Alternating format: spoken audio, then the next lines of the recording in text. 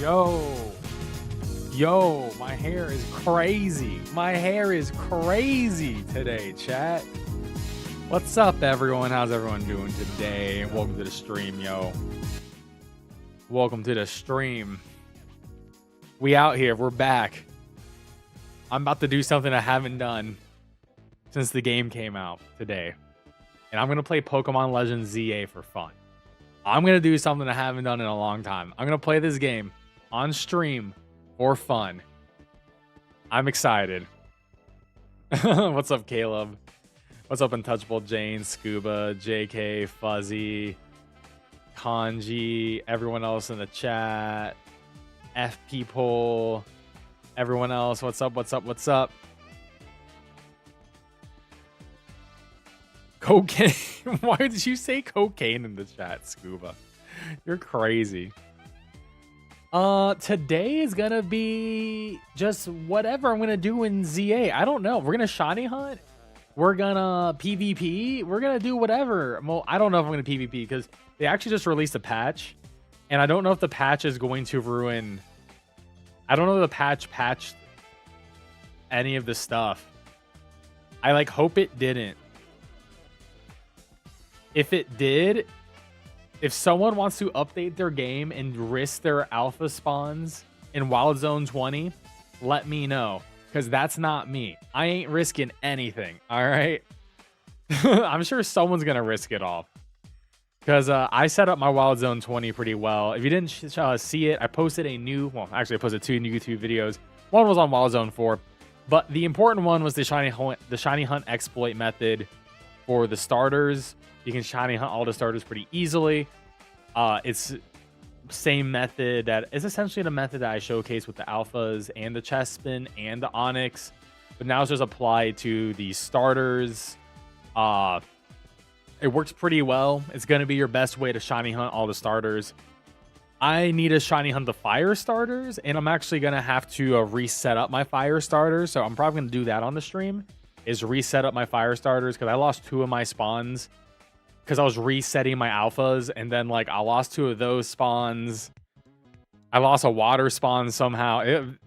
I think I'm like overloaded the zone too much, and I'm like losing random spawns now, but it's okay. We'll figure it out.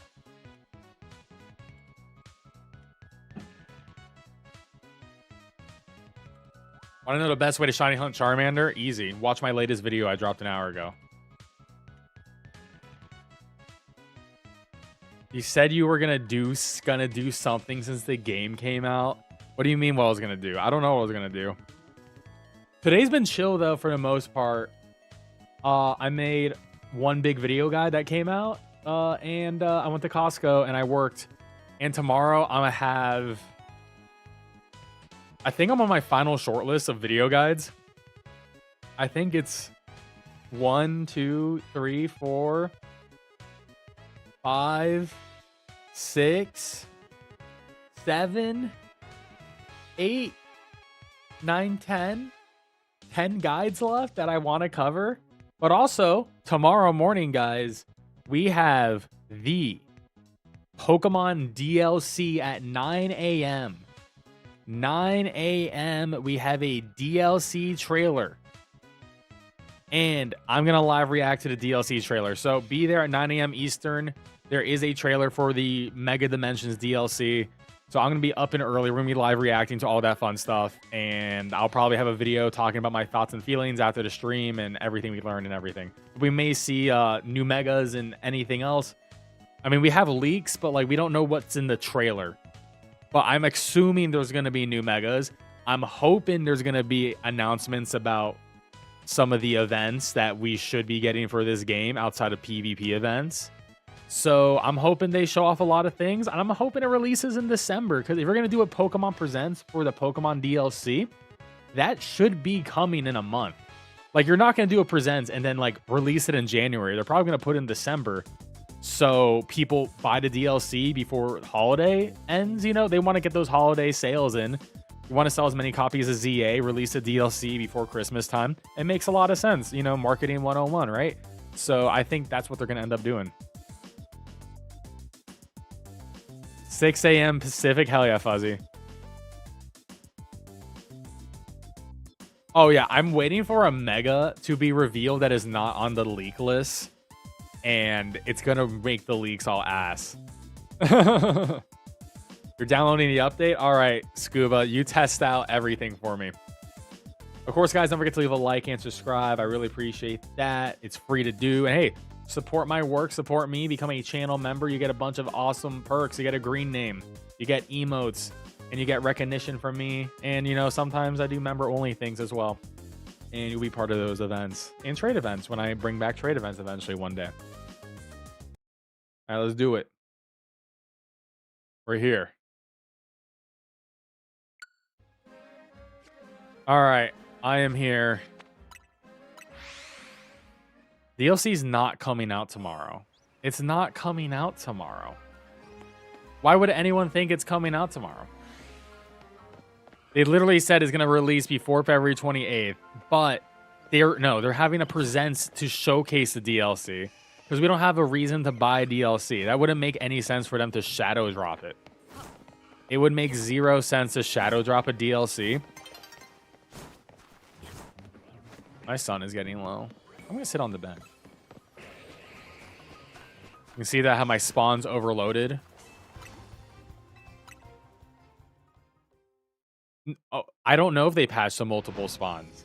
I don't know if they patched the... I doubt they patched the overload spawn because I think the overload spawn is too new. And they announced this. This was a PvP patch. But look at this. Honestly, I had 4 grass. As you guys probably saw in my video, I had 4 grass Pokemon here. Now I'm down to 2. And I'm down to only 6 spawns here. This used to be 7. So I did lose a couple spawns. And then I'm down to 5 here. I don't know how I fell down to 5. I know how I fell down to 6. But I'm down to 5 here. So I'm going to have to re-put these back.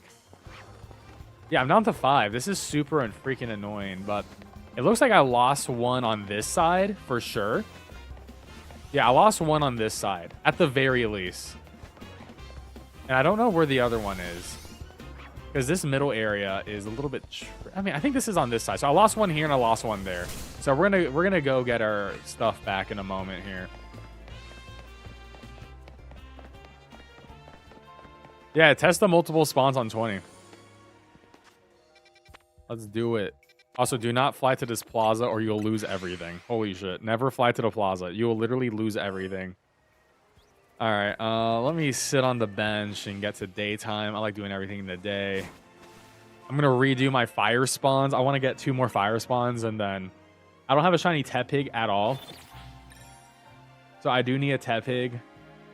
I mean, I guess I'm going to shiny hunt the living dex at some point. So, like, I don't mind having 3 of every starter. So I'll take more Charmanders. I got my living dex, though, of Totodile. I need 2 more Squirtles. I need 1 more Chikorita and 1 more Bulbasaur. So I really need to put the work in on the fire starters for sure. It was that beam.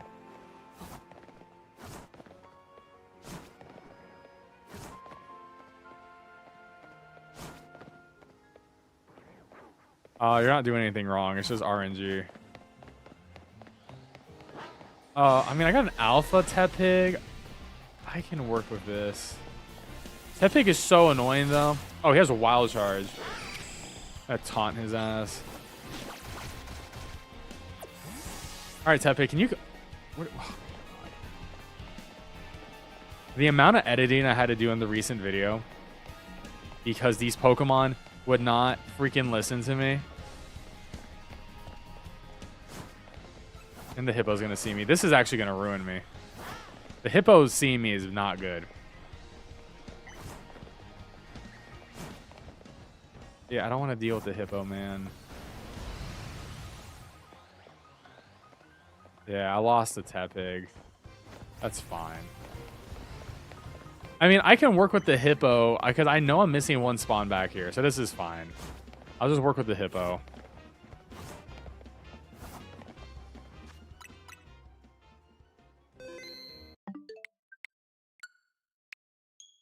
No, dude, I have not been playing the game for fun. Like, I straight up have not been doing anything, if I'm gonna be 100. Like, I have been in the lab researching. I got some things I'm trying to figure out now. I just need to bring him to a decent point where his leash ends.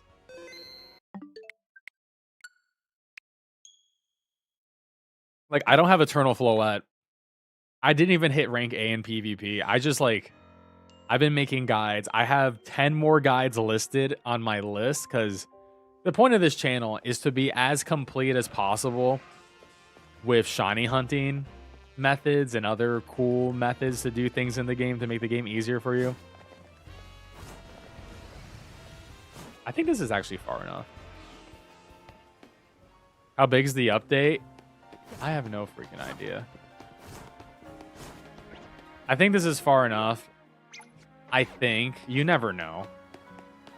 We're all working with invisible shit. I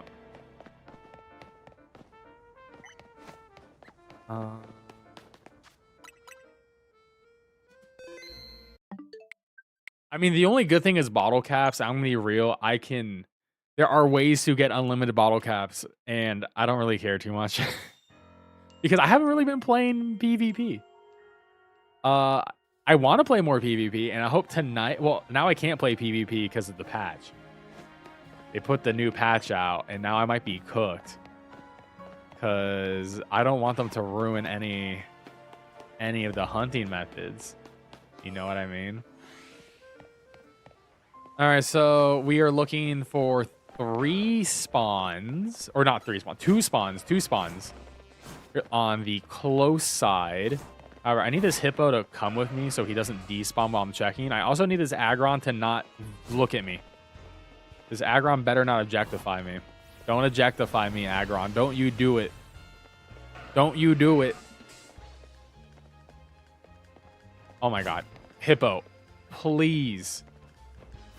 Just come up here. I just need to check, and I want to... oh my god, I'm being objectified. Okay, whatever. I'm just gonna... 1... 2. Okay, so we did it right. Oh, perfect. Perfect, perfect. He didn't... Okay, I'm gonna bring him closer.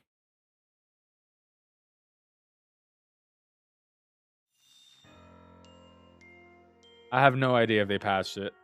I have not patched my game. Because I am not done shiny hunting those alphas. But someone else can figure it out. What's up, Jeff? How you doing today, man? Welcome to the stream.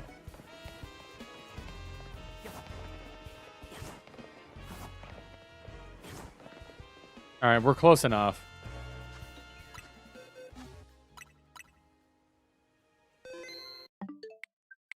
All right, I'm going to fly to Wild Zone 20, not to the plaza, because the plaza will remove all my spawns. What's up, Yapri? Or Ypri? So if I did this right, I should get my 6th spawn. Yeah, patch just came out. I'm so mad I lost my extra water spawn here. And I don't know what triggered it, and I'm just upset. I'm going to keep it a $1.50. I'm upset. I don't know how I lost it. Okay, so 1, 2... 3, 4, 5. Wait, there's 3 here. Did it not work? 4, 5. Oh my god. Unless there's one behind a rock. 1, 2, 3, 4, 5. No, it didn't work. Damn. Unless this spawner is full. Okay, I'm going to try to pull from the top one. Because I was pulling from the bottom. And that's the only issue. Yeah, are these the 3 from the bottom spawner? Maybe I kept the 3 from the bottom. I thought I was missing one from the bottom. That's okay. So we gotta do the spawns that are on this side and not the ones on this side. Okay, that's fine. So let's pull a hippo from the, honestly, the easier side. And I guess we'll pull 2 hippos.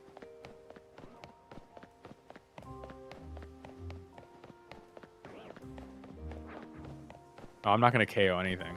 I'm not knocking out anything. Okay, I don't want an alpha Tepig.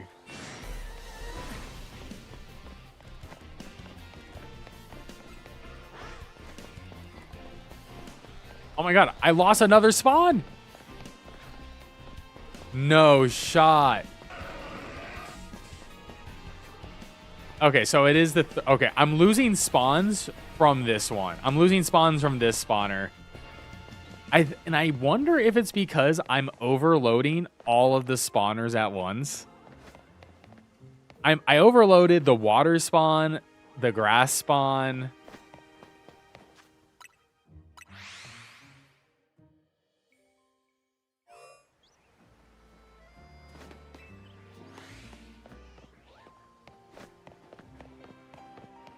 Alright, 1 sec. Let's run it back.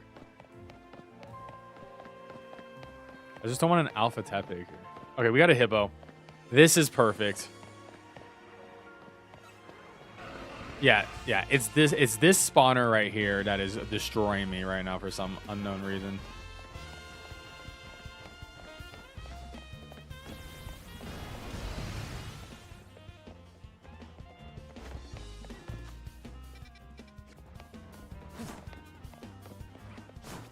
Okay, I'm worried. Lucario, don't attack me, Lucario. I have no idea what the new patch did. Lucario, don't notice me. Don't notice me, Lucario. Don't. Hippo, come here.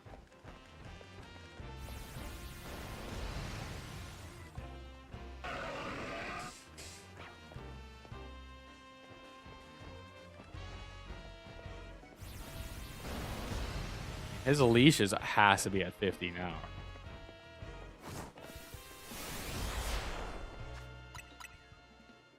Thank you for the double edge. That is the move I wanted to see. That actually like goes past the leash too.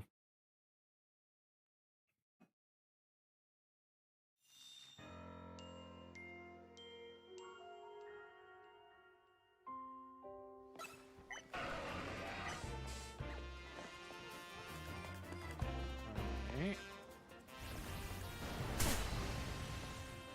I'm gonna bring him a little bit further down.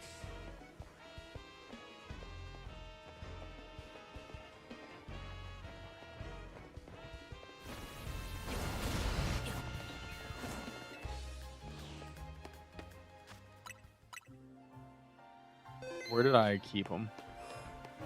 He's like right there. Actually, this works too. I didn't realize I could do that, actually. I never tried. That's funny.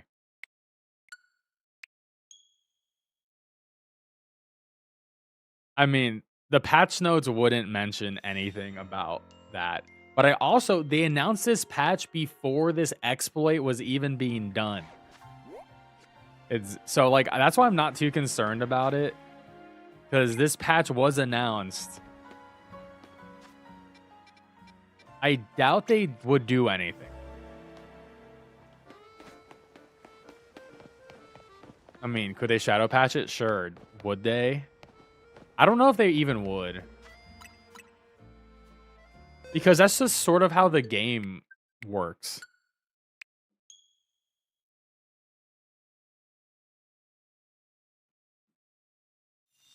Because it's an exploit.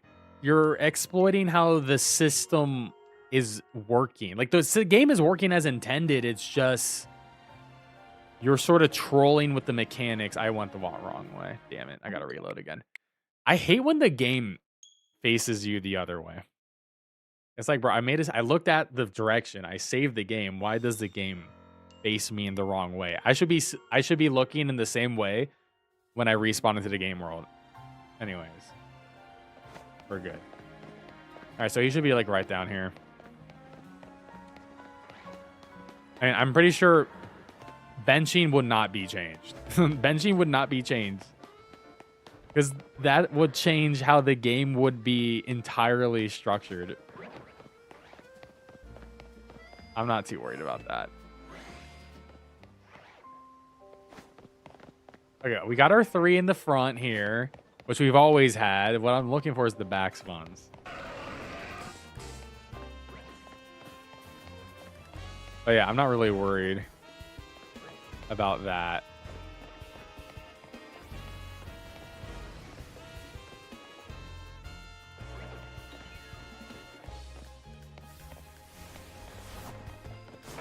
Looking for...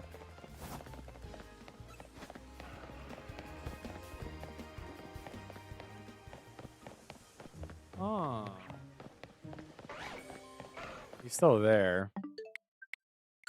I might need a KO something. I might need a KO something.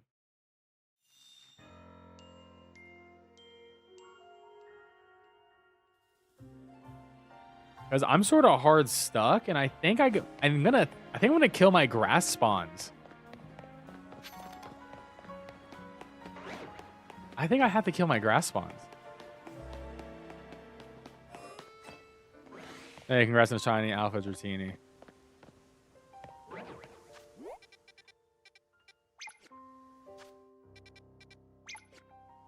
I don't want to despawn him.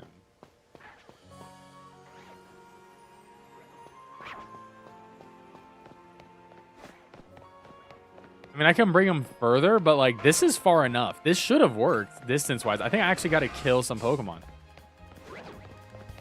Hold up. We got to do a sacrifice.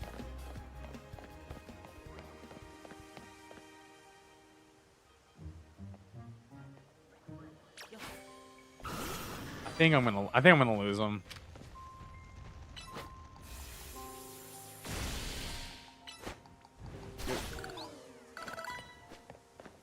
Killed her. Okay, we still got you. I have brought this guy so obnoxiously far away. I have brought him way too far away. This is stupid.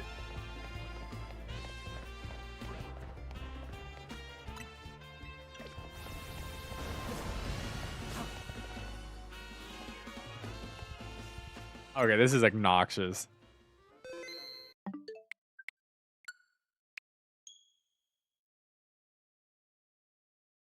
Prize shiny. I think the shiny Alpha Dratini with no shiny charm, which is why it's always on this team. I mean, that was one of my bigger guys that I made.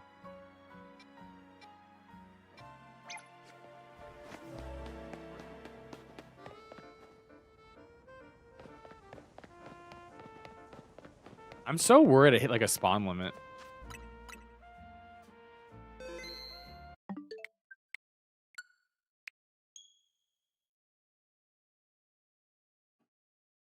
Hey, congrats on the Dratini.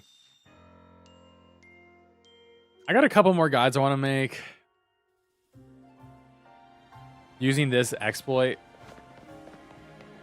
Honestly, the chest spin exploit was so massive. I still got to go back and get a shiny alpha. All right, so I killed one grass spawn here. I'm just hoping the game is like, oh, thank you for doing that. Let me get more spawns to come in. I also don't know if it matters if I killed some spawns over here. But I'm just going to murder these dudes.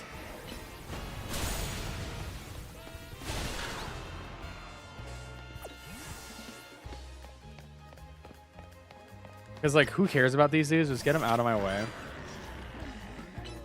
I mean, I'm just being superstitious at this point.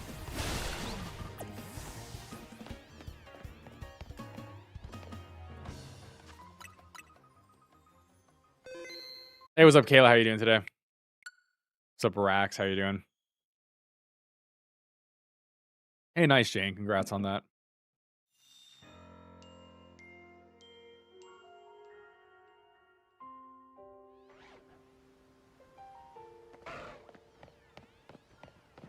Okay, he should be close enough. Okay. Follow me, follow me, follow me, follow me. I gotta check on the spawns, and the spawns don't load in from right here. Yeah, we got our 3. I don't care about these 3.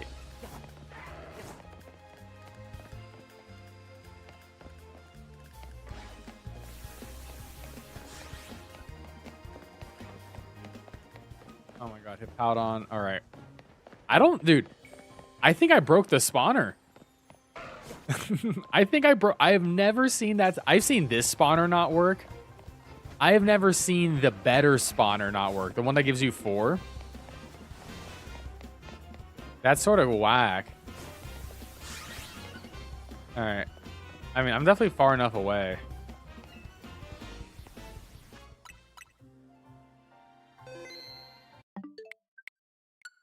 Now I got this annoying Lucario in front of me, but we should be able to run 50 meters from here without these spawning. Well, I guess 70.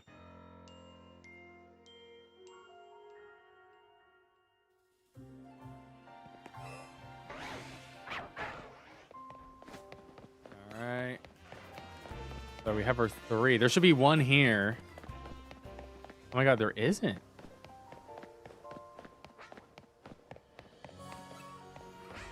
Damn. What? Yeah, this is so strange.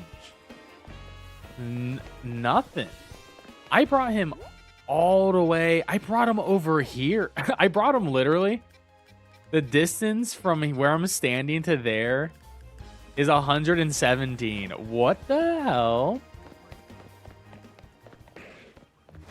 I might have to restart all my fire spawns. These are good. The water spawns are still good. How about I have 2 grass spawns that are still good. I got my 6 alphas. That one spawner is dead for me. That's weird.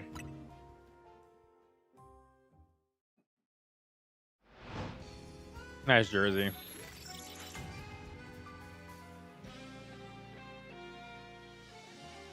All right, let's just hit the bench real quick.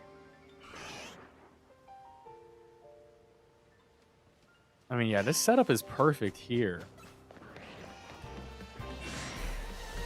Damn, this is so... Oh, wait, I got my... Okay, no, I have my 1 spawn here.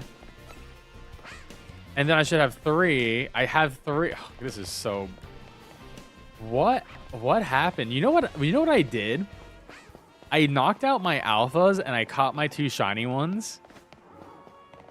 And it somehow messed with this. Because that was the only change I made before the stream when I was running this. Because I was running this with 6 and 7. And now I have 4. And that sucks. Huh. Hold up. I don't want to really lose my other spawns, though.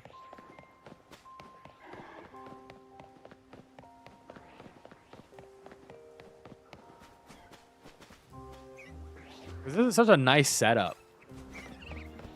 I do need 1 more Bulbasaur, 1 more Chikorita, and 2 more Squirtles.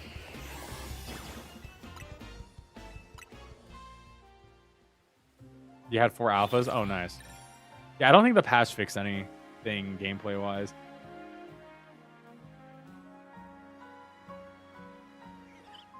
I sort of want to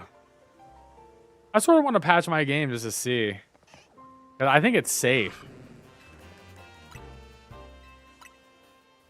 Yeah, 6-7 meme. Big memes. We got big memes on the channel right now. I just want to see. I'm going on Twitter real quick. I'm just going to see what people are talking about this patch. I want to see what the patch notes say. Oh, the wrong button.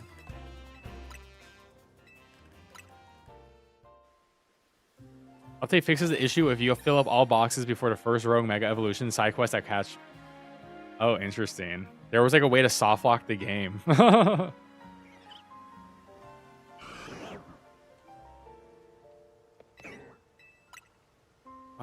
Fixes an issue where if the time of day changes at the same time as using a move, it doesn't register. Oh, that's good. This is an issue where if the opponent switches and the player mega evolves at the same time, a new Pokemon doesn't get sent out. Various other bug fixes. The things they don't want to tell us about.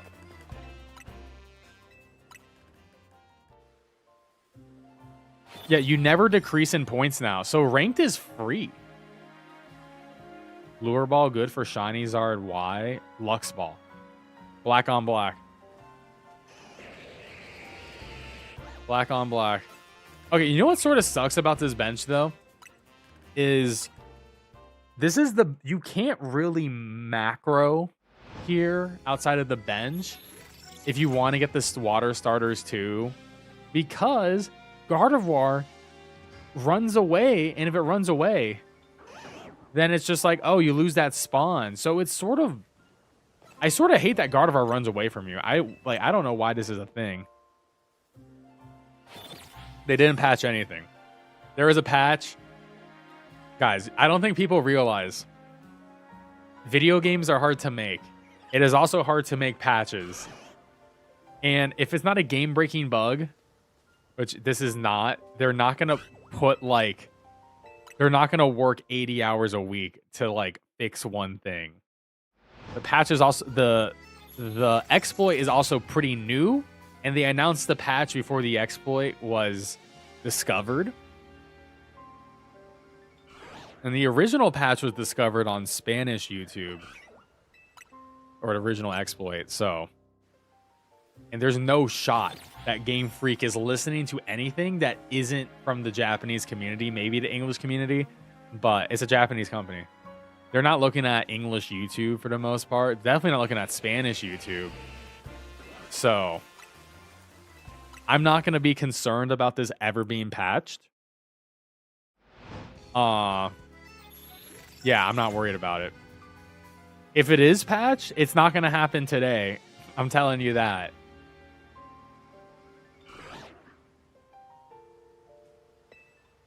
What did they patch? PvP rewards and soft locks. So like you could soft lock the game during essentially that the free Lucario you get could soft lock the game if your boxes were too full. So you couldn't receive the Pokemon, so you couldn't do the battle.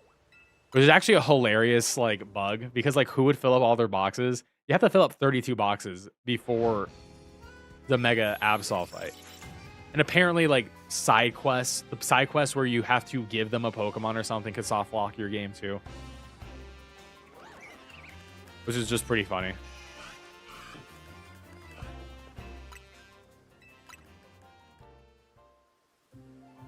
Exactly. They would have to use actual dev time to fix it. Like, a first patch, a first few patches of the game is just like, okay, we need to make sure the product is a good product. And it doesn't break things. Also, like, they have a DLC releasing in a couple months, and I'm sure they are working on finishing the DLC. I mean, I'm sure it's finished to a degree, but, you know, like, final touches, bug testing, QA testing, the DLC, just making sure things run right, they don't crash your game and all that. I mean, Game Freak isn't a big developer. I think they have, like, what, 200 to 300 devs, which isn't that big. All things considered, when you look at like AAA studios, man, and you're like looking at studios that have like 1,000 and then like contractors, like it's not that big, you know? Hey, what's up, Mr. Chauvert? How you doing?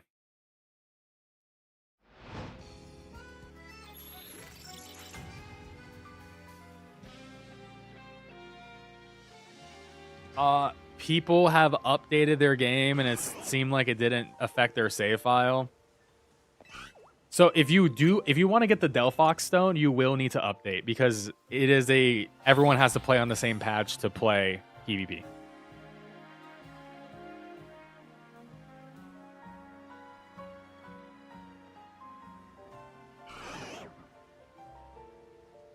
I want to double check. Is this spawner still broken for me? I have never seen this before. I mean, I'm going to try again to bring this Charmander, but this spawner is literally busted for me right now, and I don't know why. And maybe it's because I have too many overpopulated spawns, because not just in Wild Zone 20, But is the game also calculating that I have all these Onyx spawns and all of these Chespin spawns too? I have no idea.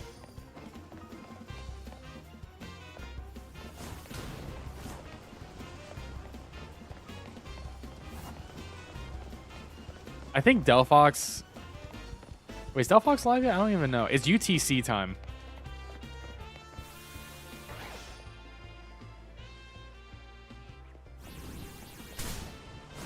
This is exactly what happened to you. So you just knocked out Pokemon. Did you knock out the Pokemon, the fire starters, or did you go out in other places? Because this is good info for the chat. This is an education opportunity. I did not ask this damn hippo to come here. He's gonna run back.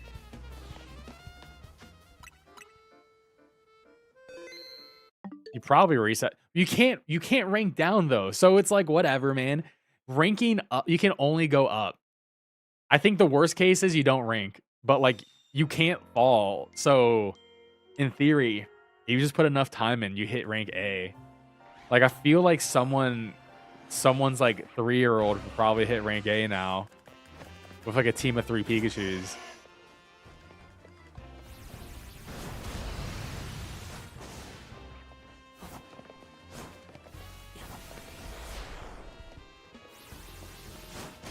I don't like that I have both the Hippo and the Charmander. This is very annoying. Yeah, and the Hippo has a longer leash. I don't want to knock out the Hippo because then I'll lose him.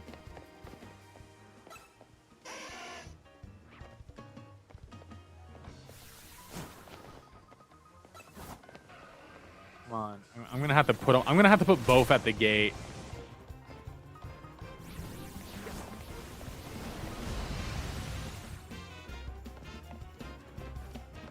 You can demote in last place. That's hilarious.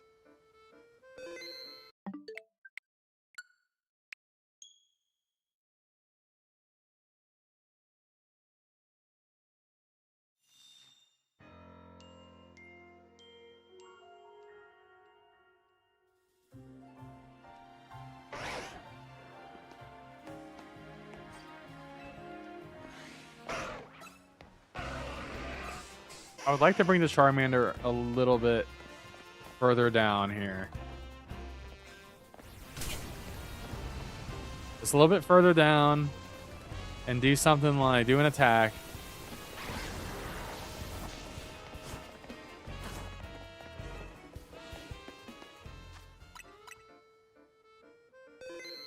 All right. If this doesn't work, that means my spawner is effed up because I practiced this all like yesterday and today, and I was like, I have nailed it. And this is my first time seeing the spawner overloaded like in a way where it doesn't want to put new spawns out. It's sort of crazy. I've never seen it, especially on the one that gives more spawns. I've had more issues with the further one. I went too far. That was a terrorist roll of me.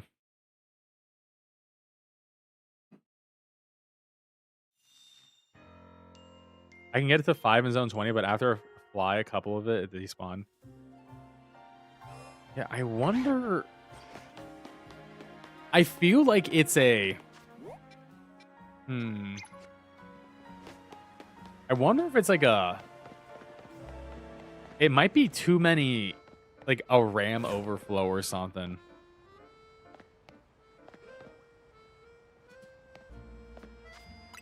I wonder.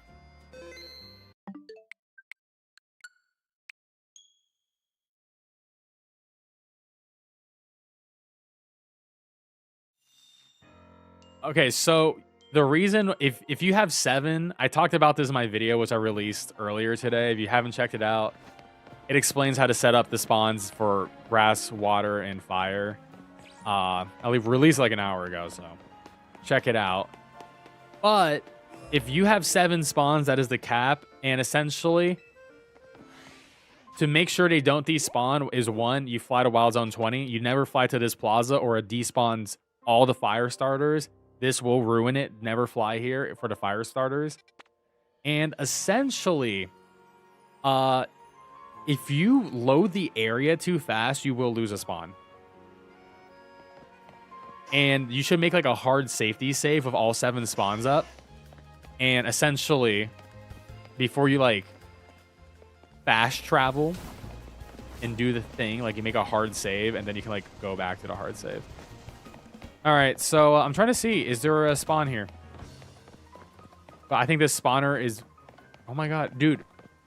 Yeah, my spawner is broken. This is crazy. Oh well. I guess I'm gonna shiny hunt in the worst possible way. My spawner is broken. This one's maxed out. This one has 1. Oh wait, no, I got Lucario. Oh, I think it's because I despawned the Charmander. I was about to say, yeah, no, I only got the Lucario because it despawned the Charmander. But let's double check.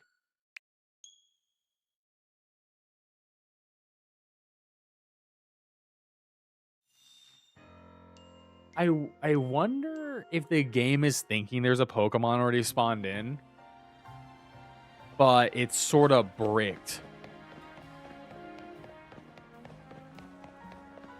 And I did knock out a couple other Pokemon too.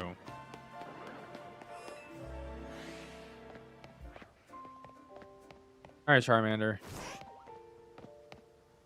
I need your attention. I'm gonna bring you back.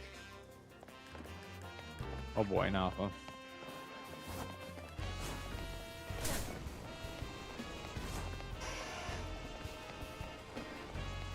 We need an item dupe glitch in this game. We need a way to dupe bottle caps. I literally think I cooked it up too hard. And the best part is this never happened to me. And I genuinely... This didn't happen with Chespin. This didn't happen with Onyx. This didn't happen with Wild Zone 20 until I literally went live. I'm so mad. Are you kidding me? 0 days without incident type vibe. And now I got this alpha who's like ruining my freaking life. Alright, I just want to see.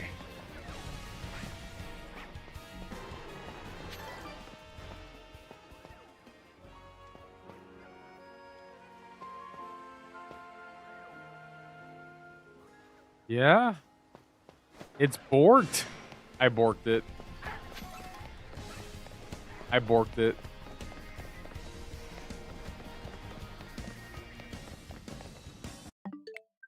Let me reset. I didn't patch. I didn't even patch. I have the Chespin overloaded. I have the Onyx overloaded. I was working on Gibble. Gibble sucks. I'm not even gonna lie. The Gibble setup is so horrible. It's just a horrible setup. It is the most annoying out of every setup in the game. Mostly because the Drillburs don't know dig and the area is too small, so you have to use Alpha Drillbur. And getting Alpha Drillburs to spawn is like already a 5%er. So you're resetting just for an Alpha Drillbur, and then like you need multiple Alpha Drillbur because there's so many potential spawns that can occur. And it's like really annoying.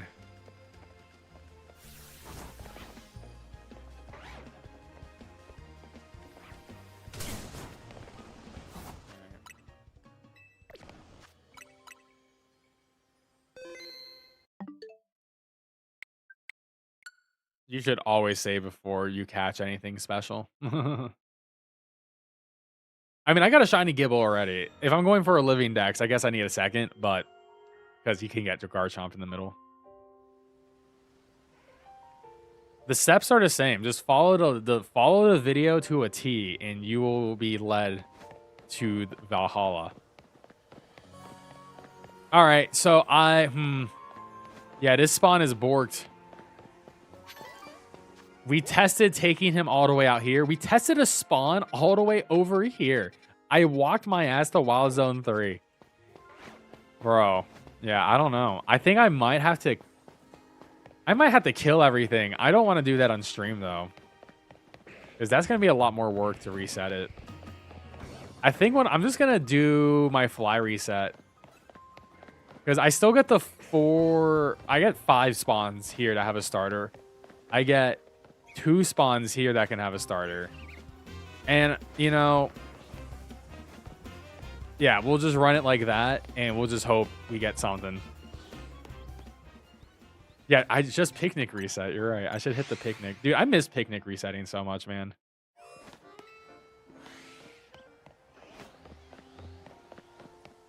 Oh, I didn't even look over here.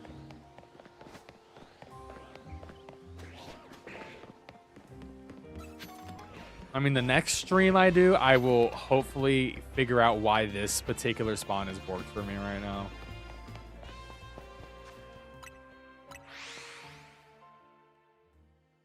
Very upset, though.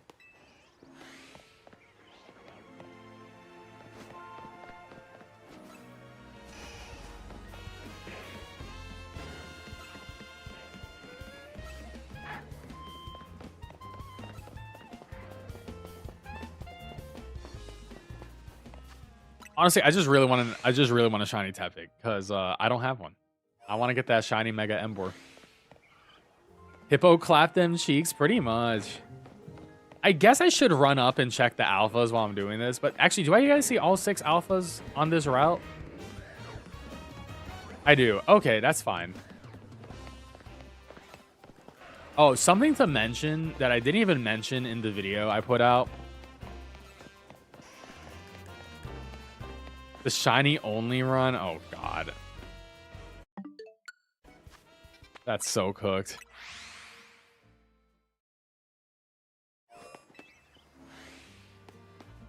God, I lost my train of thought. Oh, Alpha Chikorita, though. You know what's funny? Alphas are bad for PvP. Like, for the most part, they're pretty bad because you have a bigger hitbox and you get stuck on objects in the arena, which I think is hilarious. For physical attackers, the only benefit is their AoE is bigger. For range attackers, there is no benefit. There is just no benefit for range attackers, but at least for physical, or at least contact moves. It's like, well, Earthquake has a bigger radius now. And, you know, you want to be a bigger object for it to hit things with.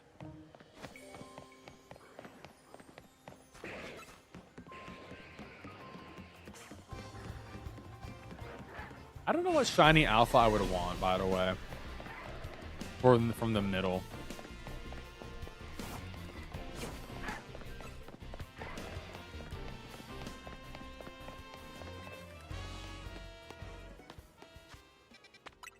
I don't need trades. I don't trade people for Pokemon unless I'm doing it to complete a dex. Even then, I just use my second switch.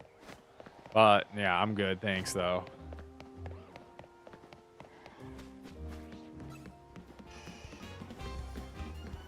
If I want to get a Pokemon, I could get a Pokemon. I can get any Pokemon in 2 seconds, but I do like hunting my I like hunting my Pokemon myself, so it actually means something to me. You know. That's just how I feel about all that. Did I lose a spawn here? No, it's still over there. About to say. Hey, what's up, Bradley? How you doing? For Galgy, Frostlight, Gorgas, and Gardevoir, that's pretty good. Honestly, getting the Alpha Gardevoir sort of sucks because you will get so many guard shinies just by going through the bench, especially if you overload the bench.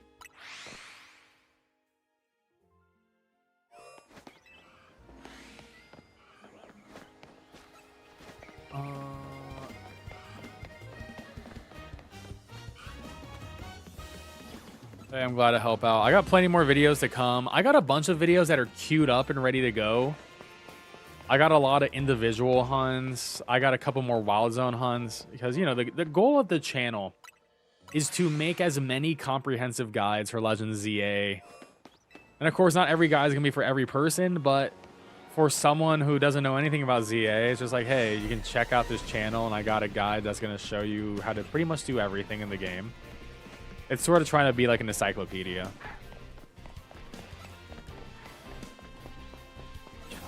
So I got a bunch of guides queued up, individual hunts, some more wild zones, but I still got a bunch more to make. I think I have 10 more videos I have planned. But we got the DLC news tomorrow, so that's going to definitely get in the way of guides. Because I love talking about Pokemon news. Talking about predictions, theories, too. And just hyping up stuff, you know.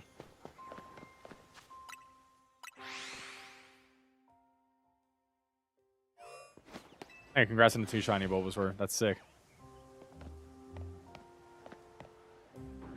I mean, I prefer Alpha Gardevoir because at least... Wait. Oh my god, I lost a spawn. Oh no.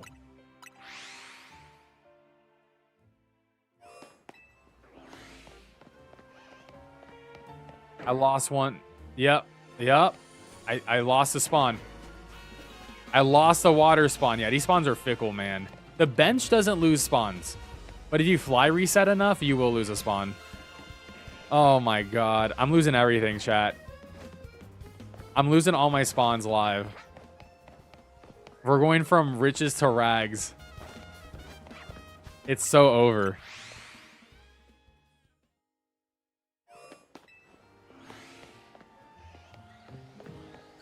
The good news is, I don't care about the water spawns as much. Honestly, I might hard reset. I might kill all my spawns. I'm going to be real. I might do it because I sort of just want to focus on the fire spawns. Because these are completely broken right now. I'm losing it all in 4K. Yeah, so fly resetting spamming is not the method you want to use for the water spawns. You want a bench reset? I don't want to do a bench resetting stream. I will probably do a bench resetting stream at some point, and I'll be playing another video game at the same time because I think I need to be entertaining. I was about to say, did I lose an alpha? No, it was just a cleft key hiding in the corner. 1, 2, 3, 4. At least these are good.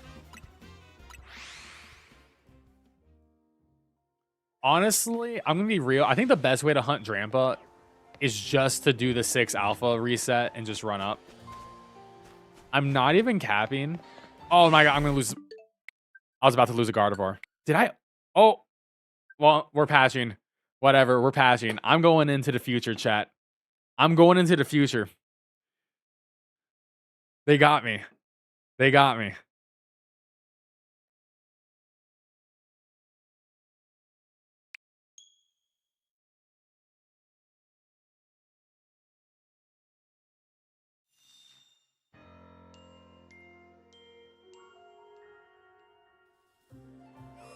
Well, this bench gives you, if you do this bench correctly, you get 4 spawns right here in front of you, 2 to your left, 2 to your right, 3 up. I mean, I covered it. If you guys haven't seen it, I posted a brand new YouTube video talking about how to get all the spawns to come in for each region for the starters. So, hey, check that out. Leave a like, subscribe, become a channel member. Let's hit our member goal. We got 4 more memberships so we get there.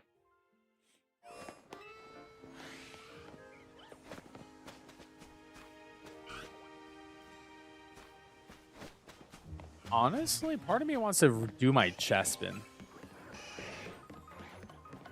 I sort of want to do chest spin, but I need to get Tepig, and I'm undecided what I want to do, chat. Do I want 2 more chest spin, or do I want to potentially knock out every Pokemon here? Yeah, no, that's still 3. That one's from over there. That doesn't count. I was about to say, did I get my spawn back? No. We're not that lucky. We don't have the Heavens Mandate. As long as, I mean, these guys are completely unaffected, so that's good.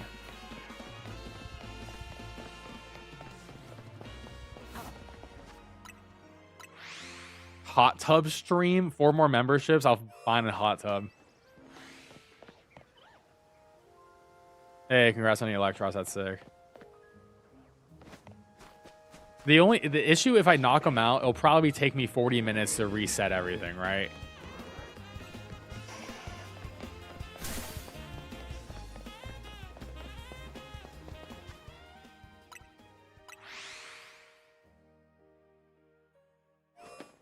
I would have to reset up my chest bin because I have 4 holes.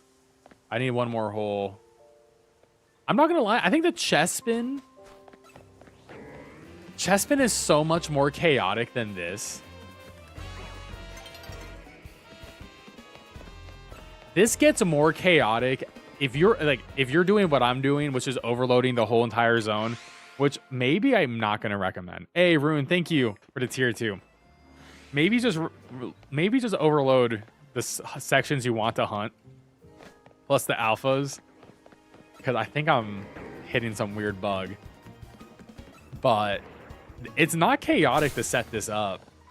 It's chaotic once you have every Pokemon here spawned in. Got a shiny alpha chestman? Hell yeah, dude. Got 2 Drampas? That's sick. Yeah, I'm so mad I lost a water spawn here.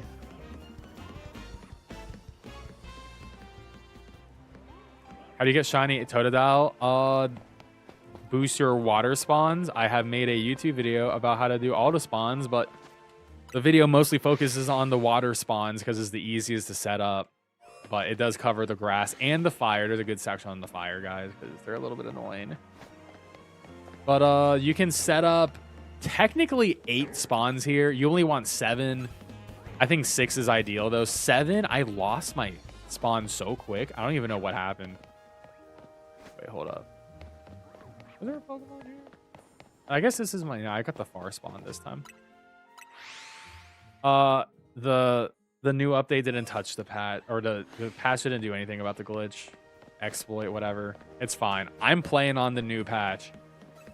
And it's all still here. And my issues were happening before. Which is very unfortunate. Is it worth it? If you're gonna, yes, it is worth it. It is so worth it. I thought I was shiny Chikorita in the back. It is worth it. I'm not gonna lie, it is so worth it for the fire starters because they're impossible to freaking hunt. It is worth it for Chespin because Chespin is one of the worst hunts until you do this method. I didn't even think it's worth it for Onyx. I couldn't pull a shiny Onyx until I did the method, and then I went to lunch, and then I got shiny Onyx and like everything else shiny too.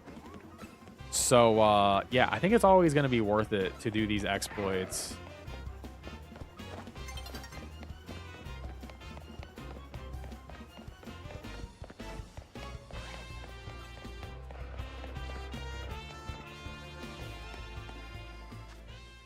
Yeah, I know about the bridge.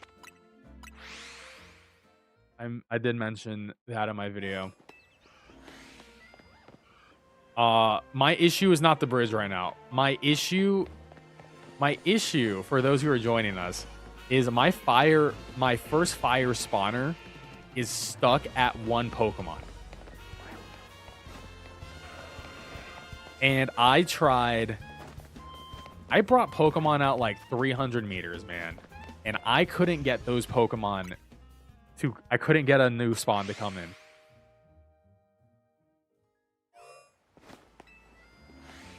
I mean, if you lose 1 fire spawn, it's because you ran across the bridge too quick.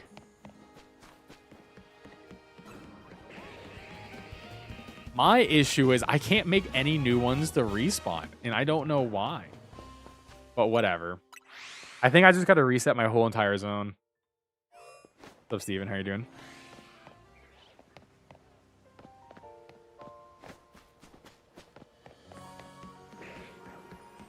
I did update, though, so maybe I'll do some PvP later in the stream. I have not made a PvP team yet. Like, I haven't even touched anything, so maybe we'll do some quick PvP later. I don't know.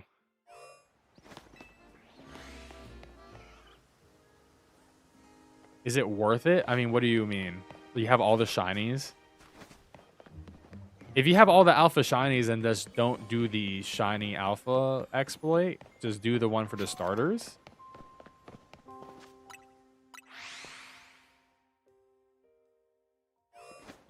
I'm gonna do it with members. No, I'm not gonna do PvP members tonight. I do want to do a tournament sometime soon.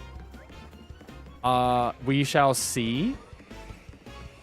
I do want to do a members only tournament. Or at least, I don't know. We'll figure out how we do it. Who am I thinking for my PvP team? Well, oh yeah, the new season happened. So so if you guys didn't know, the new season is here, right?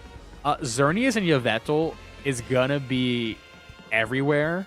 They're meta for sure. Xerneas is gonna be such a threat. Yveltal, I think people are gonna sleep on. But it's a flying type, so it's automatically a ground type counter. And I think flying types are insanely good in this game right now. And also, like, Dark is pretty good because it can beat Metagross. And Metagross is, like, on every team right now. Metagross is, like, everywhere. Oblivion Wing does a lot of it. I have to look at the moveset for Yveltal. But I think Yveltal is actually, like, being slept on right now. I think it's pretty solid. Need a PvP coach. I feel like the PvP is actually relatively easy in this game to understand. But I do want to talk about PvP content at some point on the channel. I mean, I did talk about how, like, made a video on how, like, make perfect Pokemon, essentially. But it's been a minute since I've visited it.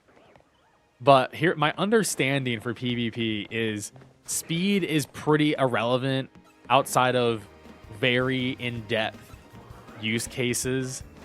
Like, if you're a PvP freak, like you're a freak in the PvP sheets, then I can see speed being useful. But I don't think speed is overall like a stat most people are going to use. I think it's similar to raid battles where you just max HP, max your attacking stat, unless you're going for a bulky Pokemon where you can like max HP and max a defensive stat, or do a split between defense and special defense. If you're going to try to do like a turtle build or something tanky. But, I mean, there's a new meta. We have 2 new legendary Pokemon in here, and the legendary Pokemon are going to have an immediate effect. But, I mean, Fairy is a very good type right now. Dark is a pretty solid type, too. So, we'll just have to see. Meta-wise, bulky waters are really good. I mean, Dragon, Steel, and Fairy are really good. Garchomp's really good right now. Excadrill is pretty solid. Gyarados is really good. Glaceon is actually really good because Freeze Dry. Freeze Dry kills the dragons like Garchomp, also kills the bulky waters like Gyarados. I think Vaporeon's actually pretty good too. Frostlass doesn't get Freeze Dry, which is insane. I can't believe they would do this to Frostlass, but Glalie gets it. Like, what the hell? Hey, what's up, Wad? How you doing today? Big Root Yveltal could definitely be a thing. Also, like, most Pokemon should not be Mega Evolving. I think you shouldn't have more than 1 Mega on your team. Because plus moves are honestly, like, really freaking good. And items are... A lot of Megas aren't that great. Especially in this battle system. Like, you're probably going to be better with the Pokemon. Like, Clefable doesn't need to run its Mega Stone to be really good. I've seen a lot of Clefable teams. Or, like, Pokemon that has, like, Assault Vest to get that bulk. Is like really, it can be like way more important than Mega Evolving.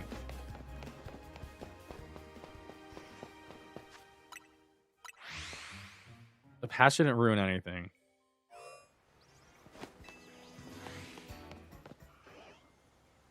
Oh, I gotta do a trade evolution for my shiny Scizor.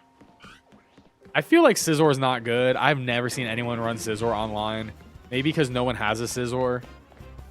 No, but like I be watching some of those PvP streams where they do tournaments. And I'm like, no one has run a Scizor. Gator Excadrill. Gator Excadrill is a solid starting point for sure. Yeah, removal of abilities, but also like I think the bigger thing is like abilities are huge, obviously, but like Pokemon that don't have huge power they made up for it. Like, I think Mawile is going to be really good in this next meta. I'm just going to put that out there. I think Mega Mawile will have a niche in this upcoming meta. It will be the Xerneas Destroyer. Swords Dance Mawile. Ironhead Play Rough. Swords Dance. I don't know what your fourth move is. Coverage move. Ice Fang. I think Mawile is going to be meta.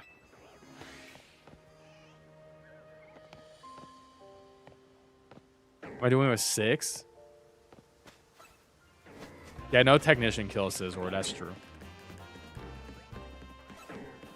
I've seen Aggron do pretty well, actually. I haven't seen anyone use Steelix, and I sort of want to flex a shiny Steelix. I still got to trade for mine.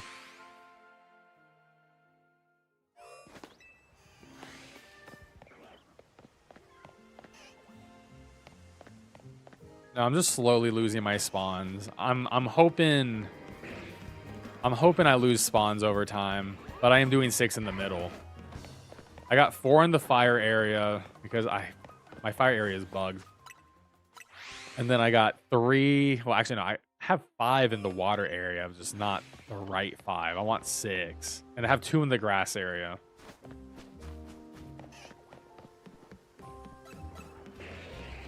Why Steelix? Ground. Ground is very good. Earthquake is really good. That's just simple enough. Electric is decent. I feel like electric moves are better than electric types.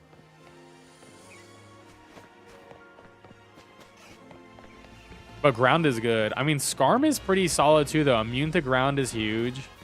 I think Scarm is a solid meta Pokemon, but having a ground type move is very nice because there's a lot of steel. There is a lot of Metagross. And also, you're a steel type, so you can hit the fairies, and there's a crap ton of fairies. So you do get Stab Ironhead, Stab Earthquake. It's a really good Pokemon. Yeah, Thunderbolt is just a really good move in the meta because Gyarados is on every team. Gyarados is just a threat.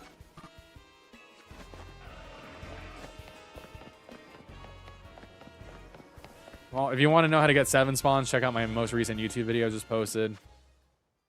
Oh, that's how you do it.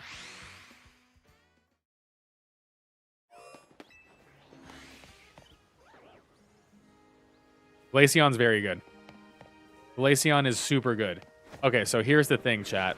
The PvP meta has a lot of bulky water types. All right? And you know what water types are weak against? Freeze Dry. Freeze Dry is a move that does super effective damage against water type Pokemon. Now, there's only a few Pokemon in the game that learns Freeze Dry. But Glaceon is actually a good Pokemon in this game because, one, it's one of the few Pokemon that learns Freeze Dry, but it also has a really good special attack stat and I believe special defense. And since speed is sort of irrelevant in this game, it's sort of a beast because it's, who cares about being fast? Like, it doesn't matter. And not only is Glaceon good against the bulky waters, but there's a lot of dragon, you see a lot of Garchomp, and you just delete Garchomps. There are some Dragonites that you can definitely delete as well. And there's a lot of flying types. Because even against Gyarados, I mean, obviously you're doing super effective damage with Freeze Dry. So, you know, Gyarados gets nuked. Vaporeon, I see on a couple people's comps, gets a nuked. Blastoise gets a nuked, another popular choice. You destroy Fraligator. Mega Fraligator is 4 times weak to it. So, yeah, Glaceon's actually sort of a beast. But it does get hard countered by steel types. Like, Metagross destroys Glaceon. But it's still a beast.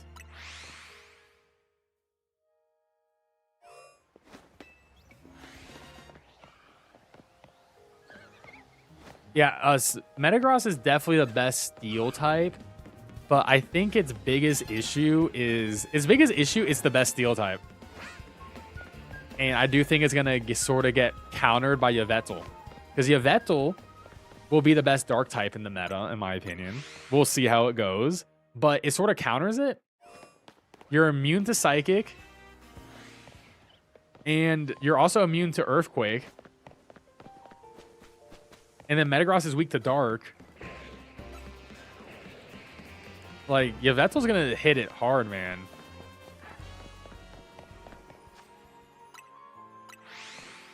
Yeah, not giving Frostlass is not giving Frostlass. What is it? Freeze Dry is a sin. I agree. You know why they did it? Because Mega Frostlass would be too good. It might be the best Pokemon in the PvP meta with that. Oh, Shiny Chandelure! Hey, look at that Shiny Chandelure! Let's go! Hey, hey, that's a good shiny. That's a good shiny because Shiny Hunting Litwick sucks ass in this game, bro.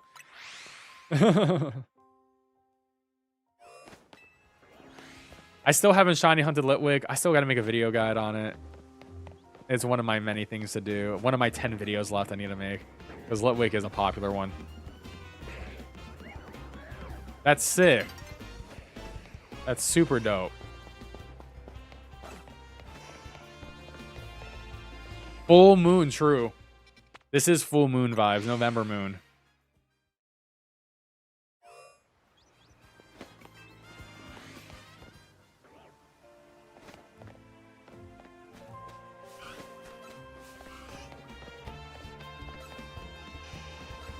Honestly, you can... I mean, I don't think you'll hit rank A without EV training, but you can definitely... Actually, well, I think you probably could because they made it easier now because you can't really lose points.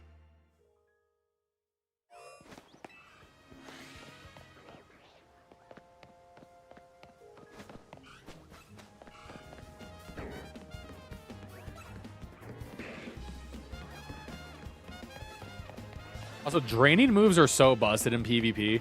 Another reason why Clefable is a GOAT. Clefable literally has... Like, Draining Kiss and Giga Drain, like, if you have those moves, you're cooking. Like, Meganium has a good niche. Bulky Grass can become a Fairy. Giga Drain. Good bulk. Like, good stuff.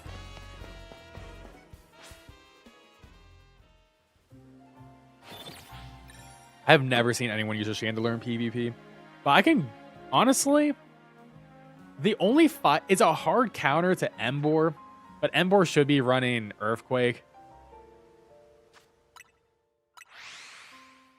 Or, I don't even know. It does beat Emboar, for sure.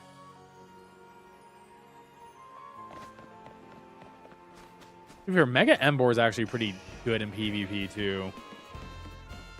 It's just a wall breaker. It just hits super freaking hard. And Fire and Fighting is just one of the best attack combos in Pokemon in general. Oh, yeah, it does have Dazzling Gleam. Yeah, Dazzling Gleam is... Having Fairy coverage in Pokemon is really good.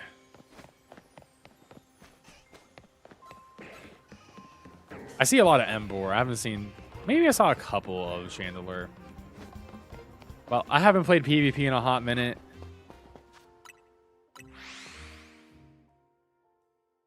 Honestly, they should have kept... Here's my thing. Chat. I'm totally fine with them giving the Mega Stones for free. I think the Mega Stones should have been story-related, side quest-related. I don't think it should have been tied to PvP. However, my controversial statement is I think PvP should have been hardcore. It should have been... very similar to Scarlet and Violet PvP ladder. You win, you go up. You lose, you go down. I want, better rewards like more bottle caps and more Pokeballs. But I don't want it to be babified. But just don't put the Mega Stones behind it. Give everyone the Mega Stones for free. Like, don't make people feel bad for missing out. But I want my PvP to be sweaty as hell. I want it to be super sweaty. Oh, we're going to see so much Mega Delphox. But you know who can destroy Mega Delphox? That's going to be Yveltal.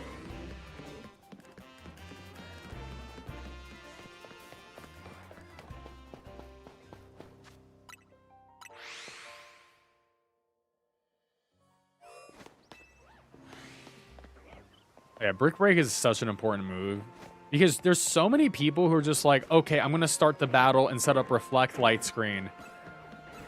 And then I'm going to switch to my Garchomp. And then I'm going to Mega Evolve and beat your ass in. You're like, oh, okay. And then you pull out your Glaceon who just one-taps it with Freeze Dry.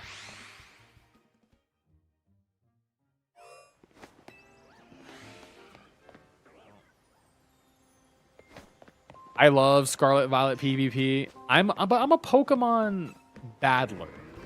My favorite thing about Pokemon is actually the battling. I just don't make battling content that much. Because I mostly play Pokemon battles on Pokemon Showdown. Because I've been a Showdown monster ever since 9th grade. And man, 9th grade was...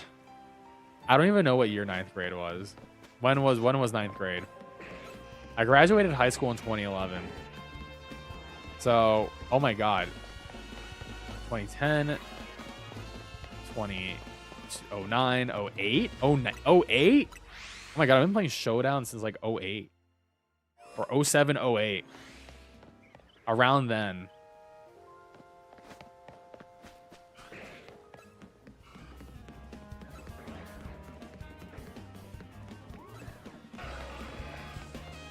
Yeah, I'm already on the update. The update hasn't changed anything. It might destroy Mega Meganium. I think Delphox destroys Mega Meganium. The Delphox stats are so busted. It's a glass cannon, but it's going to be busted. And I'll say this. It's going to be better in actual Pokemon than ZA Pokemon. Tails fan? I do play the Tails games. I need to replay Tales of Grace's F. It's sitting on my... It's sitting on my shelf. I have so many video games, guys. For those who may not know, because there's a lot of people in here, and most of you guys don't watch my actual content where I stream Monday to Friday, and that's okay. I implore you to watch my actual content. My goal is to beat 50 video games in a year. And we're at 40 right now, 41. And oh man... I need to beat 9 games quick. We're gonna finish Dragon Quest 1 soon. But I don't know what else. I gotta go back to Ninja Gaiden 4. I gotta go. What else? I gotta play Keeper by myself because it broke on stream when we tried on Monday. No, Scuba, you watch my. I don't even care about watching the videos. Watch the live streams, all right, chat. Watch the live streams. I'm a variety streamer. I play every video game out there. And I got to do it for my Game of the Year video, because who can decide the Game of the Year better than someone who actually plays all the games?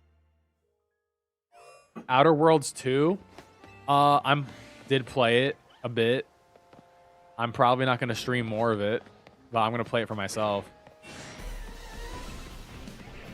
Did I beat Ragebound? Oh yeah, I beat Ragebound. I did not beat Ninja Gaiden 4 though. I'm not going to do the multiple endings for Ragebound, because I just don't care. I watched it online and I was like, cool. Like Ragebound was a cool game, but it wasn't good enough for me to play multiple times. Silent Hill F, beat it. Wasn't good enough for me to play multiple times. Instead, we beat the game on stream. We watched all the cutscenes, all the new cutscenes on YouTube on stream, and it was a great experience.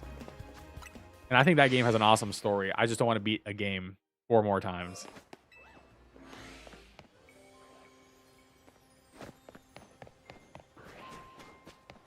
I don't know what else we're going to be streaming, though. I mean, this month is a weird month. We'll figure it out. Because the only new game I care about, maybe, is Kirby. But there's a couple of games. Ball Pit. I don't know if you guys heard of Ball Pit. I will be streaming Ball Pit next week, most likely, or on Friday. It's a new game. It's addictive. And I may AFK Shiny Hunt while I play Ball Pit, because it is a perfect game for AFK Shiny hunting. You know, like how people on TikTok will have like, they will talk and then they have like a Subway Surfer meme, or like they play Fortnite on like the other screen. That's going to be me with this game. I'll AFK bench reset for shinies, and I'll play another game. I'm so excited for Ball Pit. Devolver sent me a review code, and I just didn't get around to play it for review. But I did play the demo at Steam Next Fest, and I literally put in 5 hours into the demo. And you couldn't even progress. I was just replaying the same content over and over and over again. So yeah, it was... That is a game I need to beat. I'm not going to lie. It could enter my top 5 for 2025. It could enter the top 5 of 2025 for me. It is so good. Oh, I lost fire spawns. I lost water spawns too. But it's whatever. I don't really care too much. I have a bigger issue. This whole first spawn is broken. My second spawn is completely okay. My first spawn is broken, and I don't know why. And I think I'm just going to have to kill every Pokemon in the area and just reset all my spawns. But it's whatever.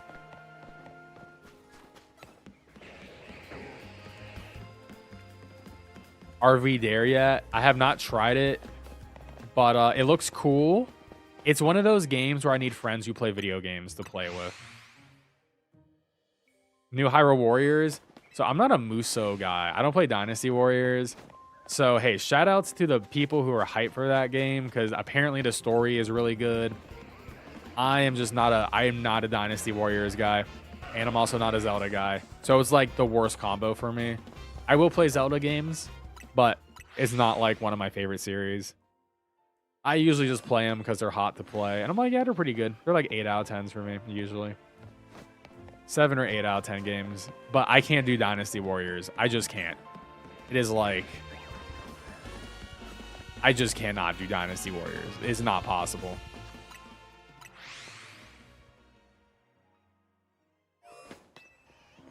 Yeah, the RV game looks cool. But like I said, I don't really have friends to play with. We played Peak a couple of times, and Peak was awesome, but it's once again, you have to have friends who are willing to play video games with you. And it's so hard. It's one of those things where I'm like, dude, can I just... It's one of those things where I'm like, I wish I was rich. Because I would buy all my friends the multiplayer games so they can play the games with me. Because it's always a money thing. It's like, oh my God, I don't want to spend $10 to play this game one time. I'm like, okay, but it's like $10. It's cheaper than a movie ticket. All right, it's cheaper than a... I saw Chainsaw Man, and it cost me $20 to see Chainsaw Man, which was worth it, by the way. Chainsaw Man movie, incredible, godlike, but $20 to watch Chainsaw Man. I'd rather spend $10 on a video game I can play for the rest of my life, right? Like, think about that.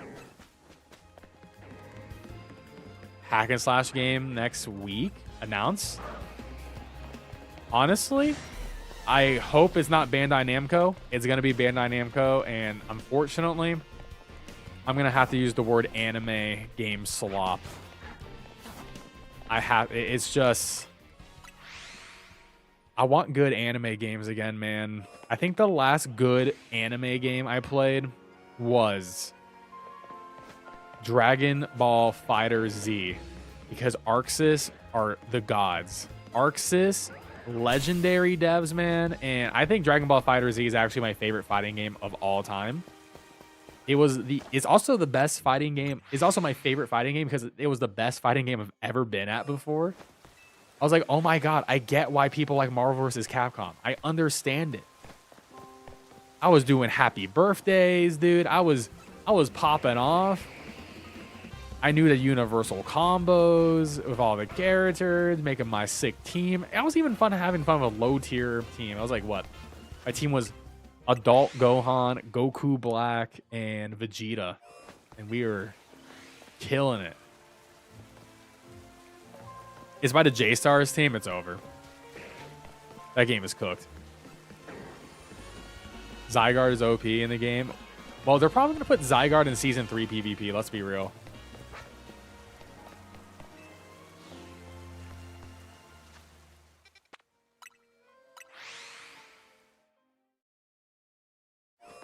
Oh, you were playing Peak of Alejandro? Oh, hell yeah. I mean, I want to do Peak again on stream. Maybe we'll do it with the community. I don't know. We'll have to see. If everyone's computer can run it well in the community, then I will be down to do a stream with the Pan fam. Also, guys, don't forget to leave a like on the stream and subscribe if you're new. Really appreciate it. I make a lot of Pokemon guides, but also I stream Monday to Friday. And I stream every video game on this planet. Yeah, that's right. Every video game on this planet will be streamed on this channel before I die. And we are probably 1% of the way there.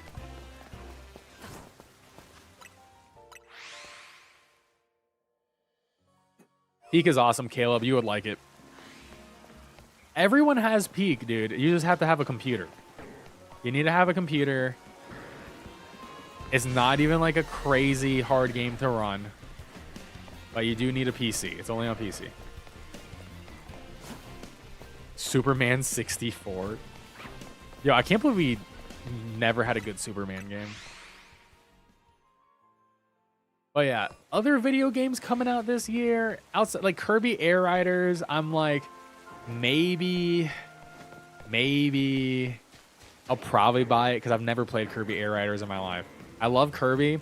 I like racing games, but I know Kirby Air Riders is sort of like its own subgenre in itself.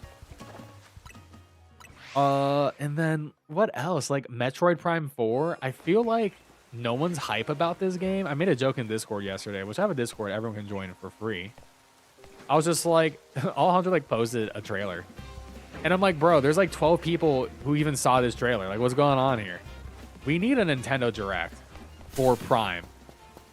We need a long demo of Metroid Prime 4. We need something. Because I feel like it's not sizzling. I think it's fizzling. It's like a cold plate of fajitas at Chili's right now. And they got to do something to get people hyped.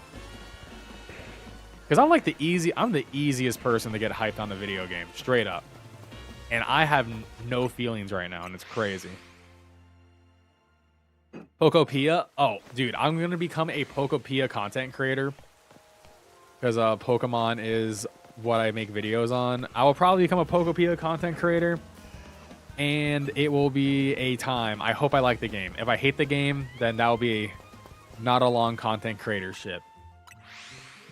But we'll see. I mean, I think it's a cool idea. I made a video about my impressions on it.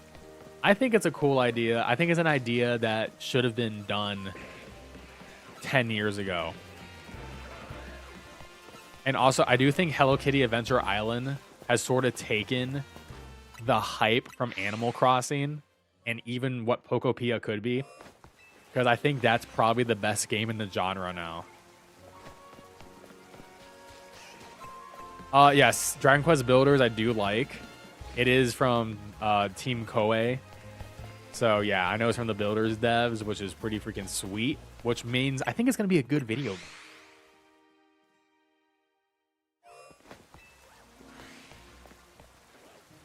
I'm not going to be doing any trades right now because I don't know how if a trade messes up my things.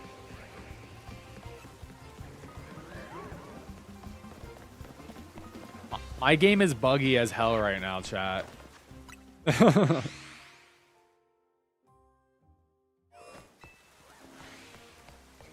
It's going to give us memes, and I love memes.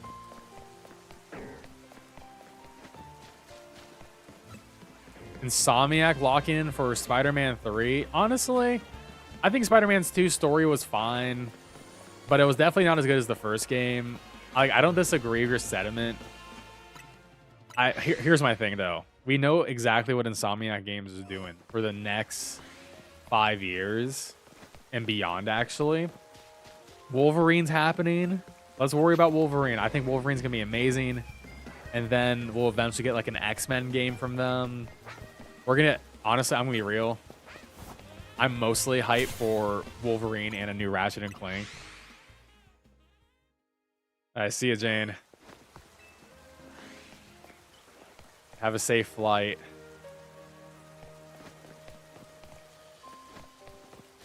But yeah, I think Wolverine's going to be amazing. And I do think Insomniac is in good hands. Insomniac, we trust. We trust them. They haven't given me a reason to actually doubt them. Like, yeah, the story of 2 could have been better, but, you know, I don't think it was a bad story. I just think they sort of dropped the ball with Miles. But I think they did some cool stuff with it, too. Got a new computer setup with 2 monitors and a gaming PC, so my shit works so much better. Yo, are you a PC gamer now, Kayla? That's huge. Welcome to the other side.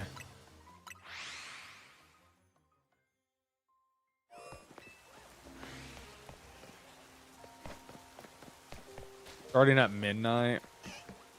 So there's no point to do PvP until Delphox. For some reason, dude, people were like, it's out, it's out. I'm like, I'm pretty sure it's not out.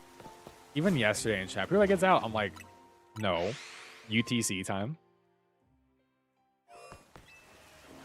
But I do think Mega Delphox is going to cook. I hope everyone has... If you don't have a shiny Fennekin right now, you better work on that. That's your homework tonight, chat. You can't be going online without a shiny one. In this shiny economy, where shinies are more free than they've ever been before. Starting up the Steam store? Hell yeah.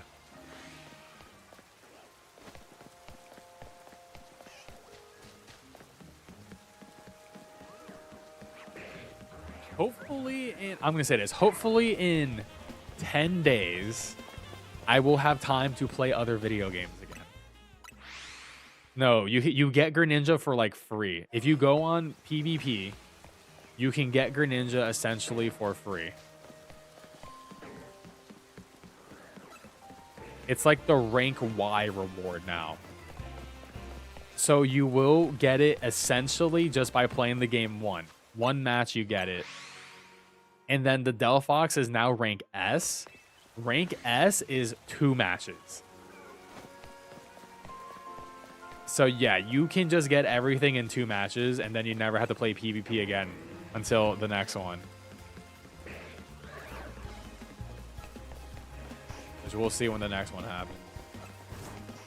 Oh, I'm going to assume the next one is what? November 27? Is when we got Chestnut?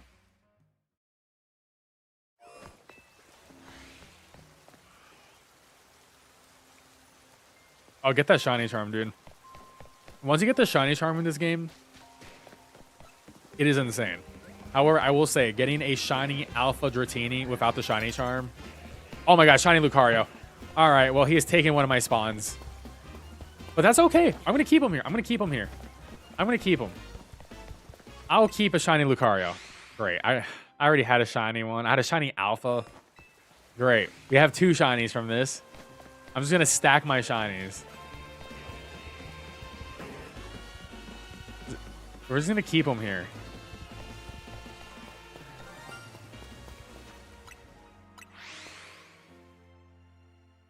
Of course, if you guys in chat don't understand, I am anti Lucario, and we're out here getting shiny Lucario, of course. I would have taken the Hippo, man. I'm not even kidding. I legit would have taken a shiny Hippo over Lucario. Just because I already have one.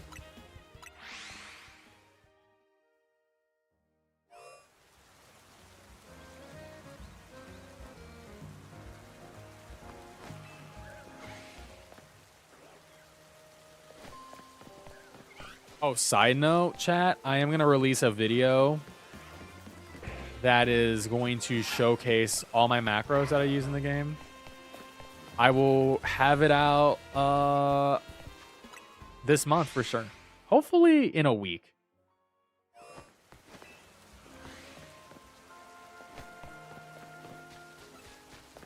So stay tuned.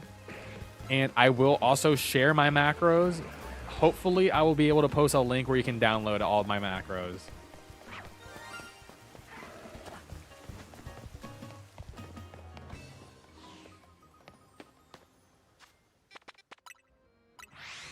We're both anti-Lucario? Hell yeah, brother. That's why you're a real one.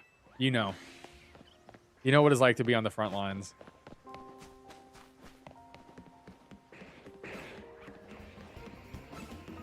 Thanks for the YouTube sub, Marvin.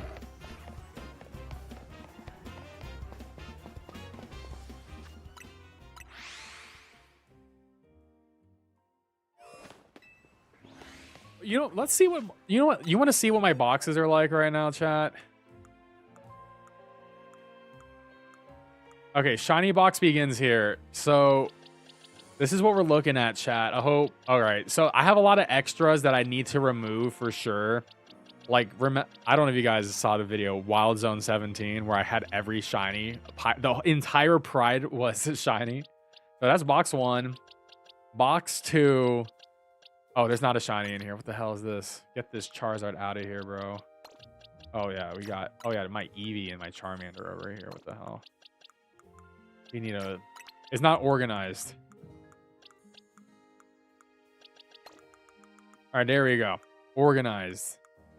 All right, so that's box 1. Box 2. Oh, you're not shiny either, dude. My boxes are jacked up.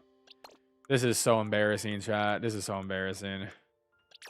I'm just gonna move you here. I'll organize this one day. All right. So shiny box number 2 looks pretty decent. Shiny box number 3. This is the worst box. This is an ugly box. This is a horrible box. Okay, number 4 looks a little bit nicer. Some nicer Pokemon are here that a lot of Pokemon need to evolve. Shiny box number 5. We got some good ones. A couple of good ones. 6. This is... God, I need to post these videos. There's so many Pokemon I've gotten shiny that I have not released the video for. So that was shiny box, what, 6? This is 7, or is this 6? I don't even know. I lost count. Pretty decent. I got another shiny Dratini. That was pretty cool. Next shiny box. Too many Binnacle. Shiny Alpha Riolu, though, was pretty freaking hype. I'll take that. Also, the shiny Alpha Staryu is pretty hype, too.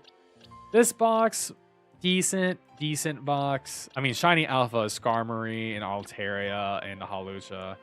Actually, I have 2 shiny Alpha Hawluchas. I forgot about that. So we're doing decent. And then we just got these 2 shiny Alphas. So we're doing okay. And there's a Chandler I need to catch. I haven't fossil hunted yet. I mean, I will probably just make a quick video on it. Just so... I mean, I know everyone knows how to do it, but I like to make videos on every topic in general. Yeah, there should be an auto sort, but we don't have auto sort in Pokemon Home, bro. I was about to say, did I lose a spawn? No, we still have 3 up here.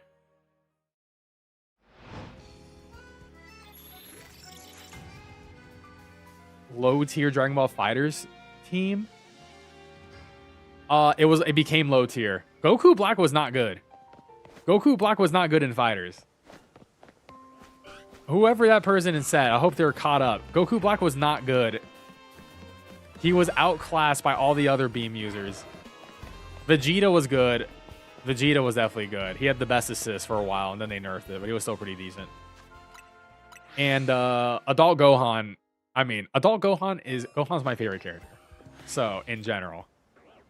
No, he's good. Adult Gohan was sick, but hitting Ultimate 7 was barely ever going to happen. But, you know, I'm happy with it.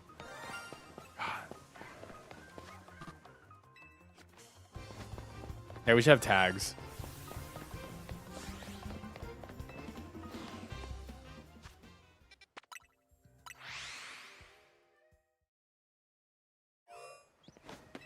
Goku Black sucked. I just liked him a lot. I thought he was badass.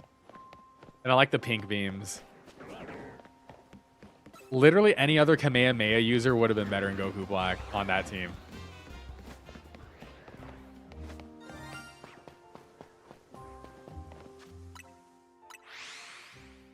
Hey, good luck, Ace. Android 18 Rushdown. Bro, Android 18 was a beast.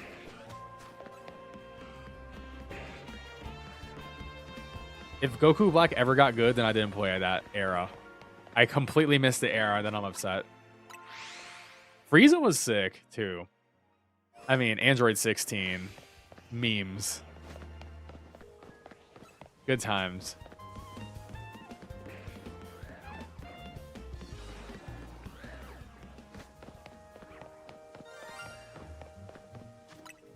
You know, I might just...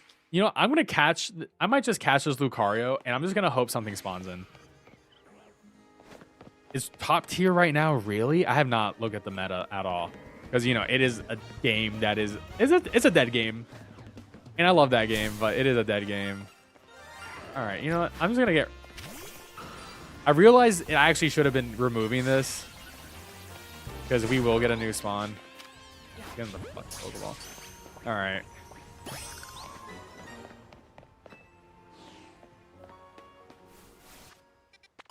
I mean, it got a patch recently. Vegeta's used to be busted. I also just like Vegeta's short legs.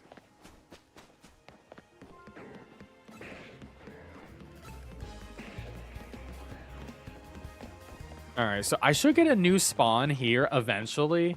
It's gonna take what? 5 minutes for a new spawn to come in.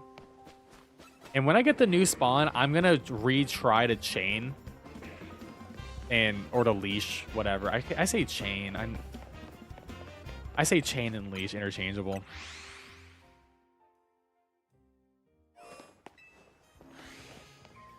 Yeah, I should have ran Goku, but Goku Black's cooler.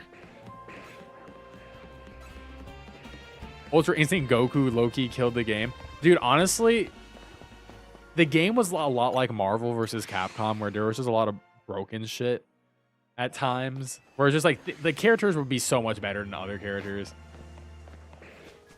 But yeah, I definitely stopped playing the game, so I don't know how the meta went. Once they took it out of Evo, being a relevant Evo game, I just completely fell off of it.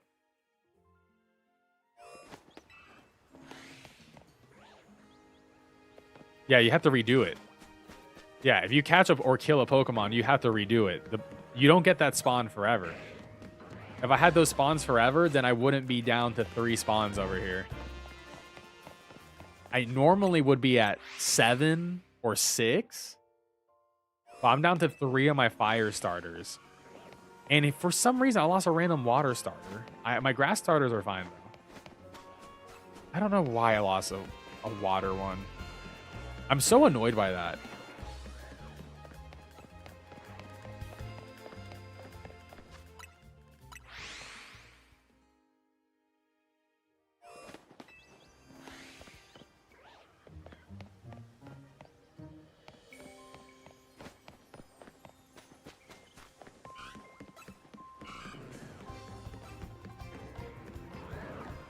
If you're doing this Wild Zone, you will.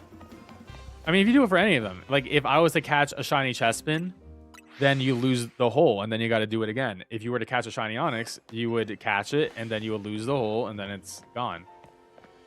At least that is from all my findings and most people's experience. Like, if you catch one of the alphas in the middle, you got to do it again to make a new alpha.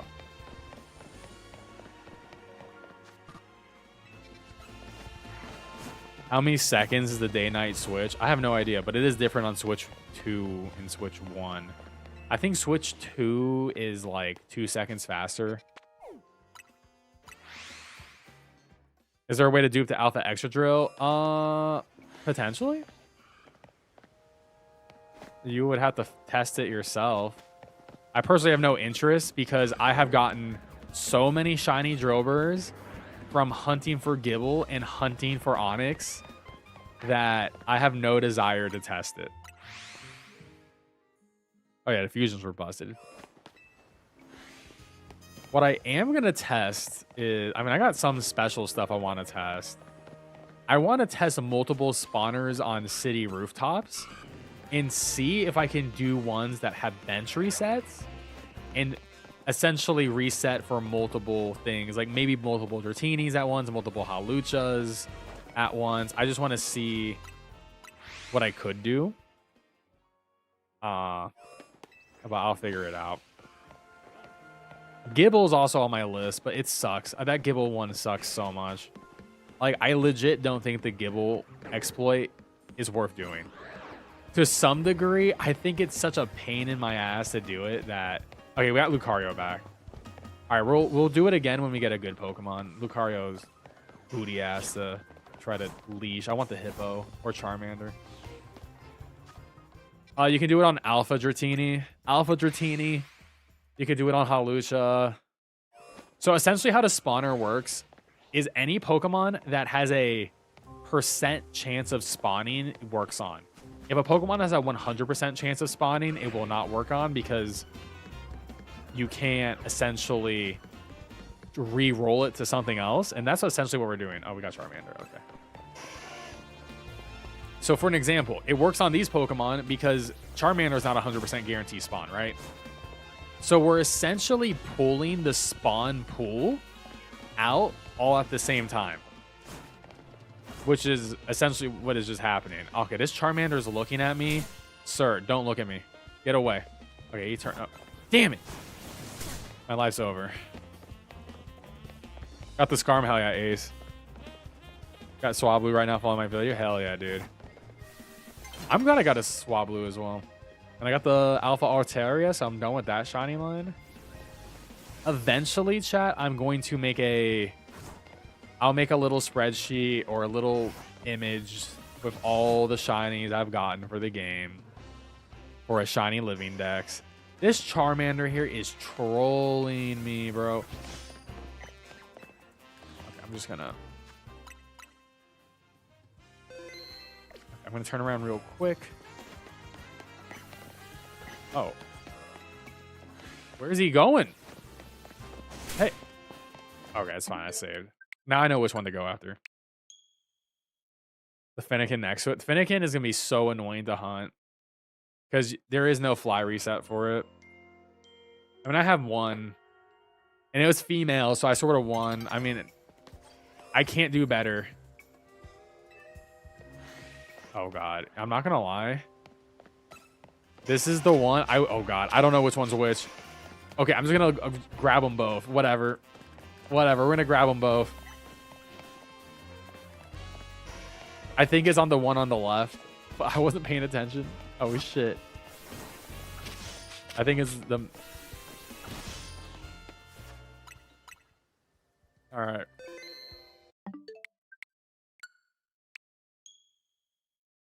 Sengoku Basara X. I've never heard of that. I am hyped for Marvel to Token or Token to Token.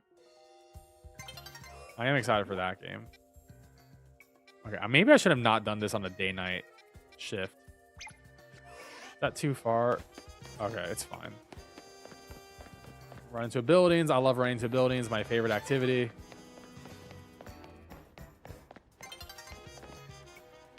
Oh God, I'm stuck. I'm a stuck man. Thank you for the YouTube sub. Also, guys, don't forget to leave a like on the stream, subscribe if you're new and you want to support my work, support me, make this financially viable to spend all my life here, become a YouTube member, and you get some bonus perks. Appreciate it. All right. So you should be far enough away from the original spawn. Let's see. Wait, I did it. I did it. Because we had 3. Yeah, we did it.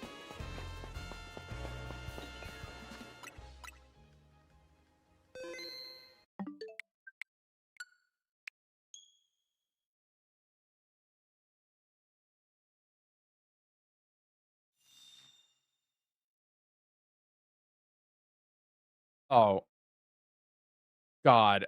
I misread this tweet for some reason. I didn't read the top of it. I was going to be upset. I thought I read a leak like the DLC is going to come out tomorrow. I was like, no, it's the news. Like, I already knew this. If the DLC was actually out tomorrow, I would be beyond pissed. I believe you can't be doing this to me, Game Freak. Hey, we did it. Yay. We got spawns. We got more spawns again. Yay. All right, we can reset it up. Perfect. I'm so happy. So I just needed to kill the spawner.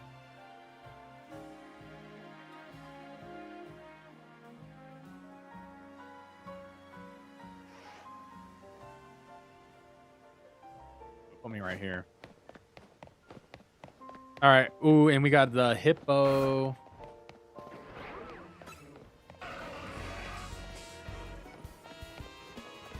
Honestly, I am so used to saving all the time. Okay, okay. Hey, congrats on a shiny Froakie. Is it faster? Maybe. I just like saving a lot.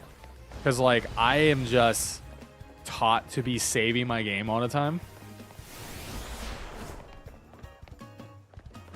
I mean, I might have taught myself wrong, but, like, it's just what I do.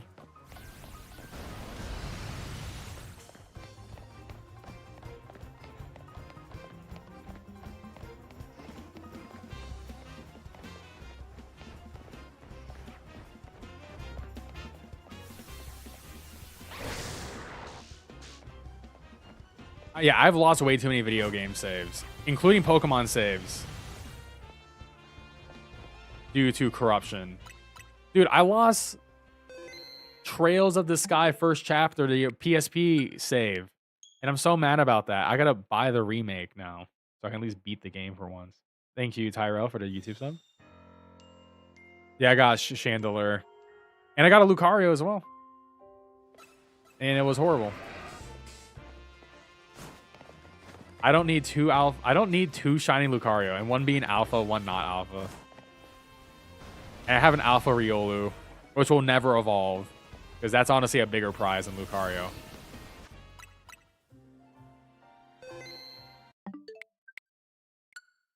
Oh yeah, not having autosave is like the fact that this game only has autosave. It's just like, no, give me manual saves. Like Scarlet and Violet only had autosave off, which is my preference, because obviously if you're trying to do exploits and, like, you know, manipulations, you want to be able to control when you can save. You want to make your own checkpoints and things like that.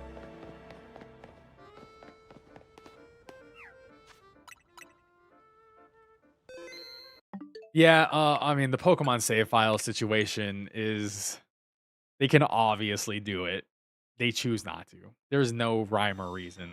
And we know the well, no, we know why they don't do it. But it's not a technical reason. Obviously.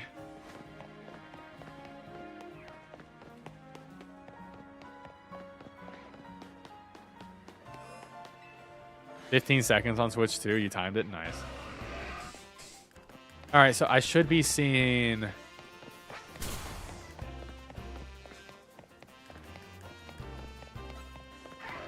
Oh, no, I didn't. Oh, no, I have a Tepig there. He was hiding. I have a Tepig there. I was about to say, like, how did I not do this right? Macros down for a bench reset. Oh, nice. Also, like, the game does... The issue with macros and, like, the share macros is you do need to adjust them to your own system. Because not only is Switch 1 and Switch 2 different in terms of processing power, obviously, but if your game is a hard copy versus a saved on an SD card versus saved on the internal SD card, the game does load differently. All right, I got 3. Hey, what's up, Alejandro? And I guess I'll grab this Charmander. See, my game is digital.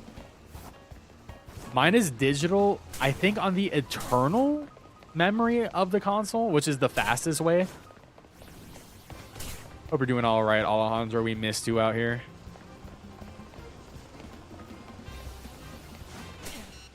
Okay, I'm freaking getting my ass eaten.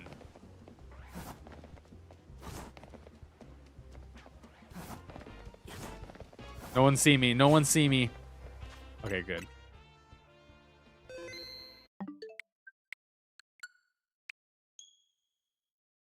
You know what game I forgot to mention that I do need to stream? Is I need to stream Mario Galaxy 2. So, at some point, maybe in November, I'll pick up Galaxy 2 on Switch, too, because I've never played Galaxy 2 in my life.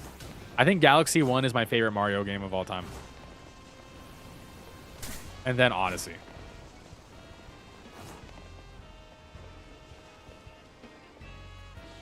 Finish game glow. I wish that was me.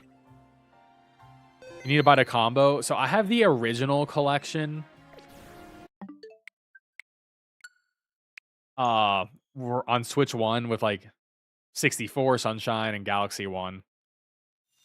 So I don't need to buy a physical for $70 that has 1 and 2 on it. I just need a digital copy of 2. I mean, it's good for collector purposes, but like, they didn't say, oh, we're never going to make this again like the first one, which is why I bought the first one. They're like, oh yeah, this collection after March 31st, dude, impossible to buy. And they were right. Sealed copies go for what, like over $100? I mean, not like I care too much about it because I would never sell my copy because I'm not in the reseller market for anything. But it is always nice to be like, my thing is more valuable now. And I will never sell it. I'll be a dragon and sit on my treasure forever.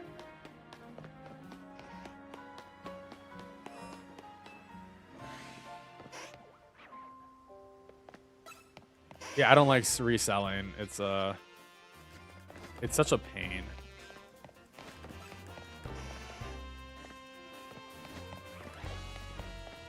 Wait, is that 1, 2, 3?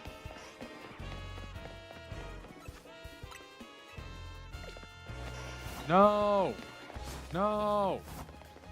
I had 3.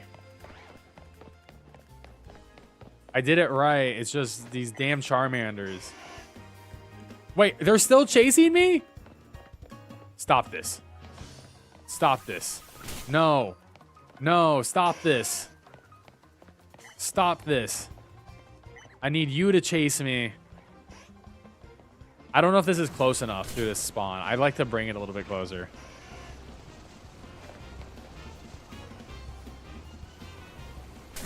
Okay, Charmander, you're supposed to be one of the good ones. And you're clipping through the stairs, Charmander. You're the face of this company and you can't even stand on the stairs, right? I can't believe this. You are the face of the brand. You are Pikachu's cooler brother. And literally, you can't work with me? Come on, Charmander. Yeah, get those steps in. Get those steps in. Get those steps in.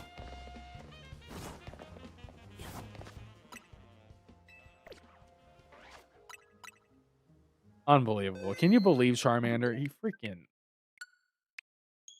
doesn't want to work with me. I am playing on the patch and I am literally redoing my fire spawns and it's perfectly okay. The patch did not fix anything. You don't need to worry about anything. Now, I did see 3 spawns there, so we should have 4. We should have a total of 7. Part of me wants to do my water spawn, but I don't really care. I need 2 more shiny Squirtles for the living dex, but it's like, do I care that much? 1, 2, 3, 4, 5, 6. Damn it. I didn't get it. I thought I had it. Maybe I didn't bring it close enough. Whatever. I'll take 6. I'll take 6. I'm not, you know what? I'll take 6. 6 is fine with me. I will play with 6. We were doing 4 before. Like, I'm not going to be anal about it.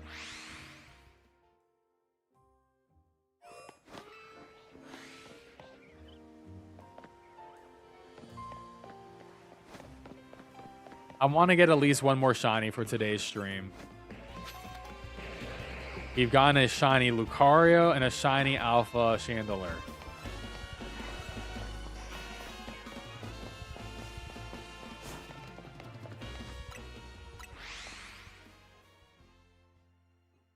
To make the alphas, they should actually just get the alphas that have a gun. And if you die in the game, you die in real life. That's what they should do with the alphas.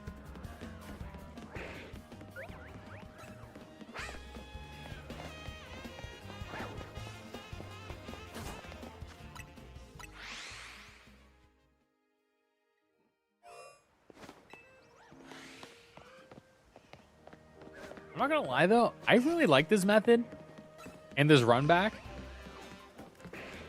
This is I'm not gonna lie, I think this is the most fun shiny hunt in the entire game.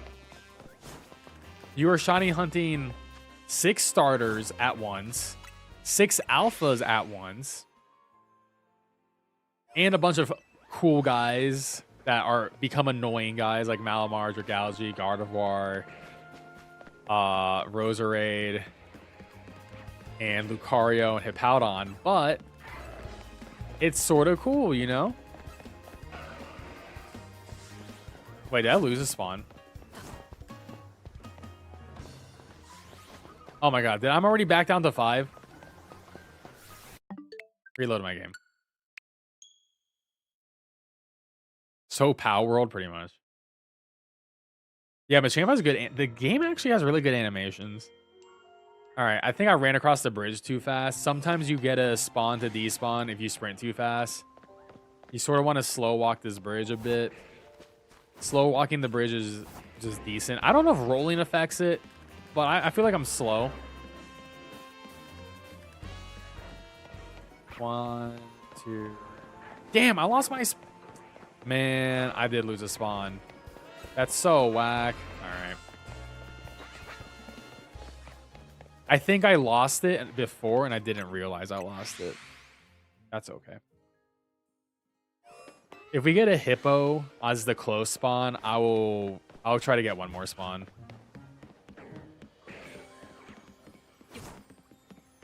If you watch my YouTube video, I have a full guide on how to do everything. I just released it like a couple hours ago, and it explains in detail. Essentially, fly to wild zone 20. 3, 5. Damn, that sucks. I think I literally ran across the bridge and I fast traveled and I did not realize I only had 5, and then it kept. I think that's what happened. Wait, is this at 2 now? Oh no, it's at 3. I was about to say. Oh my god, I didn't even, for some reason I didn't even see that Alpha Dragalge. Hey, see you in touch. We'll have a good one.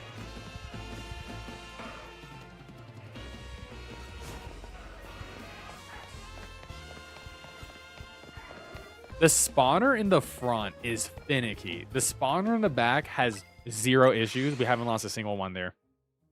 The front spawner, though, it's hard to consistently keep it at 7.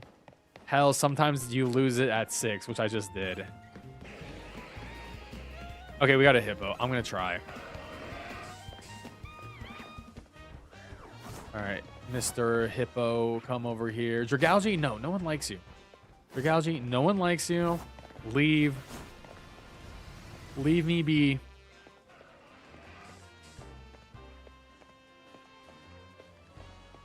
Okay, well, now I'm just annoyed.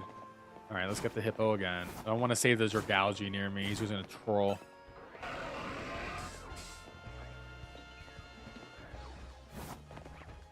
I don't like how Hippowdon walks. Can we talk about it? He's sort of ugly when he walks. Or I guess she, because it's the darker one. I just hate this thing.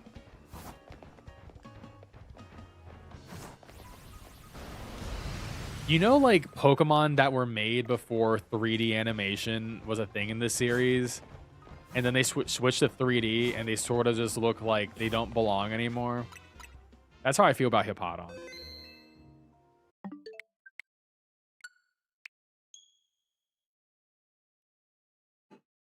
Like, a lot of these Pokemon did not transfer gracefully to a full 3D format.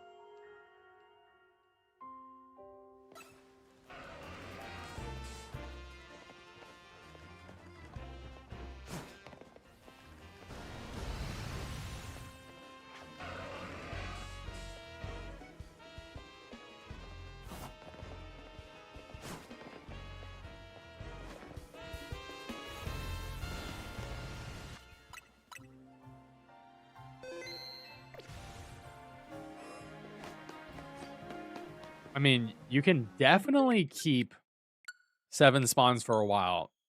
In my testing earlier today, and I was doing it for hours, I was able to keep it for a while. I was just much more, I guess, paying attention to everything.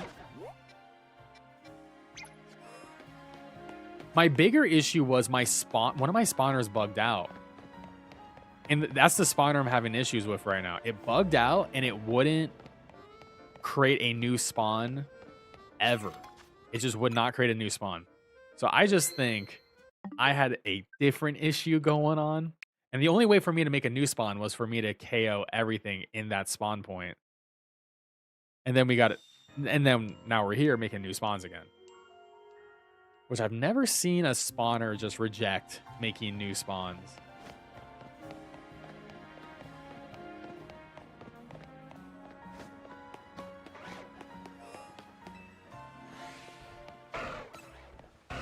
We'll probably get home in a couple months.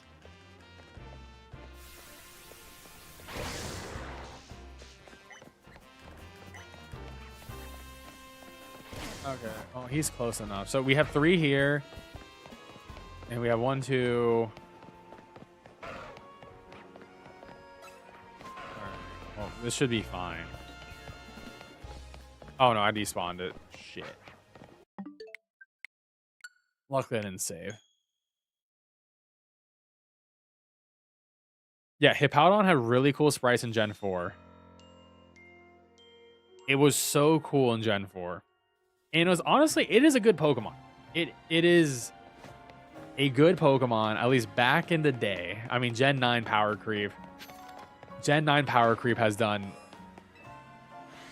crazy levels of damage to the franchise.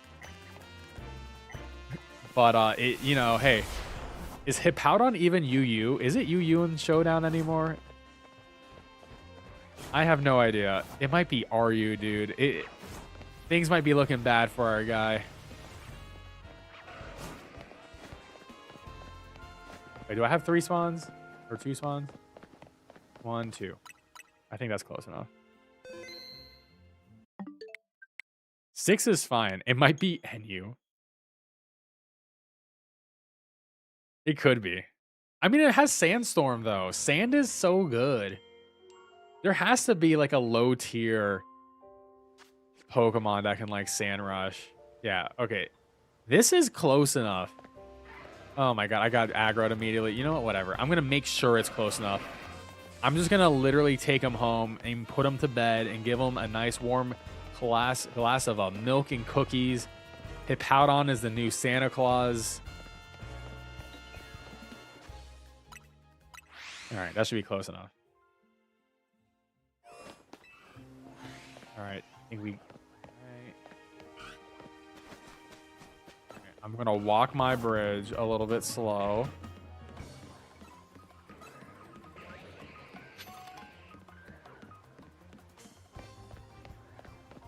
Okay, I have 6. Or no, do I have... No, I have 6. I have 6. We're good. I have 6.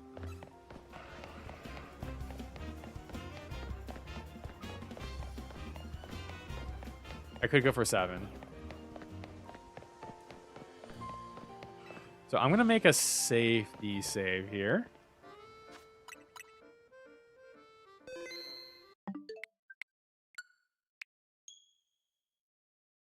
Like Sandslash. Dude, Sandslash got some stuff.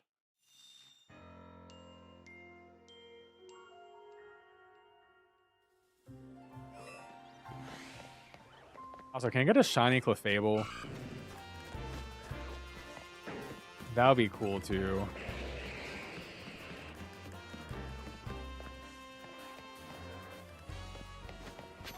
Alright.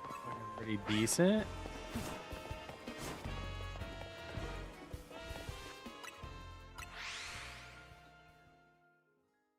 Sandslash is definitely prototype extra drill, but Sandslash was a beast in Gen 1.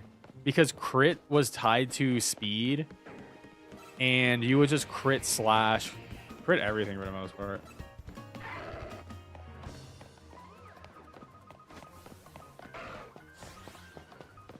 Okay, yeah, this one spawn does not want to stay.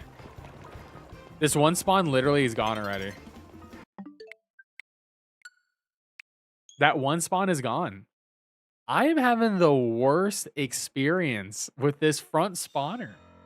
This never happened in my testing. I was doing the fast travel method, and I never had this issue. Like at 7, I would lose it sometimes, but I think it was because I was running too fast. I've never been losing them at 6 before.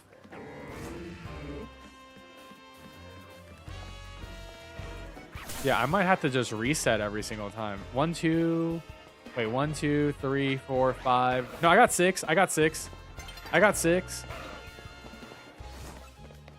I got 6. So it's fine. Did I just miss it? Sometimes they hide behind the rocks. The little Tepigs hide behind the rocks, dude. It's a little bit annoying. When you start a PS1 game, true. Okay, 1, 2. 1, 2. Now I'm down to 5 again. I am down to 5 again. Bro. All right. I'm just going to reset. I think something's borked with that spawn position. That's so weird. It's consistently going away now on the fly reset. So I guess I'm just going to have to reset my game every single time, which is like really annoying because I'm not getting new spawns for the water types anymore. 1, 2, 3. Yep. And we have 6.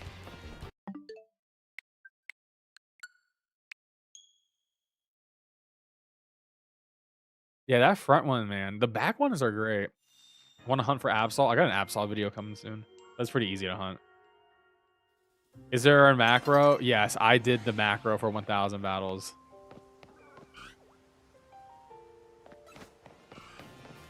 Actually, is it reloading all these? Just gotta pay attention. It is reloading all of them. Okay, so I guess it's fine.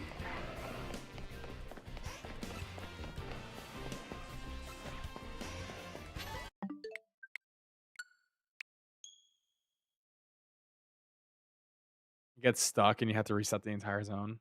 I think you dubstep goes for YouTube sub.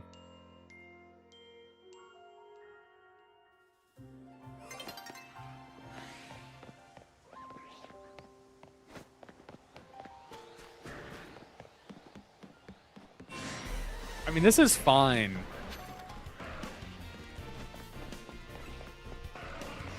It's fine to reset. This is actually the safest way to do it. If you're going to go for the fire starters, then this is how you have to do it. If you don't care, if you're going for all the starters, then like... Well, to be fair, if you're going for all the starters, you bench reset for water and grass at the same time. And then I don't think you should do fire, water, and grass at the same time. It's just not the most optimal. But like bench resetting for water and grass overnight is pretty busted. Like I have a full shiny living dex now for Totodile, 1 Squirtle, 2 Bulbasaurs, 2 Chikoritas, and then like a bunch of other crap.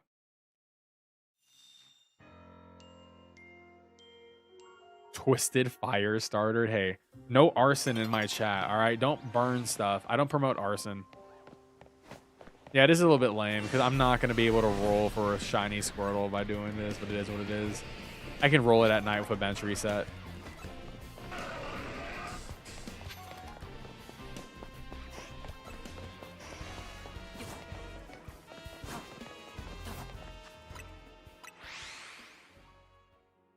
Also, I'm definitely going to say this. I feel like the game should have just been like this.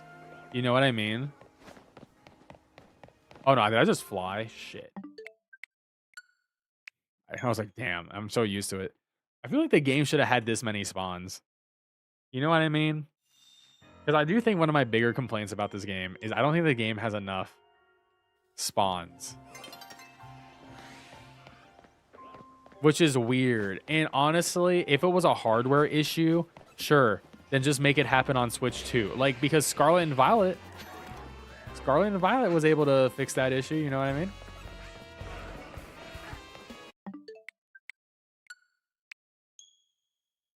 And, you know, for the most part, Scarlet and Violet made shiny hunting way better. I was able to count in my one video of testing 39 Pokemon spawning as the max with infinite shinies spawning along those 39. Because there was no cap to shiny spawns in the game.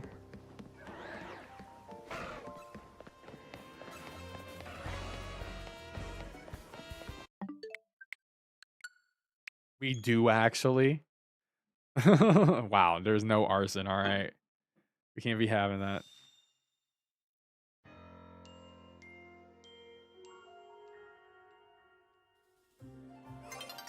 Shiny sandwich plus no shiny despawns the next update. Honestly, bring back sandwiches. If I could have sandwiches that can manipulate all these spawns, if I could make all these spawns just Charmander and Tepig, but I would lose this, I would take it. If I could have 4 spawns, but they were guaranteed to be fire type Pokemon, so I would get like 2 Charmanders, 2 Tepigs, or like a mix, I would take that. 100%.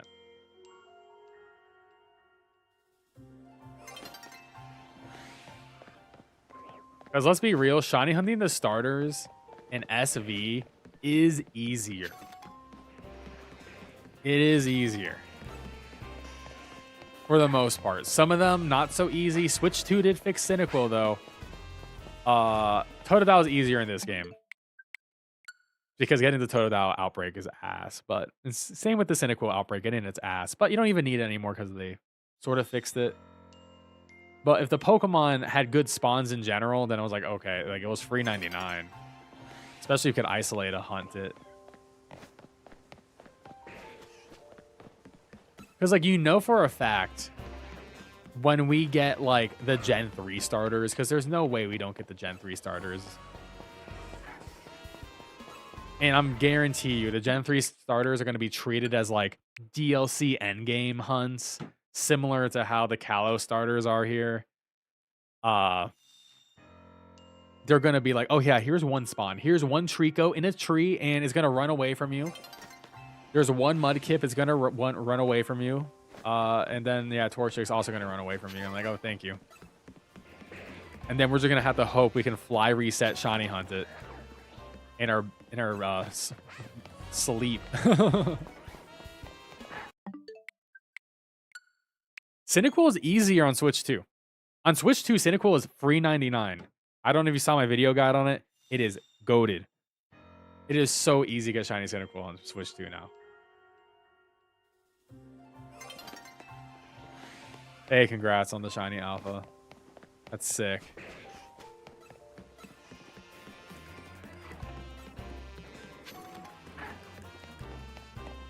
I think Fennekin might be the worst now on SV. It's up there. Because it has like barely any natural spawns, and then it's all around Magbies, Magmars. It's sort of ass hunt. Totodile is just a rare outbreak. Which but because of the spawn increase, it's like not that bad now.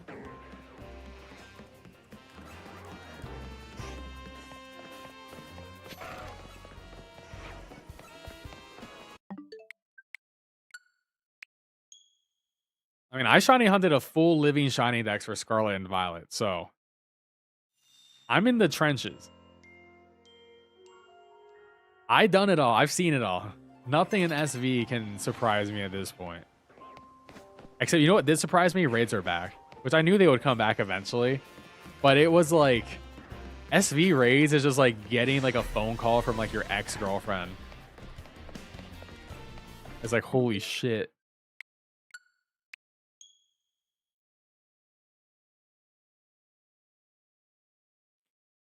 And oh yeah, we are streaming tomorrow. We are going to stream the raid at 7 p.m. Eastern. We are raiding live. I'm going to try to figure out the best solo builds. And we're going to do that. Because, hey, I'm not going to give up on the SV content, all right? For the 5 people who still care, I got you.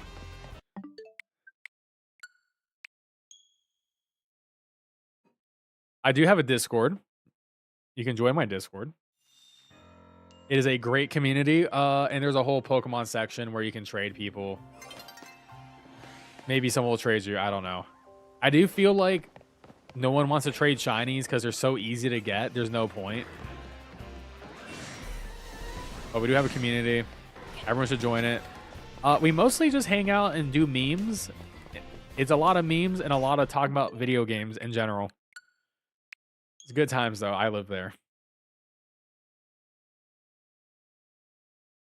It should be tea and coffee instead of sandwiches.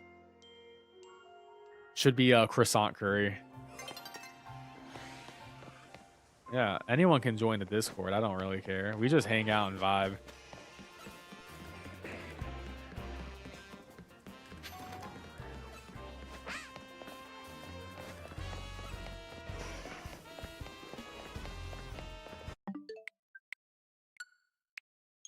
Slow King, you don't have to trade for.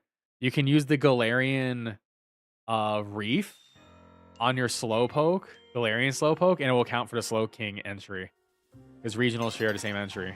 But yeah, Scizor, Aromatisse, and Swirlix are the trades you have to do. Because you can catch the wild, the story Alpha Steelix, which I did not catch. I failed on stream. Luckily, I was saved. Well, for shiny, yes. Do I know why? Because you're too close. The spawns are too close to the fly point. And essentially, the game is like, we can't make spawns there.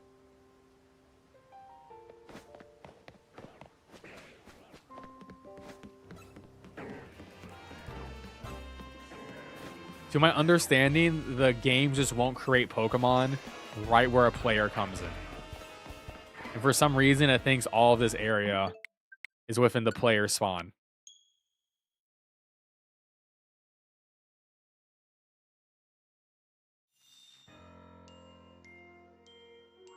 Do not spam me for shinies. I will not be trading with anyone. If I host another trade event, which I don't know, it'll happen, but at some point. If I host another trade event, we'll do it.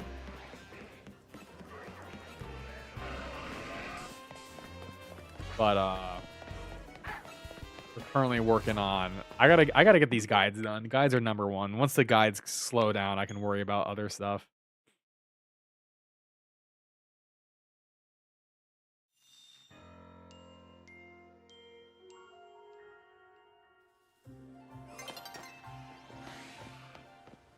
Shiny Hippowdon? I actually don't even have one. And I just realized, like, the first form, like, hippopotamus, whatever. I don't even know how to say his freaking name. I just realized that's a Zone 7 exclusive. And now I'm realizing I should probably make a guide for Wild Zone 7. Because I completely forgot that Pokemon, like, only spawns there. And I'm sort of triggered by that. Because that zone sucks. That zone is... I think it's just there's a bench there you can just sit on. I actually got... That's the one Wild Zone I have not made a video on yet. The rest are just queued up and ready to go. I mean, to be fair, that's also Zone 12. There's, like, a lot of zones where it's just, like... It's a short video, but... I just think sometimes you gotta make a video that's, like... You know, you gotta make a video that... For everything, right? I like to be an encyclopedia. I want people to come to my channel and be like, okay, I know how to do nearly everything in this game now. So. I'll cover everything.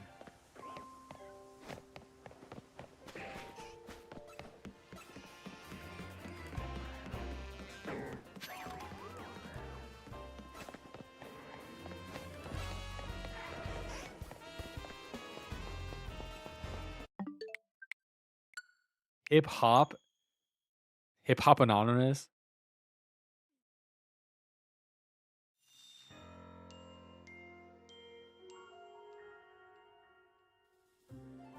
PanFro. That's gonna be me on Pokopia. I can't wait to lose my life to a freaking Animal Crossing like game. And I swore off that whole genre, and now Pokemon's doing it. I'm gonna cover it.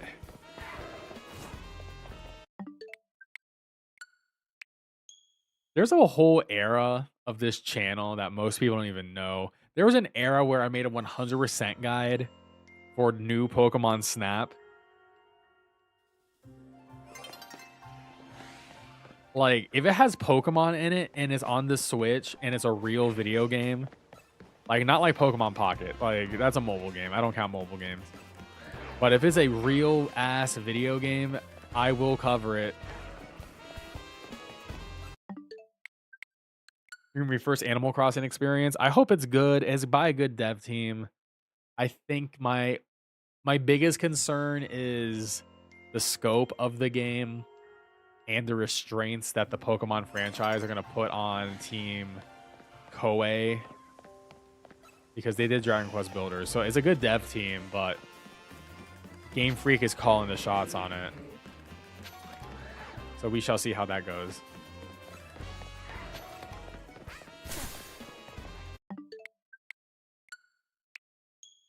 I'm going to cover Champions, because Champions is on the Switch. And I love competitive Pokemon. I don't know what... The issue is, like, is there a story mode in Champions? Because I also cover Pokemon news and Pokemon leaks. And, like, there was rumors there was, like, a story campaign to it. But I'm like, I don't know if this is real. And I don't even think it's... I hope there's a campaign. I don't think there's going to be a campaign. But, like, I hope there's a campaign. But we don't know. It's just a bunch of rumors. There's nothing we saw in the Terra leak or anything like that that says Champions is going to have a story mode or anything. We don't really know much about Champions outside of it's Pokemon Showdown. And they're going to have to make money, because how are they going to make money from us if it's a free app? And apparently it is free. It's confirmed for that, what I recall covering. So we'll just have to wait and see how it goes. But I love Pokemon Showdown, and maybe I'll post Pokemon battles on this channel again. I haven't posted battles on the channel in years. I mean, there is, yeah, the rumor there are like gym battles, and like when you complete these story routes, you will unlock access to certain Pokemon, because it's not going to have every Pokemon at launch, which I could have told you that. That's every Pokemon game.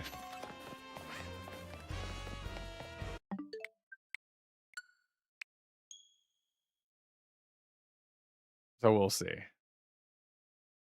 And you got a non-alpha shiny Bulbasaur. But do you have the shiny charm, Scuba?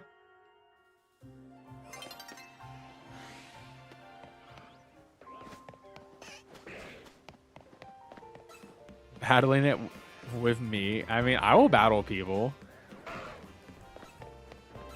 The only issue of battling in a turn-based game with viewers is, like, you can just look at my... You can just see the attack I did on stream. I would have to cover my moves. It's gonna be like Pokemon Battle Revolution, but better.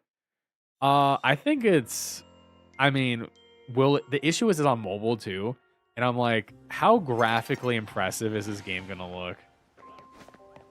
But I am hyped to actually use the Mega Evolutions in a real combat system. I like ZA combat. I think it's a cool combat system.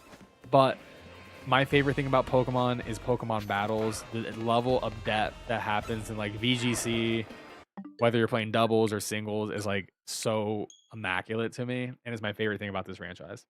So I'm very excited. The later streams...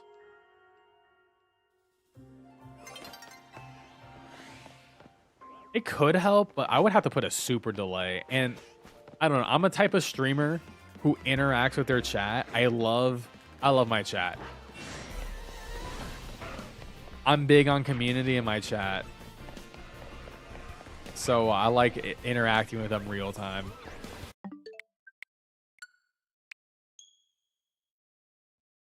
Oh, there's no way they could do both combat systems and champions. Also, like, Champions is, like, real. Like, Champions is... Money is on the line in Champions. Like, it is... Regionals are going to be played on Champions. Like, it is going to be their universal platform, where we're going to have people play VGC tournaments on their brand new iPhone 20 billion. You know what I mean? Like, it's going to be... It's going to be so accessible that people will enter regionals and worlds with phones to play, and not even and not even Switch hardware or whatever Nintendo hardware. Hey, what's up, Nix? How you doing? What am I hunting for? I would take a fire starter. I would like Tepig. Tepig would be this. I haven't had a single shiny Tepig. I do have a shiny Chandelure. I got a shiny Lucario already. I'll take a shiny Charmander again. Ideally, if I could get all the shinies I need, it would be 2 Squirtles, 1 Bulbasaur, 1 Chikorita, 3 Tepigs, 2 Charmanders.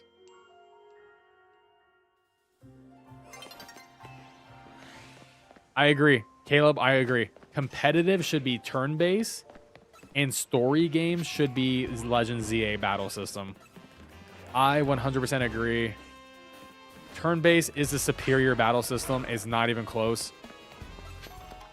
But I do think turn-based can be boring for a story game where they're not doing... Because Pokemon turn-based is pure Dragon Quest turn-based. It's not like... There's no ATB system and things like that. Like other RPGs have like a lot of high action stuff, or even like Persona. Like, it is a pure turn-based game. And I think for competitive, that is peak. It's like I'm watching chess. But like cool chess, you know? But for single player, I'm like, yeah, do this battle system. This shit's better for single player.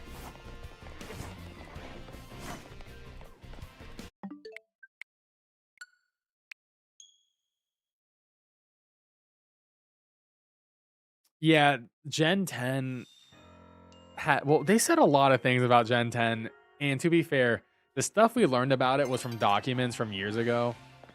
So like we don't 100% know what's real, what is actual. We definitely know the Xenoblade team is going to help them because they help with this. And the Xenoblade team knows how to make some good RPG stuff. Even though I'm not the biggest fan of their games. But, I mean, I played Xenoblade Chronicles Definitive Edition, and then I played Xenoblade Chronicles X Definitive Edition. And I'm like, I don't want to play 2 or 3. I tried to, I couldn't really get into it. I think the games are cool. It's just like, it's not for me. But I like cooldowns and RPGs. I think it's fun.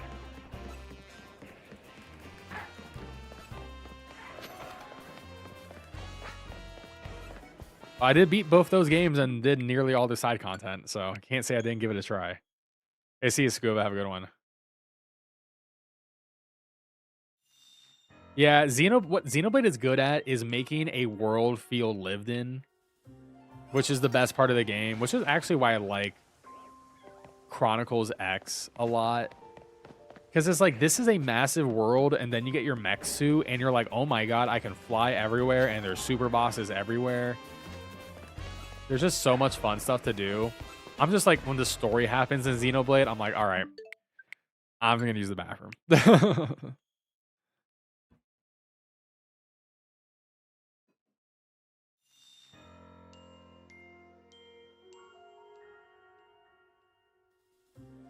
But I definitely don't want Pokemon to be Breath of the Wild. I'll say that. I don't want that. That is not what I desire in this franchise.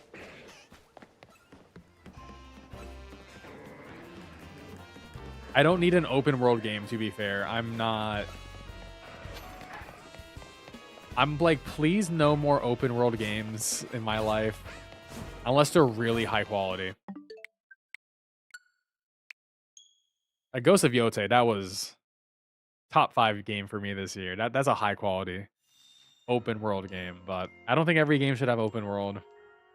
I think most games shouldn't have open world.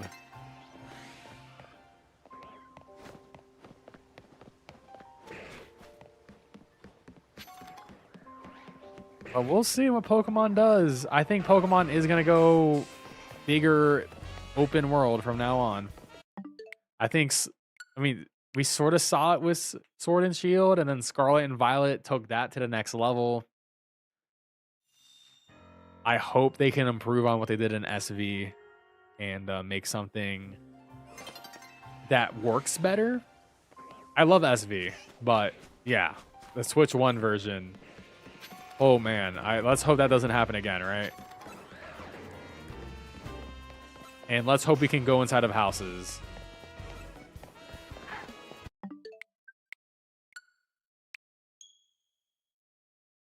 Shafa Chandelier. Hey, you'll get it eventually. Champions is supposed to separate competitive from story. Well, that's more of a... Well, we saw it in the documents. That's what they said. But here's the thing. There's no way they're not going to put PvP in Gen 10. They're going to put PvP in Gen 10. People would be so mad if they couldn't battle their friends in Gen 10. They would be like, oh, yeah, like if Game Freak's like, hey, you can use your Gen 10 Pokemon the champions. And I'm like, no, I want to play on this game where I feel like people would care less. So I think they're both going to exist. There's gonna be PvP in Gen 10. But I do think the official circuit will run through champions.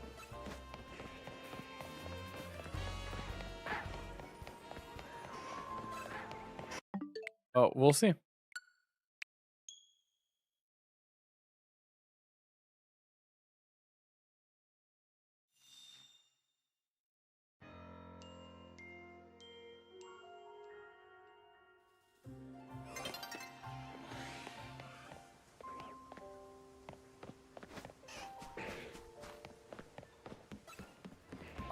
I just want Pokken. Actually, no, I don't want Pokken. I actually do not want Pokken. What I want is Pokemon Close Combat. I don't know if you've seen the fan-made game, the 2D fighting game. I think that is the best Pokemon fan-made game of all time. It is such a good fighting game. I actually made a video on the game a while back. Probably like maybe 2 years ago at this point. Pokemon Close Combat is seriously the best thing ever. I would love if the Pokemon Company made it official. They're like, hey, we'll buy your game and here's $1 million and we will take it from here and make it official. And that would be pretty peak. Because, yeah, I think that game's incredible. It's like your standard 2D type of fighter, has only fighting types, which I think is awesome. But a lot of great choices. Here's my issue with Pokken. Keep it full 3D or keep it full 2D. I don't want to switch. I don't want to switch. Like, don't catch me switching between 2D and 3D. I'm not about that. Make it one or the other because I don't know. Also, here's my thing. I am so bad at 3D fighting games. I am horrible at Tekken. Like, I button mash in Tekken. In 2D fighting games, I actually use my brain. But in a 3D fighting game, I'm like, no, I can't do this. I'm like, well, what is this? Third dimension. What is this? I got to worry about attacking me from a whole nother dimension. I can't do this.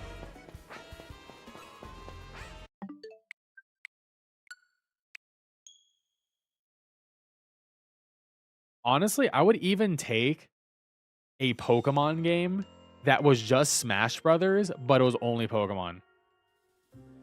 I would even take that, dude. Give me a Smash Brothers game that has 100 Pokemon on the roster, and that would be sick.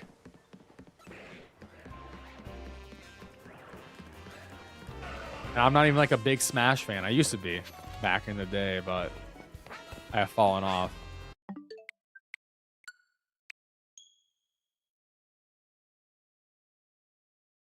Soul Calibur is easy to learn. I actually like Soul Calibur. I used to play in the arcade back in the day. But Tekken is what like all my friends played, and I'm like, I don't really mess with this series like that. I think Tekken's cool though. I think it's awesome. The story mode's sick. But I'm a Street Fighter guy through and through.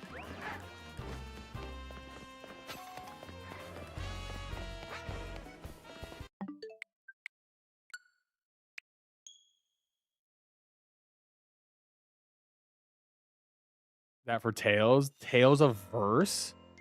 I actually didn't know there was a Tales fighting game. I need to talk to my friend Matt. My friend Matt, he is a Tales fanatic. He got me into this series, but he's literally... This dude literally is one of the few people in the world who is uploading who is seeding all the Tales music on certain websites. This dude is a monster.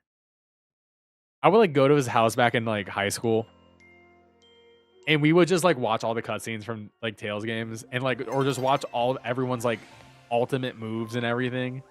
And I gotta say, the 2D Tales games are so freaking sick. And I'm like, these are the ones I need to play. I need remakes of these 2D ones.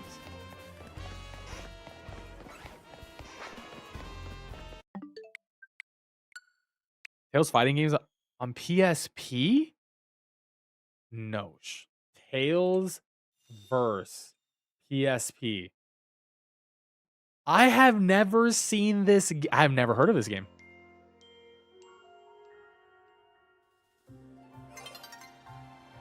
Wait, in Tales of Wallbreaker? What the hell? It was not localized. There you go. It was not localized. There you go. That explains everything. Because I'm a big PSP guy. But that's so weird. I didn't realize this.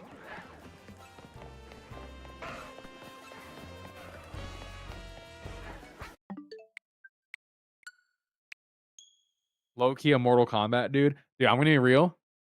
I know I said I'm not a 3D fighter game. You will never catch me on Mortal Kombat. Mortal Kombat is my least favorite because the animations are so ugly. It is, dude, why can't the game look smooth? It literally looks like stop motion still. And I'm like, I don't think this is cute. Like, I want my games to look fluid.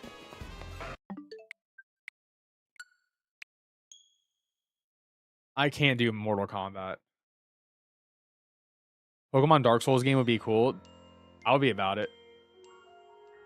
I did a Dark Souls 3 run where I tried to play it as a Pokemon game only, and I could only beat the game with summons or things a Pokemon trainer could throw. And I did beat the game. That was so early in my YouTube career.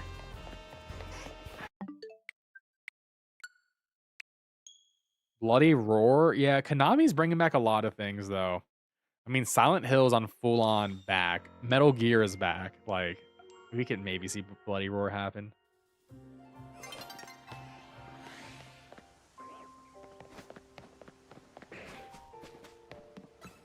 Tales of Destiny, too. I'll take it. Never played it, but I've heard good things. Here's my thing. If the Tales series was owned by Square Enix, we would already have a complete collection of all the old games. Square Enix has been on it. Dude, Square, they need to get more flowers, all right? The Dragon Quest collection, 1 and 2 right now, amazing. 3, amazing. Dude, the Star Ocean re-release of Star Ocean 2, godlike. Godlike. Shout out to Konami, though, for doing Suikoden 1 and 2. I beat that for the very first time this year. Also godlike. Suikoden 2, one of the best games I've ever played in my life. Yeah, World of Final Fantasy is a pretty cool game. Cute game. Yeah, that FF12 sequel is stuck on the DS, but it's okay because we got Final Fantasy Tactics Ivalice Chronicles, which I am on Chapter 4 of right now. FFT is probably the best Final Fantasy game of all time. Best story. Also, just the amount of shit you can do in the game is amazing. Love FFT. Dino Crisis? Dino Crisis is going to happen. Capcom will do it. All right? They're going to do it. Don't worry. Also, Capcom is on their Cap God era still. They've been on their Cap God era for like 10 years, though. Oh, almost 10 years. The moment RE7 came out, it was like Capcom was back, and they haven't missed a single step since then, in my opinion. We don't remember Exoprimal, but you know, that game sort of happened, I guess.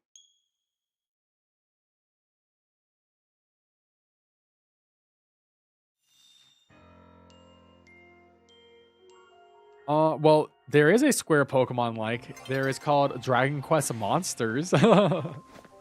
Which I actually think Dragon Quest Monsters is pretty good. Tale of the Dark Prince. Pretty fun game. I do need to play the new Digimon game at some point, though.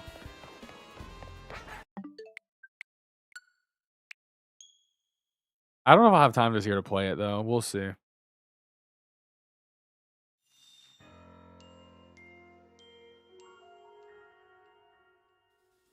They have it on 3DS, but not localized. Oh, that's funny.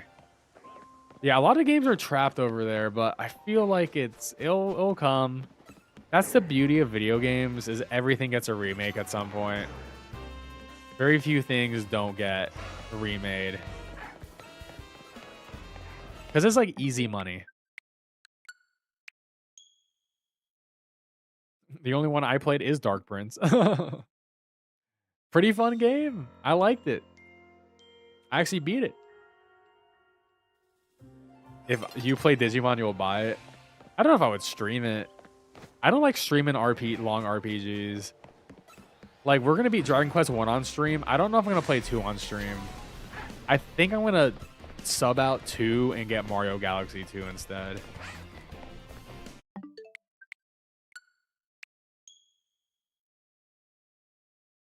Drive Girls? I've never heard of it. I have to look it up. Hey, Vita means life, though. I'm a proud Vita owner. I'm a PlayStation guy at the end of the day. You know what's so funny, dude? I think it's so funny that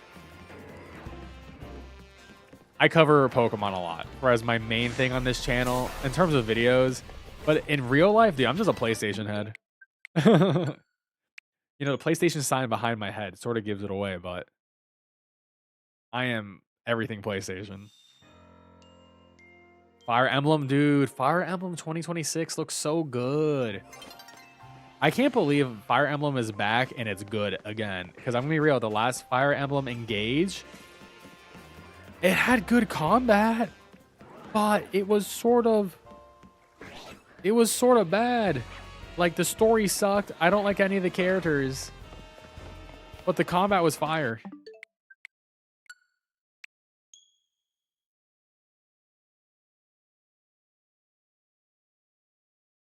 I mean, I play everything. I'm an equal opportunity gamer. I will play anything I like. I'll buy any game I like. So I usually play about... I mean, I try to beat 50 games a year. I probably play over 100 new games a year. Well, I mean, I play everything. Like, if it's on PC, I'll play it. If it's on Xbox, it better be on PC, which it usually is. So I'll play it there. I will not own an Xbox.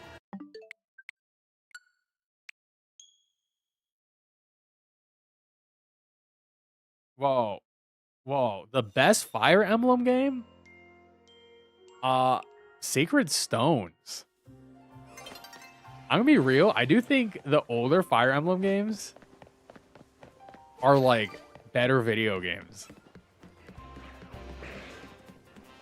But Sacred Stones is fire. When I first played that game, I was like, this is incredible.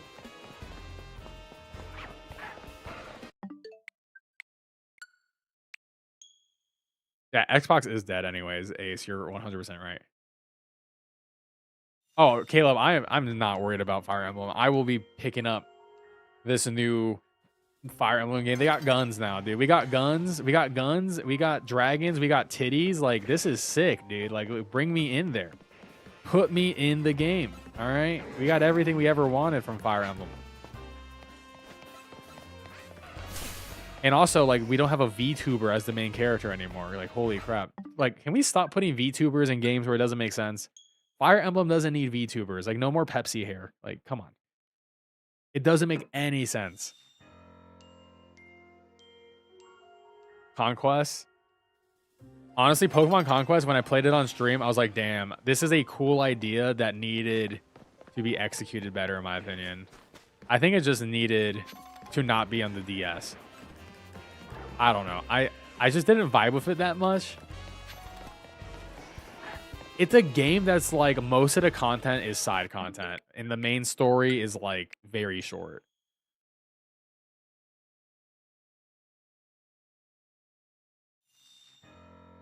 Giving a priest a gun is so left field. I mean, hey, the priests got to protect themselves in these neighborhoods. Hey, good luck, adventurers, on your shiny hunt.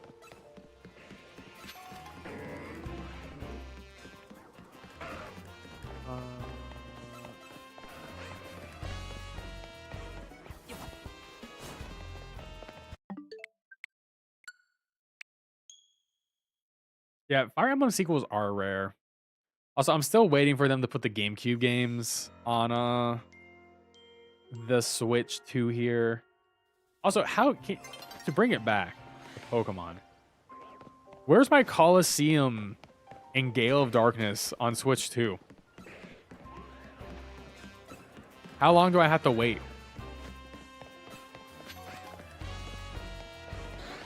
What's up with that?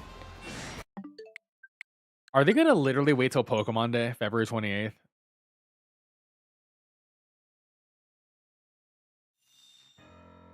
Yeah, guys, don't forget to subscribe. I appreciate it. It's free to do. Also free to like the stream.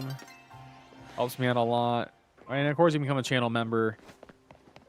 $4.99 supports me. Gets you emotes, green name, priority, multiplayer action with me.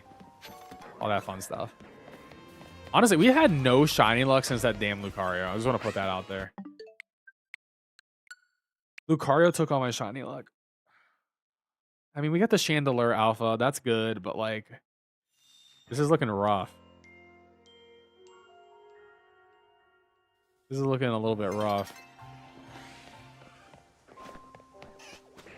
I would take Hippowdon over Lucario shiny.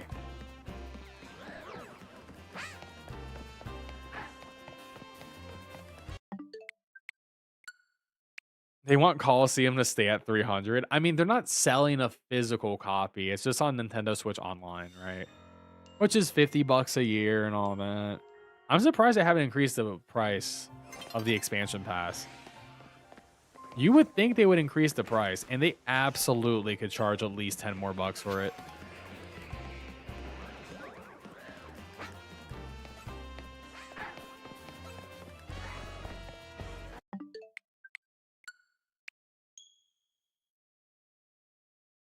Beam, it doesn't. I've been doing it live on the stream. This alphas in the middle are the one thing that is not messed up. Your biggest concern when you're doing this method is losing other spawns. Everything else can get messed up.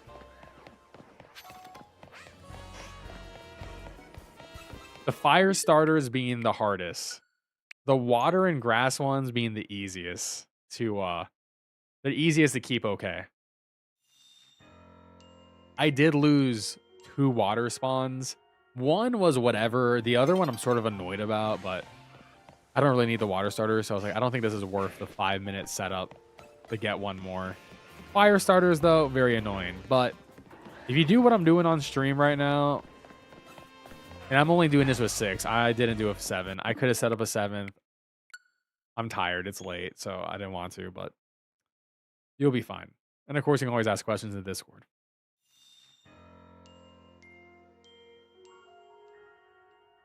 Yeah, the water starters fade after flying a lot. They start to fade. I just have never seen one of the 4 in front of the bench fade. And I think the reason why it fades is because the Pokemon might spawn in too close to the warp fly area. There is a radius. If you fly, essentially when you fly in, no Pokemon can spawn near you. And maybe the game has the Pokemon walk too close to some sort of invisible line. And it's like, oh, well, you're cooked. Because I lost 1 on stream. I haven't lost the other 3 for the water spawns. I didn't lose any of the grass spawns either. I don't think it does, Ace, because the 10-meter height thing, but I haven't checked it in a minute, but I don't think it does. Check the alpha of Pikachu. Yes, if you bench, you're fine. Benching is the safest method for the water and grass spawns. That's why they're so easy. If you bench, leave it AFK overnight. Oh, I didn't check the middle. I got anything in the middle.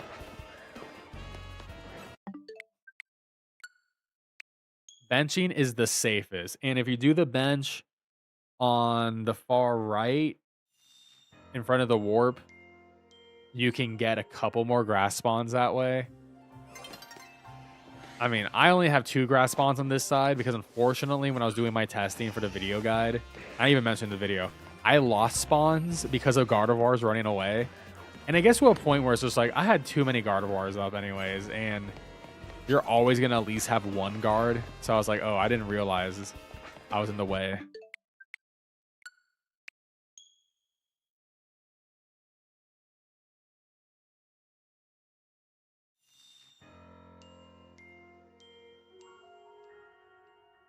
$20 Pidgey and Fletchlings?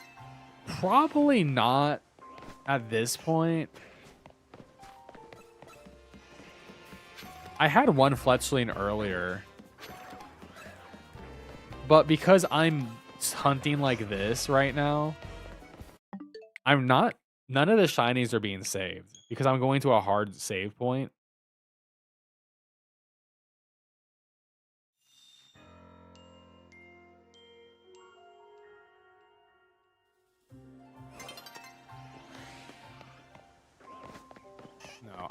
No, trust me. If I needed that alpha chandelier, you know what I would have done if that was a new chandelier?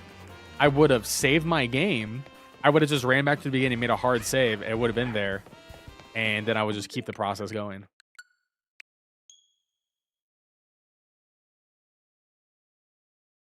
So, I mean, yeah, you just make a hard save, and now you have a new checkpoint. What is the method for shiny hunting? Check out my video guide. It's on my channel. I posted it. It's literally the most recent video. This is a spawn overload exploit, I guess is the community term.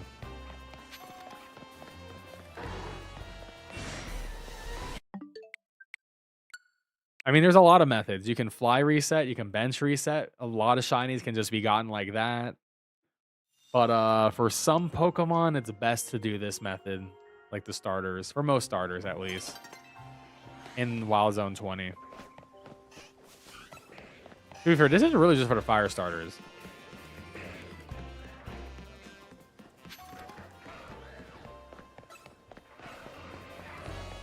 I'm just upset I don't have a shiny Tepig, man. I'm getting trolled. I don't even like Tepig.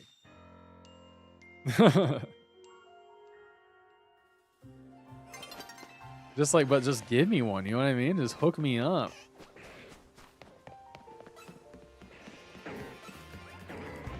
Oh, it's okay. I'm playing on the updated version. I was able to reset my exploit with the update on, so it's fine. Don't have to worry.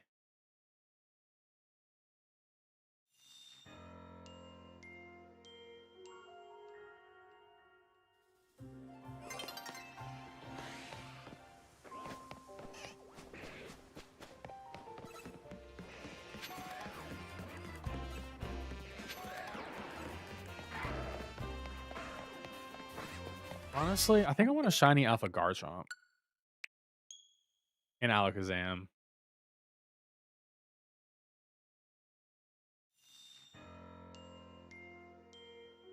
Yeah, 3 fire starters is very annoying.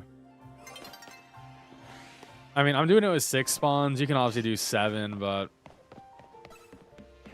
6 is a lot more stable for me.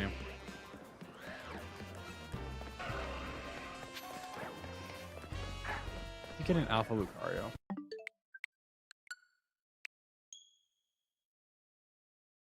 I don't know why Squirtle took me literally until this morning to get. And I've been doing this method for a few days now. And I'm like, I don't know why Squirtle took me so long. But it's just RNG. I got like a full odds Chikorita at one point. I was just chilling. I was like, oh, Chikorita shiny. Bam. I agree. Honestly, Ace, that's the only Pokemon worthy of a Master Ball. Yes. Pretty much. Well, okay, so there are 4 Pokemon that can spawn in each spawn pool. There's 2 spawn pools in the fire area. So you have a 75%, if you're doing it with 6 spawns, you have a 75% chance of getting, well, I guess you have a 50, you have a 50% chance of getting 1 from here. Actually, no, 75. Okay, if this was 4 spawns, because it should be, then you get 1 of each Pokemon. So you will literally always be getting 1. I guess you will always get 1 fire starter here, right? This will always give you at least 1 Tepig, 1 Charmander. Now, this one will always also give you at least 1 Tepig and 1 Charmander. However, you can also get 1 Tepig, 1 Charmander, 1 Tepig, 1 Charmander. I don't know what the percent of that is. Essentially, you're always going to be getting 1. Because if you have 3 and 3, and there's 4 Pokemon that can spawn, and then 2 of them are fire starters, then you're always going to get a minimum of 1 fire starter. Sometimes you can get 2 fire starters in each one. But yeah, so essentially you're always good. You're going to get always a roll on a single fire starter. 5% chance it's alpha. But a shiny alpha is going to be rough. But you can see I got a Charmander here. And I got a Tepig here. Now, the starter spawns are not the same weight as Lucario and Hippowdon. I think Lucario and Hippowdon have a higher percent chance of spawning. I think each starter is 15% chance to spawn. I got to look at the Cerebi map. They have the low rates. What is this method? Is a overload spawn method. I have a video guide on my channel. Check it out. I got a million video guides, but the most recent one covers how to do this method. So check it out.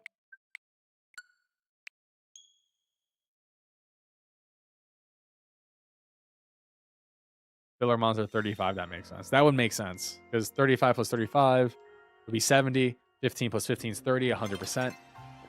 So essentially, how this method is explained in the sense that you are making it so to spawn can spawn as many Pokemon as possible.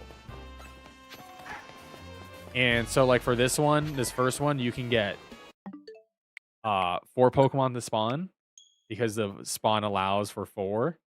And then there's no duplicates. So like you can't get 2 Charmanders because there's not 2 Charmanders in the pool. There's 1 Charmander in the pool.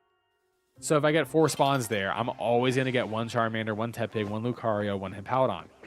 This is why in my Chespin video, in my Onix video, it worked the exact same way. Chespin, there's always going to be a max of 3 Diggersby, and then there can be 3 Chespin. If you have 5 holes, then you are shooting between how many Diggersby, how many Chespin, right? So you're going to get a minimum of 2 Chessmen every single time. Sometimes you get 3. But since they don't have the same weight, you're not going to see 3 that often.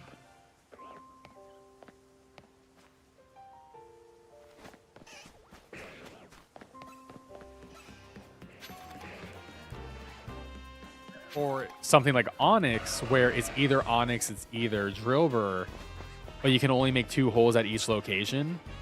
Then it's like, okay, every additional hole you make will always be an Onix.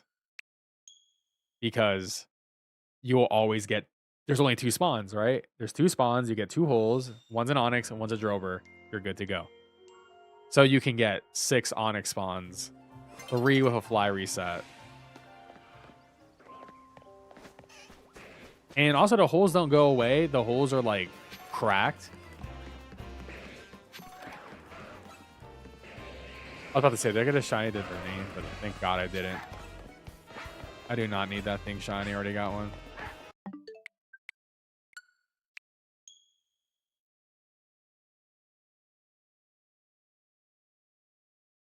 Hey, congrats on the shiny Alpha Dratini. I'm going to shiny hunt the fossils. That might be a stream where I play another video game and I just macro it. or I'll just do it myself. I mean, I'm gonna probably, I don't know. I'll probably do it for a video just so people can see me do it. I'll probably one of the last videos I made because, like, I don't know, it's boring. But I don't have those shiny fossils. I mean, I do have Aerodactyl, but I like to shiny hunt every Pokemon in every game if it's reasonable. And with a macro and you do a box of each fossil, it's not too bad. I already have like 30 of the Tyrant fossil.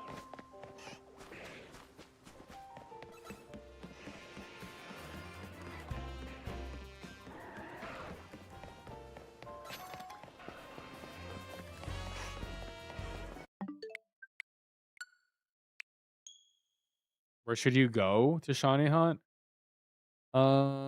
Zone 15 or 13. I don't know. Personally, I would say, hey, if you get through the game, you get some better zones. Like zone 18 is so cracked. Zone 16 is really good.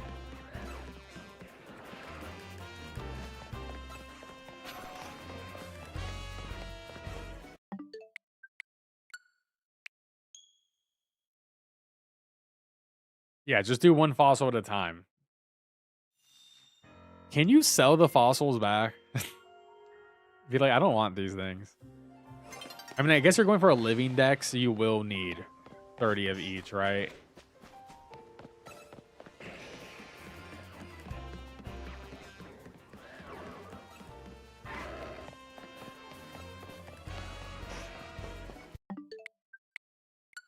$5K each, that's not bad. Get some money back. I mean, yeah, if you're shiny hunting for a living deck, you're gonna need to win on the fossils 5 times. So just don't buy a lot of Aerodactyl. The other ones, you can do some excess because you're gonna need to. Where do you evolve the fossils? I have a video guide on evolutions, but you can check out that video guide. But essentially, Aurora's or whatever, level 39 nighttime, and then Tyrant to Tantrum is level 39 daytime. So, but yeah, you need evolution guide. I got an evolution guide video.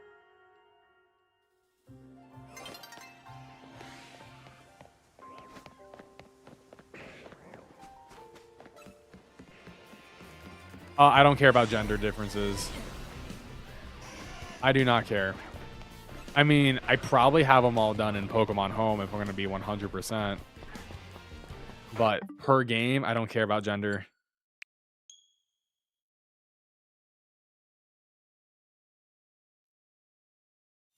I mean, if it happens, it happens. Like, oh, I already have a male and female Heracross. I'm good.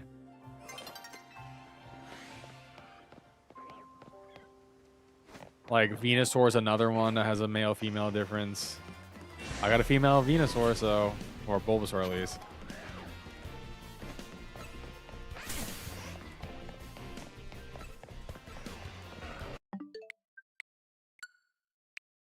The Flababy Flowers color is super annoying, but I did do it in Scarlet and Violet.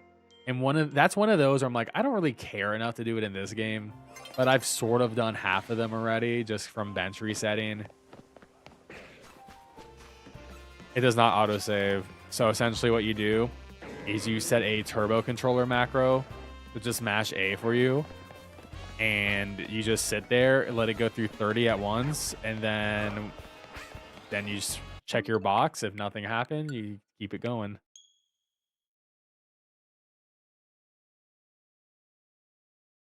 Now, my only issue with this game, when it comes to that, is I need box space. I'm almost full on my boxes, man. And I don't really want to throw away any Pokemon because you know for a fact this game is going to have a Pokemon Home reward. There will be a Pokemon Home reward. And I bet it's going to be like Shiny Hooba.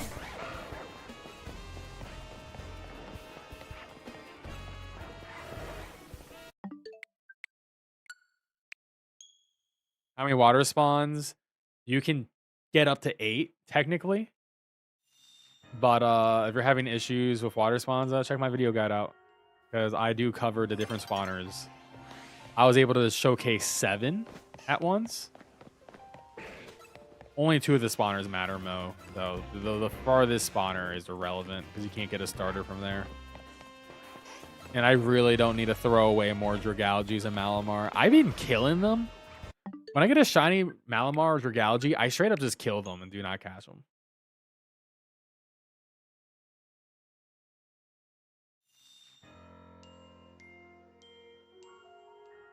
Oh, turn fossils into Pokemon. Complete a side quest. Side quests you got to complete. It's pretty early in the game. You definitely have it already.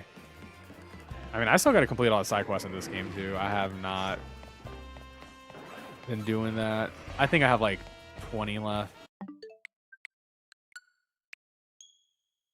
Immediately despawn itself. That's actually funny. I mean, you could keep it outside. You could save it while it's outside and keep him outside and then leash him across the city. I mean, that's what you essentially do with Drober.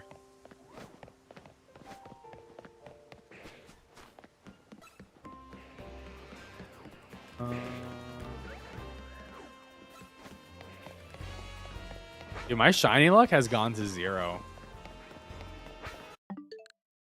This is rough.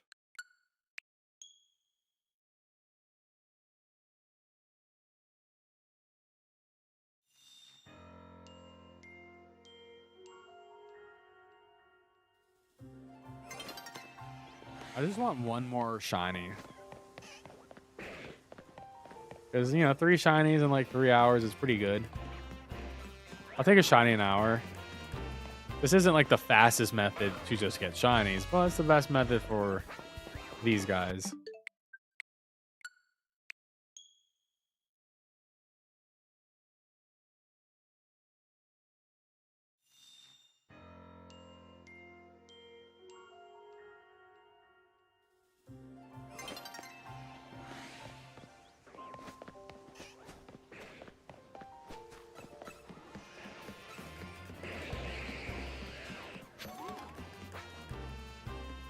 You know, there's always a part of me that part of me is like, can I tell if that's a shiny Glaceon from a distance?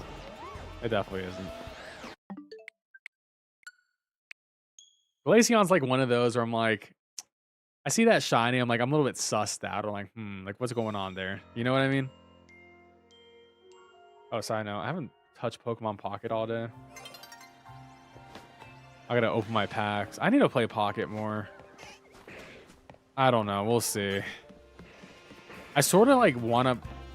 I need someone to play Pokemon Pocket for me. That's what I need. I don't want to do any of these single player missions. On the map, I think it's near the lab. I guess I'll open the Altaria pack. Let's see what we get. I need a second Altaria Mega in this game. Oh shit, I hit macro. Oh, that was a horrible pack. That was disgusting. Anything here? Damn. Rough.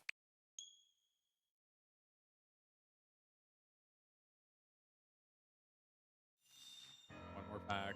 Please be something good. Wow. We don't have luck in Pocket or in ZA. Oh, man.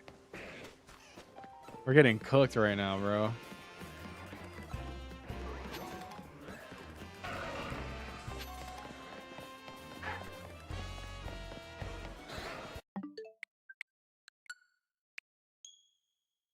Maybe 10 more minutes. Because, guys, I don't know if you guys know, there is a Pokemon Legends ZA Mega Dimensions DLC presents tomorrow morning at 9 a.m. Eastern. And I'm going to be alive and awake and live streaming my reaction to that. And then probably making a couple videos about everything you need to know and yada, yada, yada, all that fun stuff. But if you want to be there for my live reaction, be here 9 a.m. Eastern. We will have a live stream of all that fun stuff. I think we'll get the release date.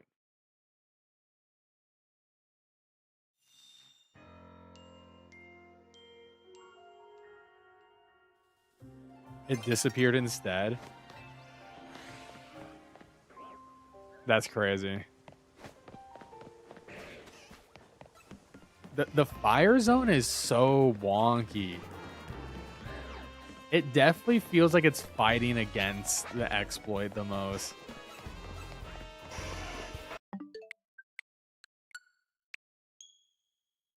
It's like, nah, you can't be doing this. You know what I mean? It's just like, stop breaking the game, man. That's absolutely how it feels.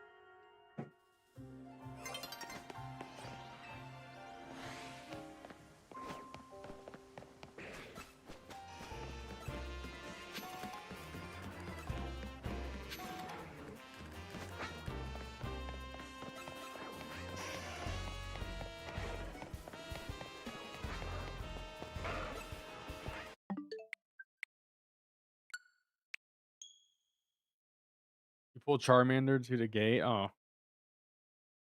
hell yeah, dude. Honestly, the video, you can apply it to any Pokemon technically in the game. But the thing is, you're obviously trying to duplicate the spawn. Not every Pokemon you can duplicate a spawn point, but in theory, you can technically do everything. Like, in theory, you could bring a Pokemon from point A to point B. And that could be anywhere.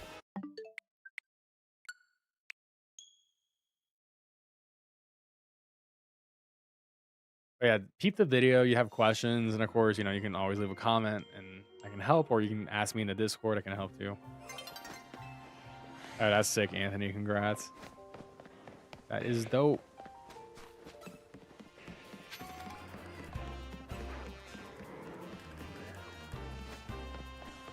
I'm never going to feel anything better than my shiny alpha Dratini, no shiny charm.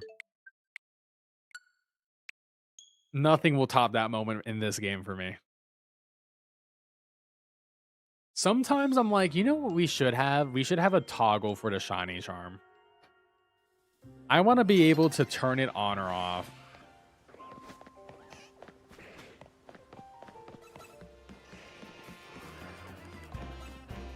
Like, why not?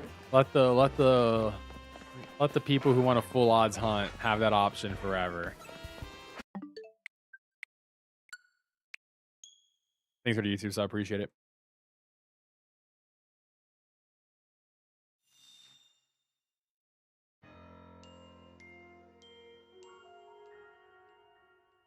I mean, it's full odds hunting in this game is pretty chill, mostly because it's AFKable a lot of hunts, and like you can just go to bed, put your stuff down, and be like, oh hey, I woke up to a full odds shiny.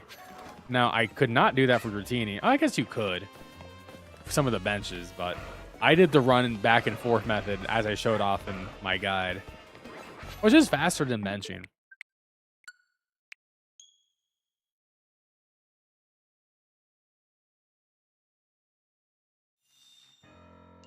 But that was like a day 3 guide I made. That was like super early before we knew all this tech.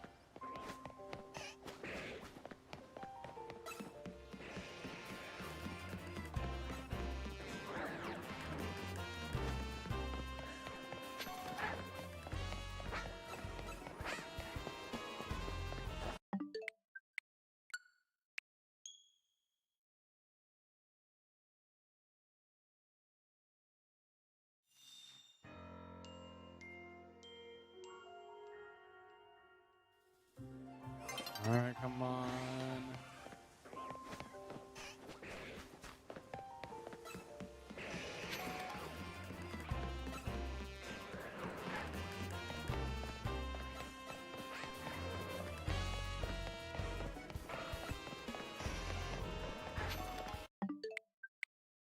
Honestly, what I might do tomorrow is like I'm gonna do this Scarlet Violet stream where I do the raid build stuff. But like after that and I get the video out, I might do a second stream and just do more of this.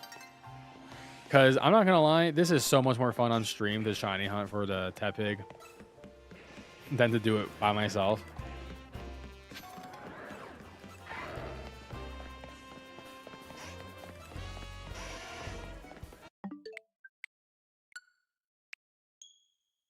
I don't miss Sword and Shield because shiny hunting was so ass in that game. Also, I don't like Sword and Shield. The only thing I like about Sword and Shield is Dynamax Adventures. I did literally the only thing I care about in that game, Dynamax Adventures. And I like some of the Pokemon. Galarian birds are badass. But once again, that was the second DLC. Sword and Shield has triggered me, dude. I don't like Urshifu because it broke VGC. I don't like the Horsies. They broke VGC. Why they gotta do that to me? We can do Dynamax Adventures again for sure.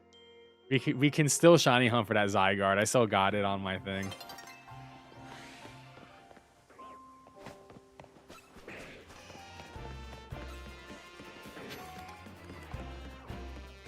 We were shiny hunting it for Zygarde for a stream, but then new video games came out and it was over. But, you know, maybe we'll go back at some point. I mean, hopefully tomorrow we'll get the release date for the DLC. And then when the DLC comes out, we'll most likely get home support at the same time. And then we can figure out what to do.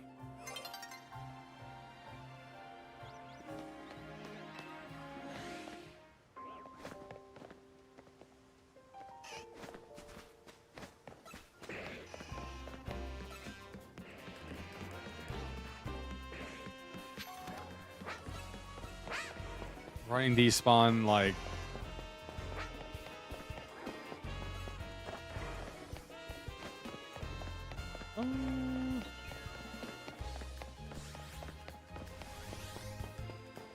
I feel like it's hard to target a certain Pokemon. Because, like, the 70 meters is pretty freaking... I mean, like, obviously, I can run between the two areas. The only issue of this is I'm not getting all the spawns.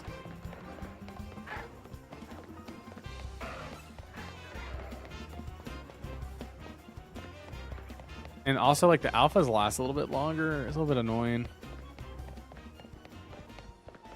Essentially gotta... I think the bigger issue is I'm not getting the 6 alphas in the beginning, in the middle. And I'm not going far enough for this Tepig. I think it's a good method, though. Oh my god, he's still there? That's whack. Yeah, the alpha took... Okay, the alpha did not despawn.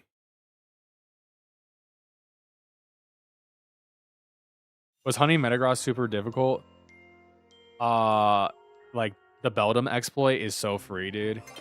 I mean, I woke up to 2 shiny Beldums. It made a great YouTube short.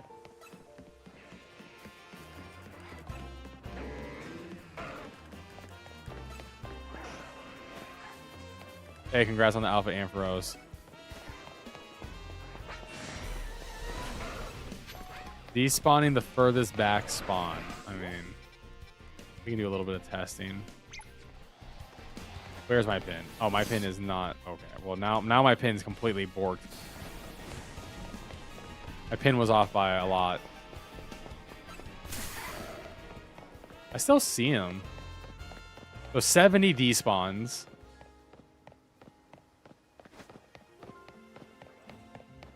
I mean, I guess you can just run on the edge.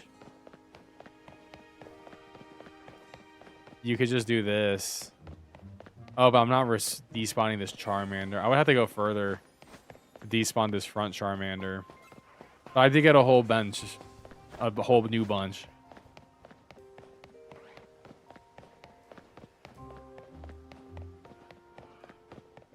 The Beldum cries are very faint. That's why I do recommend muting everything, knocking out all the Pokemon, and just make sure you activate the Beldums, but you don't aggro them. Just activate them by loading them in. Yeah, going back 70 meters from the turning. The issue with this is this feels slow. Also, like, this Charmander is still there. This Charmander is still here. Okay, I think he's gone. It just feels slow. I'd rather just reset the game. I mean, it's probably faster, but it's also like, what is better for my brain? Also, I don't think this Hippowdon got reset. Oh, you're exiting the wild zone. Oh, that makes sense. I mean, I guess it's faster. I don't know. This is pretty fast. It's hard to beat this. And I am technically resetting the Pokemon right here too. Well, let's try it. So we got our Pokemon. We got all our spawns. Let's see. So we run. There you go, 70 meters from the door. Oh god, I'm stuck in the stalls. And that should despawn everything. And then also despawns the alphas in the middle, obviously.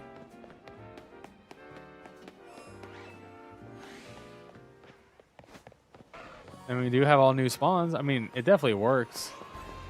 I guess it just comes to preference.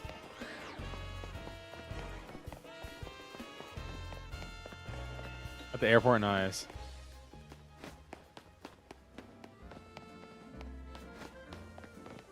The spawn closest to the back. Okay, that makes sense. Where is the closest back spawn?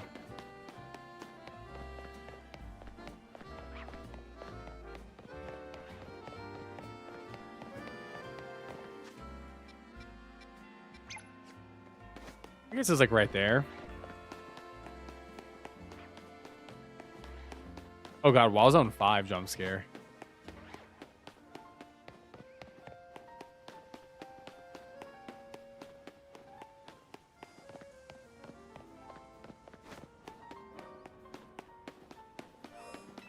I mean, yeah, I can definitely see it work. I just think you got to do some RNG. A little bit of RNG love. I mean, I think it's a good method.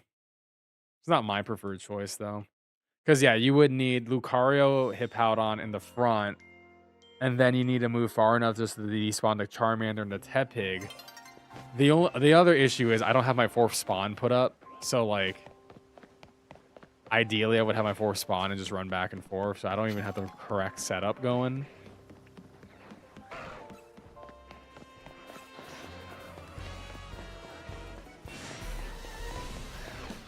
What's the best method for the ice zone? You sit at a bench.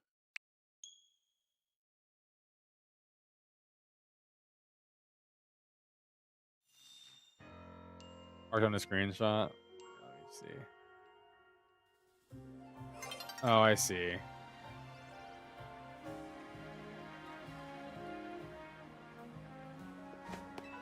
Yeah, losing a spawn is scary. I think that is the risk reward for losing a spawn is just, I feel like this stream has made me afraid.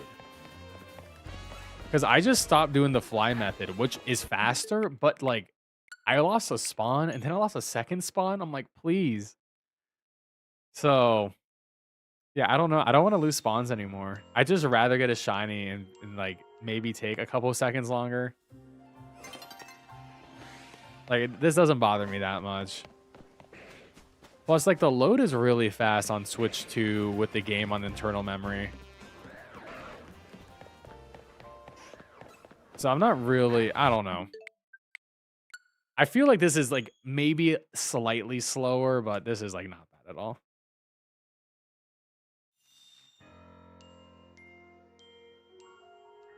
Yeah, Fire Zone is super weird. What's up, Lindsay? Oh, yeah, probably optimal for Switch 1 because, yeah, my load is the fastest possible load. Switch 2 digital copy on internal drive. So, definitely super quick. Sure, you can ask me a question about the chest spin.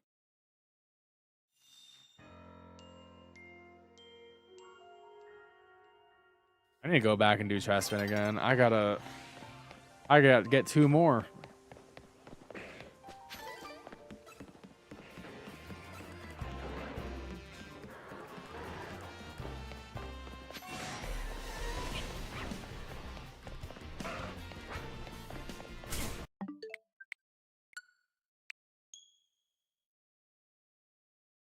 8 seconds to the start menu on cartridge. 8 seconds is pretty long. This is definitely like, what, 5 or 6? This ain't bad at all. I can run this pretty well.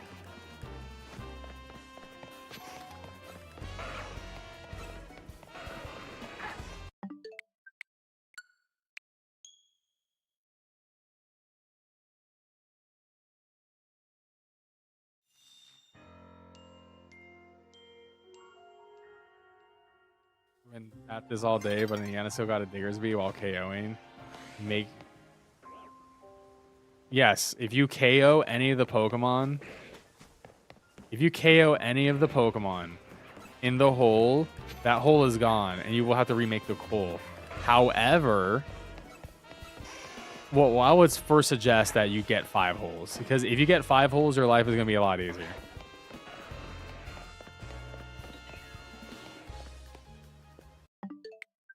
If you get 5 holes, it's going to be a lot easier. However, if you get a shiny Diggersby, what you should actually do, I wish I mentioned in the video, is don't KO it.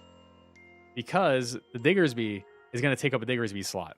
If you have 5 holes, you will always get 2 chest spins, and you will always get 3 Diggersby at that point. Because essentially, if you have one of the Diggersby locked up as a shiny, you're always going to be getting 1 Diggersby. So odds are he's going to get a total of 3 Diggersby because 1 is perma-locked because it's shiny. And then the rest will be 2 chest spin. And you just need 2 chest spin. 2 guaranteed chest spin fly reset macro. You'll get your shiny by the time you finish eating lunch. So yeah, I just recommend get your 5th hole. And don't care about shiny Diggersby. Don't touch them. Let them exist. They won't ruin anything. It's more work to remove them and then to add a new. Then you don't want to do the process again. The process sucks. Like, you just want to be able to get a shiny chestman.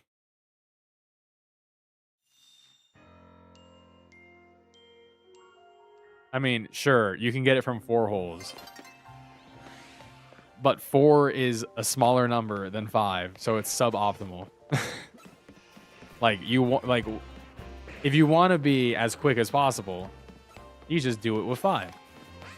And then you have twice your shiny odds essentially double because you're re-rolling 2 spawns instead of 1 spawn. Which doubles your chance of also getting a shiny alpha or a shiny alpha female. You know, the rarities keep on going and going and going. So, like, yeah, I mean, you can do it 4 holes. I mean, do that. But I don't see why you wouldn't do it 5. Because the thing is, like, if you bring all 3 up and you do it correct, you get 5 holes. Now, I've never seen anyone get 6. And, I mean, some people said, oh, I got 6. But I've never seen an image of 6. I think you can, but I don't know how that middle hole works. The middle hole is messed up. It's super weird. But the left and the right hole slots are pretty chill.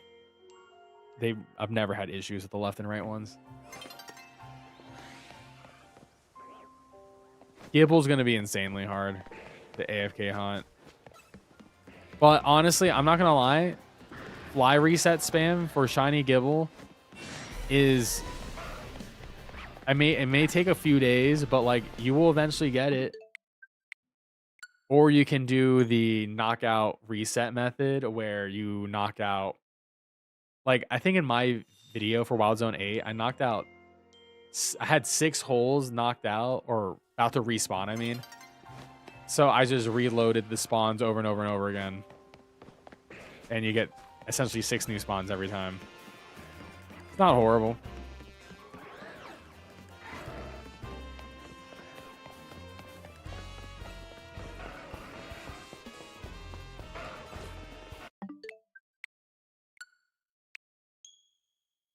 Nice. Congrats on the shiny Snorunt.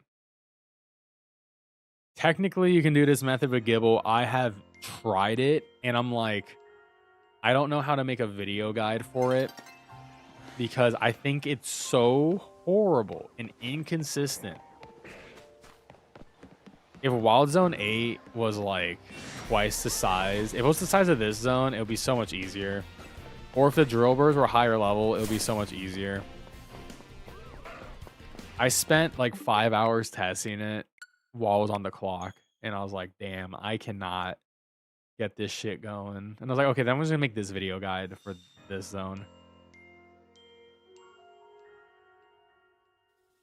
I duped like one hole and I was like, cool. But one hole sucks. We need to do more.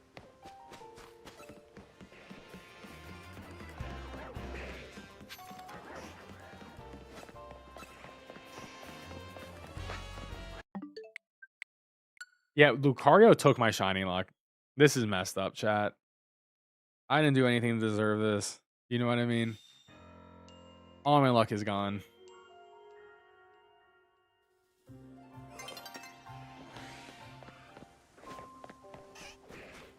Thanks, shiny Lucario.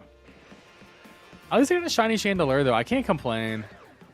That's a good shiny to have, and it's one of my favorite Pokemon of all time.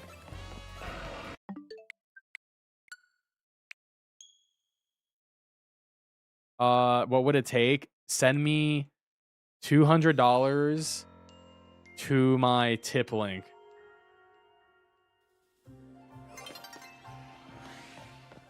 Or you can gift how many memberships?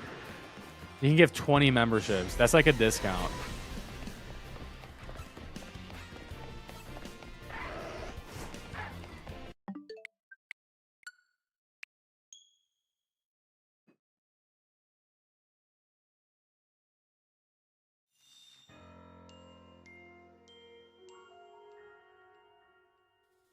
I just can't believe I didn't get a single shiny fire starter from this. This is crazy work. My luck is so bad right now. And at least I have the Charmander already, but... Tepig, why? Why, Tepig, why? The last starter I need shiny, please.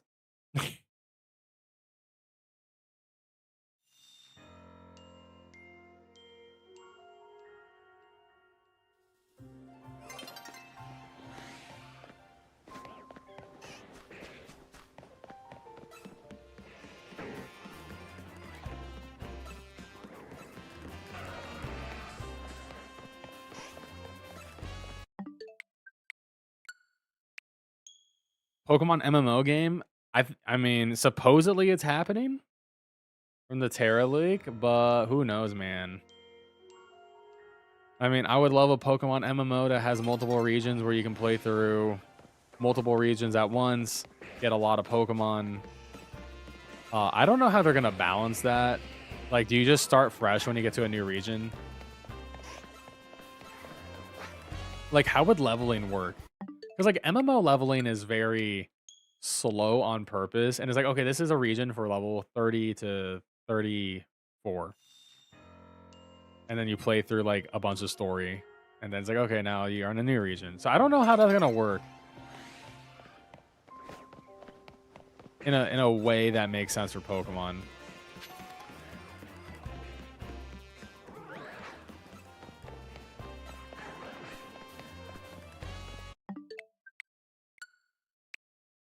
City made me want to live in the world more. I like the city a lot. I think the city is so good. I mean, obviously they could have, improved the models, the details, the textures, but I like the idea of the city.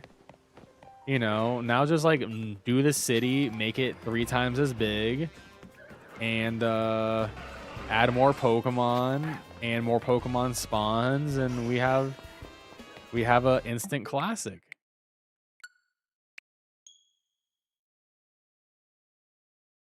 I have to shiny. I'm gonna see the AFK though. Honestly, I mean the AFK hunting's great. I'm glad more people can assess shiny hunting. I think that's good. It is weird that you can just do a lot of these hunts without even like playing the game though. That's like something I've never seen before. Like without like a bot to do it for you. It's just like very simple controller setups for the most part. Like benching and fly resetting is 2 super easy macros. And then the teleport is literally just a turbo.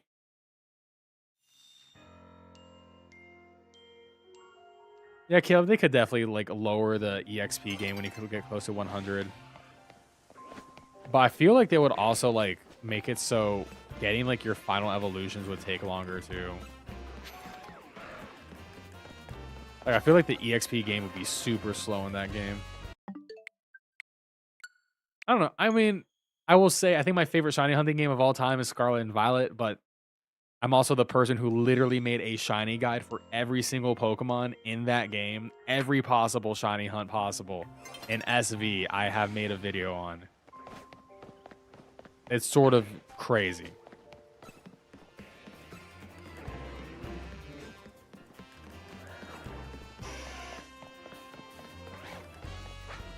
So I would say I prefer SV than this for shiny hunting.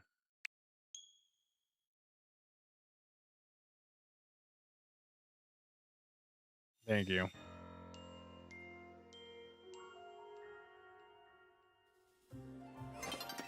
Also, like what I miss about SV is like I had so much fun trying to find the best shiny hunting spots for everything. Like literally every Pokemon I had to find a spot for.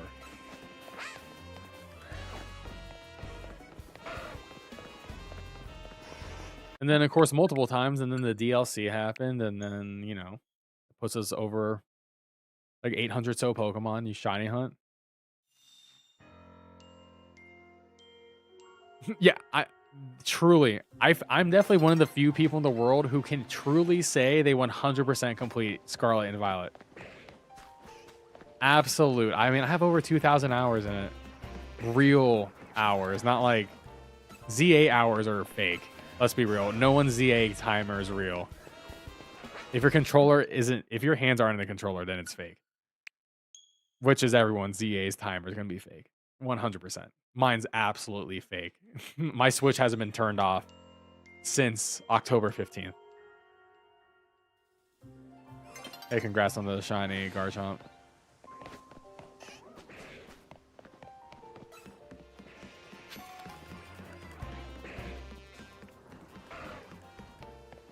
Kitakami, yeah. I mean, Blueberry Academy, though. Blueberry Academy did a lot. Kitakami didn't have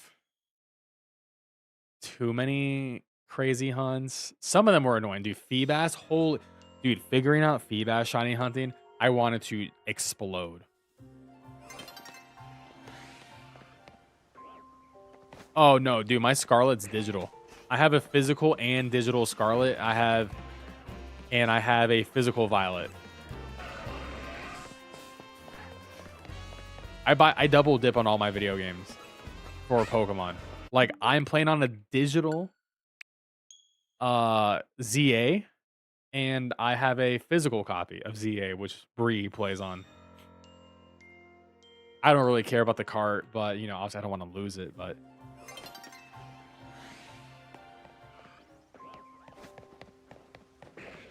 Kitakami's cool. I mean, I like the DLC stuff. But Blueberry Academy was just like way more fun.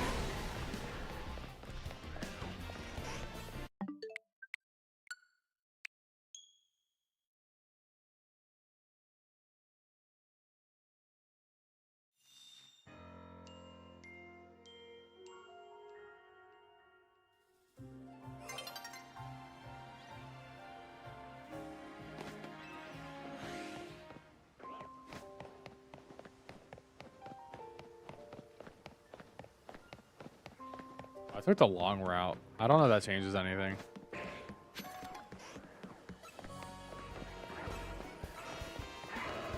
Did not change anything. I didn't check the middle.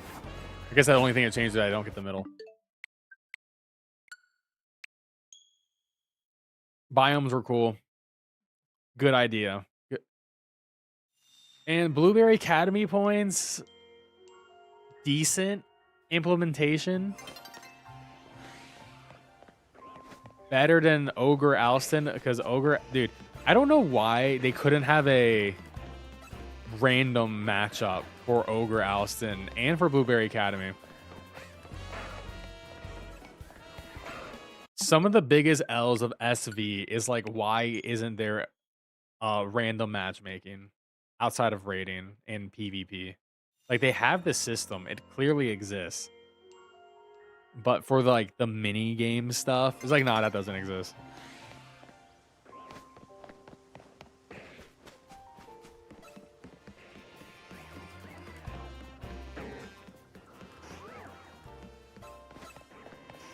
Like, I'm sure there are days where no one is playing Ogre Alston.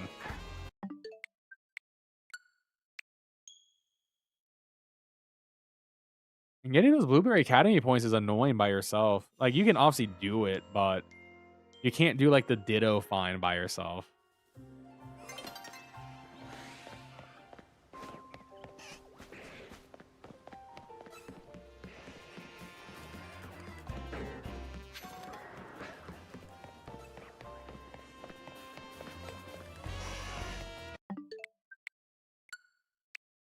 Oh my god. All right, I'll do this for 8 more minutes. It's about to be... I didn't realize it's about to be midnight. Chat, we are so back to shiny hunting on stream. We are so back to shiny hunting on stream. I can't believe it's almost midnight. Oh my god, it's happening. I think I'm ever so close to starting to do my living shiny decks on stream. We're probably a week or 2 weeks away from it. 2 a.m. in Brazil. That's not too bad. Welcome. Hello. Well, I do have work tomorrow, but more importantly, I do have this freaking Pokemon DLC to wake up for. So I'm going to wake up at 8 a.m.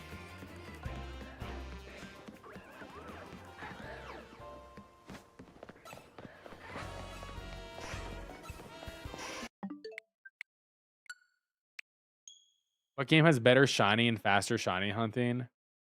I think SV is overall the best. Because one, SV has way more Pokemon. SV has 4 times the amount of Pokemon you can shiny hunt. Just right there. Number 2, there's a lot of cool ways to shiny hunt in that game, but sandwiches, picnic resetting, town resetting, really solid. I do think it's overall easier in this game because nothing has been easier than sitting at a bench and going to bed and waking up to 10 shinies around you. Like bench AFK, fly macro AFK. There's nothing been like that in history. But is that really shiny hunting or is that shiny luring, right? You get into a different phase where it's like, well, hunting is active. That would be you laying a trap or something. So, you know.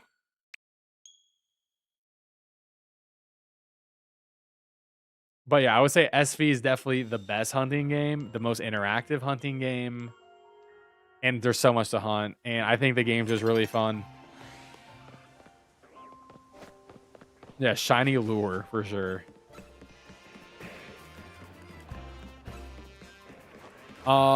Make sure you're doing the right zone. There are two spawners in Wild Zone and in the fire area. One spawn has 4, the one close to the bridge has 4, the one away from the bridge has 3. So you can't put a 5 and a 4, you know what I mean? You have to do it in the right one. So like technically I only have 3 in this one, so I could put 1 more here. The one in the back here is full, so I can't put any more here.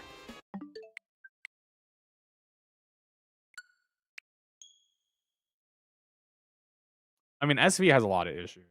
But yeah, I think the biggest issue is the lack of side quests, the lack of going into buildings and like having towns that feel lived in. Like the world doesn't feel lived in. It just feels like they put stuff in the way. So you can like travel through the game later when you have more stuff.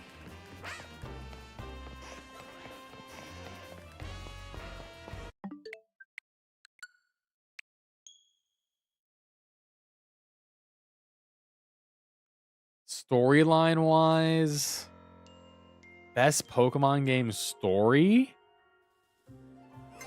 Man, I don't know. That's a low bar. I don't think Pokemon games are really well written pieces of media at all.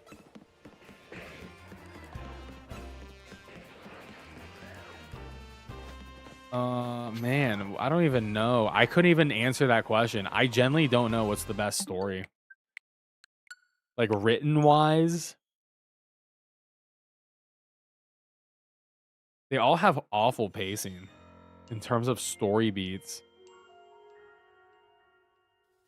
Because like nothing really happens in a Pokemon game until the climax. Like it's like your journey begins, you do a bunch of badges and stuff, and then sometimes something happens during you get badges and things like that.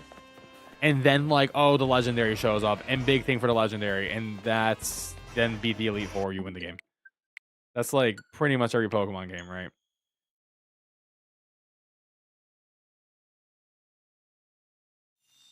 And I'm not including like spin-offs and things like that. I mean, maybe Pokemon Conquest probably has the best Pokemon story because it's just like based off of a real life, you know? And it's not even like an amazing story, but it is literally based off historical actions. I cannot remember the story of Colosseum or Gale of Darkness to save my life right now. Mystery Dungeon story is whatever, but it's fun. It's a fun game. Black and White has an interesting premise. I mean, I'm a Gen 5 guy. Gen 5 is my favorite gen. Black and White at least does something interesting with this story where they contemplate, well, is it even right for us to have Pokemon? Which I do think is a very cool thing to talk about.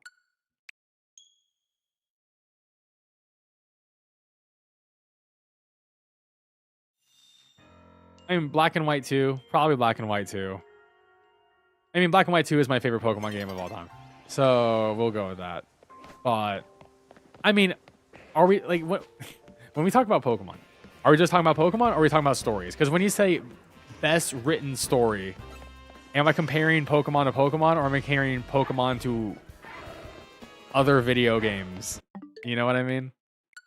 Or like media in general, right? Because it gets rough. The bigger we make this scope, it's just like, well, I don't even know.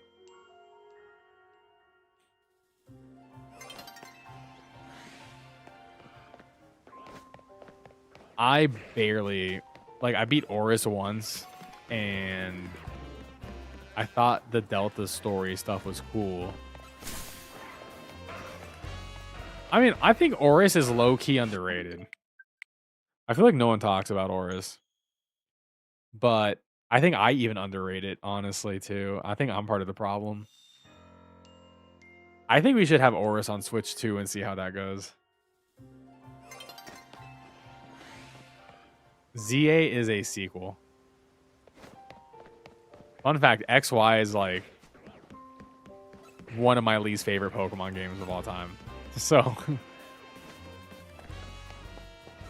fun fact. For a lot of different reasons. EVs and Garchomp, max attack, max HP, adamant nature. You don't need special attack IVs, but IV max everything.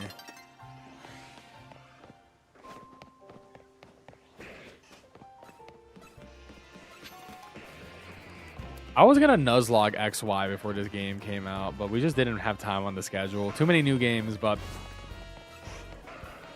it's a hard Nuzlocke to do in the sense that it's so easy. You have to put in a lot of modifiers. Like, you just be like, I can't accept any gift Pokemon. I can't use any Mega Evolution.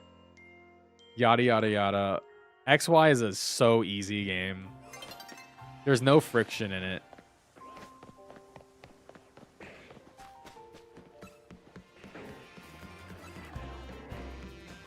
Oh shit, it's past midnight. Dude, it's past midnight and all I got was 2 shinies. This is trash. I think Vanilla Sun and Moon is not great, but I do think Ultra Sun, Ultra Moon is like that's the real video game. So like in my head, Sun and Moon just didn't happen.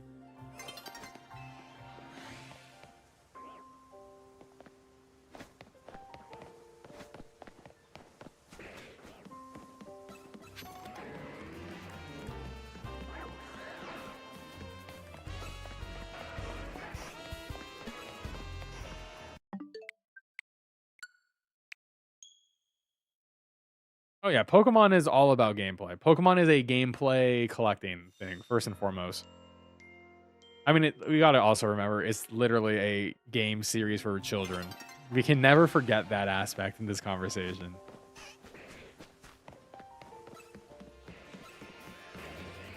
Ultra Sun, Ultra Moon is pretty freaking awesome. Wormhole dimension stuff is pretty freaking cool. I like Gen 7 a lot though. I like the Gen 7 decks.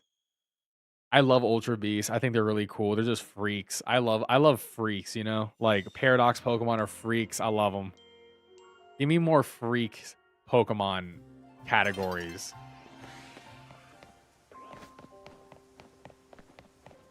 So the designers can have fun because like I think Paradox designs are great. Mostly the Scarlet ones.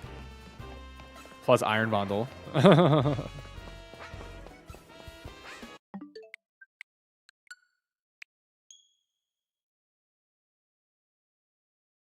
I'll do a couple more resets. I do gotta get up early in the morning. I gotta make a new guide tomorrow. I might work. I don't know. There's two things I really want to work on tomorrow. Featuring this exploit. It's not Gibble, because that's going to be the last thing I do. Because it's so hard to do Gibble, man. That one sucks. For the Switch, yeah, I think Switch era, my favorite Pokemon game is Scarlet and Violet. And we're going to talk about, yeah, that. Scarlet and Violet clears everything. Second favorite... We need the DLC to come out for this game. We need the DLC to come out for this game. Super badly. I think my biggest criticism against ZA is the post-game sucks. There is no post-game. I don't think it's fun to, like, do 15 battles to get Eternal Floette. And it's like, oh, here's Xerneas Yveltal. Do a couple things. It's over. I don't know. It's just a really weak post-game. And to be fair, this is a Pokemon issue. Since the introduction of DLC to the franchise, it has been really bad to have good post games don't exist. The DLC is the post game now. So I don't want to judge vanilla because I'm accepting that every Pokemon game is now a $100 transactional thing for me to get the full game. Right, so once the DLC is out, we shall see. Does this game hold up to be the best or the second best Switch Pokemon game? We'll find out soon, in a couple months, or maybe, well, we'll find out tomorrow at some details, but I think it'll come out December or January. Pokemon Snap is a Pokemon game, but it's not it's a spin-off game, so... Like, Legends is still a mainline game. Pokemon Snap is just a pure spin-off. Yeah, Sword and Shield is my least favorite. Dude, I do not enjoy Sword and Shield at all. I'm such a hater of Sword and Shield. Besides Dynamax Adventures, save the whole game. And Galarian Birds, because I think they're peak.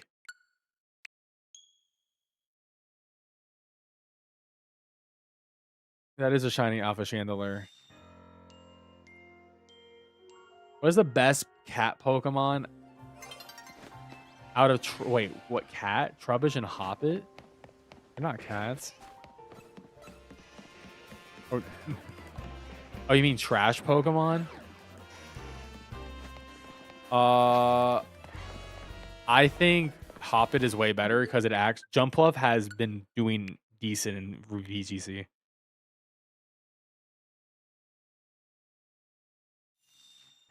Sword and Shield shiny hunting method is egg hatching. And that's the easiest way. So we're already in a bad place of eggs at the easiest way to shiny hunt. The other way is you have to knock out, was it 500 of a species? You have to KO 500 of a species, and then you get a bonus shiny roll. Now, the thing is, Sword and Shield is a Pokemon game that is random encounters.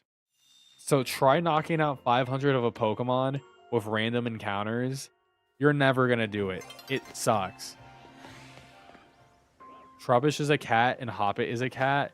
They're not cats. They're not cats. I own a cat. They're not cats. They're not even close. I'm not even for a second. I would say they're cats.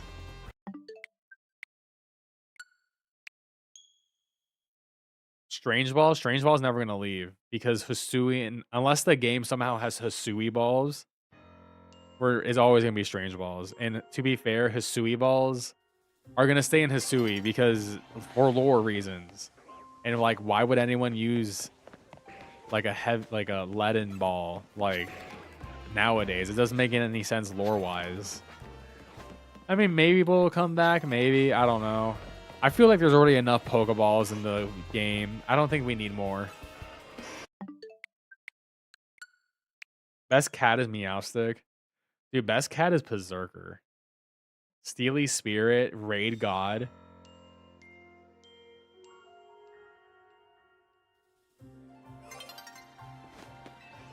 Yeah, Arceus has amazing shiny hunting methods. I did a shiny living dex. Okay, Arceus has one really bad thing. Space-time distortions should have never made it off the cutting room floor. It should have been banned. They should have never considered that a remotely good method. Why? Why are Pokemon... So if you don't know, there are space-time distortions that spawn Pokemon that you cannot catch normally in the wild. Pokemon like Magnemite and Porygon that would not make sense in this universe because it is in the past, like 150 years in the past, before computers, right? So you get like Magnemite, Porygon, you get a couple other things in there, right? But every 5 minutes, you have a chance of a space-time distortion to spawn. You have a chance. And if you don't get one to spawn in 5 minutes, maybe it'll spawn in 10 minutes. Maybe it'll spawn in 15. It caps at 30 minutes. Now, when you are in the space-time distortion, it spawns randomly on the map. You only get 2 special spawns. Now, each map has its own spawn pool. And some of the special spawns are not actually special spawns. They're Pokemon that you can just catch in other parts of the game. But they're in the special spawn pool. Like, they'll put, like, Eevee evolutions in the special spawn pool. I do not care about catching an Eevee evolution. I care about catching a shiny Porygon. Now, you get 2 spawns. You're going to hope you get a spawn of something you want. And then when it spawns in, you got to hope it's shiny. Because these Pokemon are not in mass outbreaks. They only spawn with this method. There is no mass outbreak resetting. There is no outbreaks possibilities. No alpha mass outbreaks. None of that. It is just get freaking lucky, nerd. Hopefully you get your damn shiny Porygon. And I'm like, you know what? I refuse. I'm not doing it. That sucked. That was bad. That was genuine bad game design. Horrible. They should have never allowed that to happen. There's a lot of Pokemon you can't get in the game because of this shiny. The fossils are also locked behind this too. Very annoying for Cranidos and Shieldon. There's a couple others. Shiny Charm and Arceus is chill. It's just, I like it. I like it more than this game. This game is a nightmare. If I couldn't AFK it, I don't even know if I ever gotten it. Outside of doing it for work. Well, yeah, the Arceus does lock all the legendaries, but like, it's expected. I'm not even bothered. I feel like Scarlet and Violet locking all the legendaries was worse.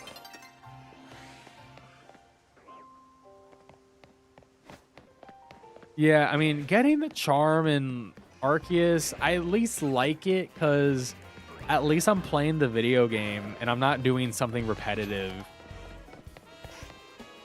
I don't know. It's like, it's more interesting. It's like, okay, I need to like, how many things can I get done at once?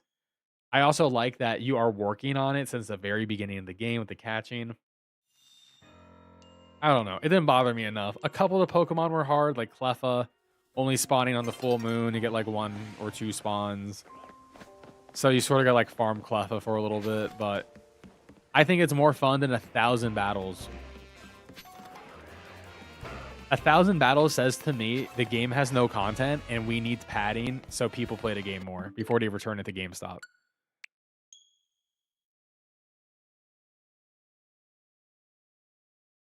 Also, you fought God at the end of Arceus. You literally fight God.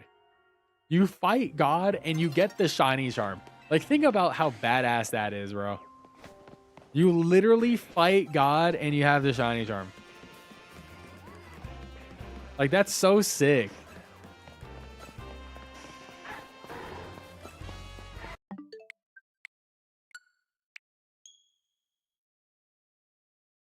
To get stone evolution and the completion of the dex, that's so, yeah, it's... I forgot that the stone items were random in there. Oh, my, yeah, no, dude, the space-time distortions is... The space-time distortions is egregiously bad.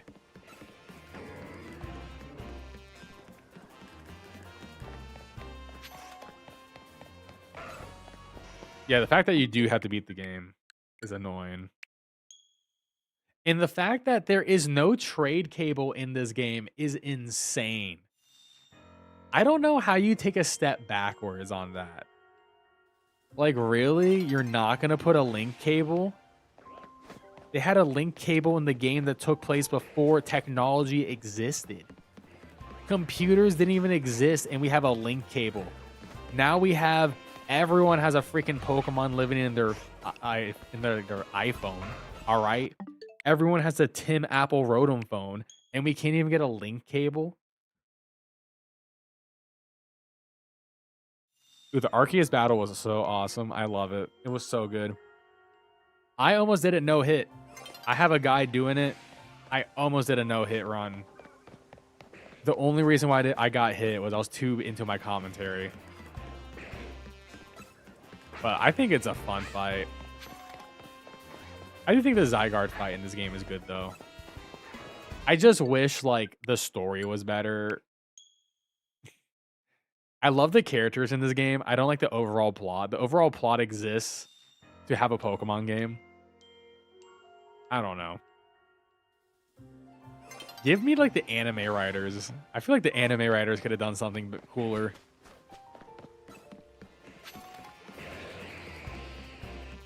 Well, that's how they dealt with Zygarde. I would rather fight an evil Zygarde than like, oh, now you can fight Zygarde because he just wants to do it.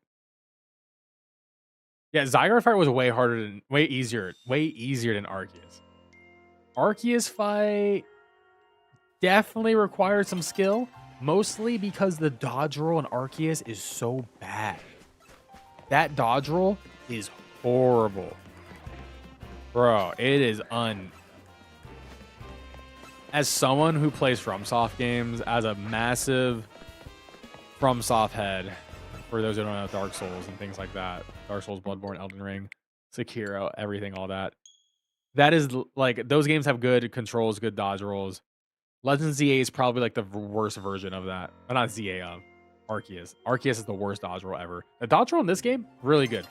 This is a really good dodge roll. It's really quick. The recovery frames are a bit slow, but it's a lot better than Arceus, dude. Arceus was horrible.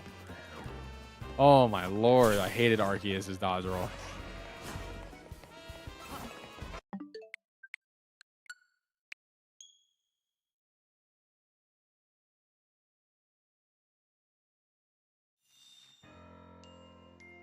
I mean, 1,000 battles is easy. It's just boring. It's just boring. I mean, thank God I can macro it, or I would be pissed.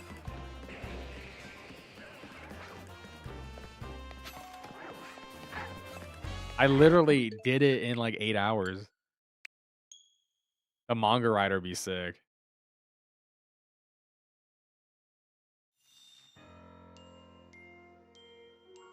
Yeah, I don't know.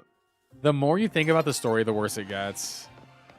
in this game, but I love the characters. I think this is straight up the best Pokemon game for characters. Best side characters in the series. Best cast of them. I think the overarching story just... It falls apart at the last, like, 80% of the game. And I sort of wish the bigger threat at the end, like, was cooler. Like, like, cool anime shit does happen. I sort of wish there was more of that. Like, there wasn't enough of the cool shit, but the cool shit was very awesome, and I wish we had more. But the moment we had a side character on the screen, I was like, oh, this is peak. Also, Tawny sort of sucks. Like, I don't like how Tawny's written. Or if you play as the male character, whatever his name is, Turbane.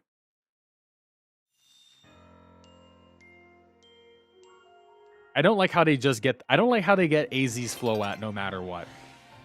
I sort of hate it. There's no reason for that battle to happen. They don't even give her a good reason to take it. Like, there's so many questionable things. I'm like, why? Like, this doesn't make any sense.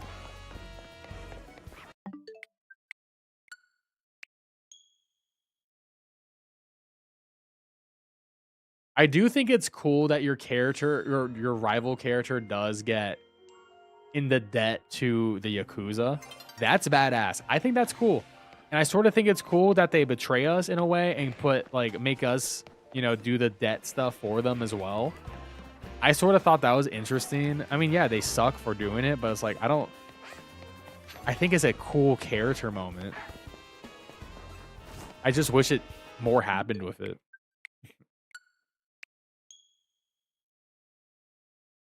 Well, yeah, there is no villains in this game. Which is also why it hurts the last 10%. Because it's like, oh, you're fighting like sort of weird flower monster thing that doesn't look cool. But there's no bad intentions. There's no evil. There's no... Here's my thing. I think a good story needs to have a lesson. There was no lesson in this story. There was no... A story needs a reason to exist. Like, why are you telling me a story? Like, what's the point of the story? If the game doesn't have anything to say, and the game at the end of the day has nothing to say to me, it's not trying to tell a story. It's not trying to say anything. It's just events exist and happen. There is no deeper meaning. There is no character growth. No one really has character growth either. Everyone ends the story where they began. So, like, the more and more I think about it, the more upset I get. Because it's like, damn, it sort of sucks. Like, they should have just kept on doing Zygarde doing anime shit, you know? If they did, like, Dragon Ball Z fighting with Zygarde more, I would be less thinking about this. Okay, well, to be fair, Pokemon is a merch selling device, all right? Everything Pokemon is to sell merch. That is valid, but yes.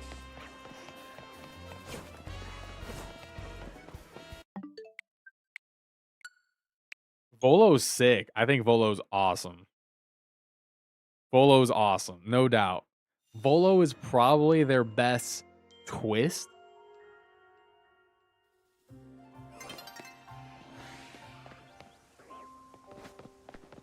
I mean, but AZ didn't really atone for his sins, though. All he did was, he was like, oh, hey, I can't fight the big bad, which is a flower. I'm just going to have some 15-year-olds fight in a battle royale, and I'm going to hope they're strong enough so they can do the job for me. He didn't really atone for his sins. He didn't even die on screen. He didn't even, like, take a final hit. He didn't even self-sacrifice himself to do anything. He just dies, and we're supposed to feel sad that he's dead. And it's like, well, this is actually all your fault in the first place, bro. You just sort of hang out in the hotel. You don't really do anything in the game. True, Volo did teach us the backstrike method because he's a bastard, and I love that. I don't know. I didn't feel anything when AZ died. I was like, that's whatever. But that's just me.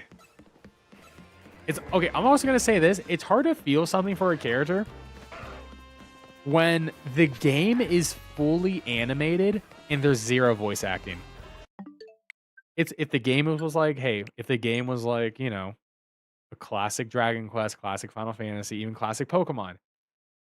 Pixels and text, that can hit. That can absolutely hit.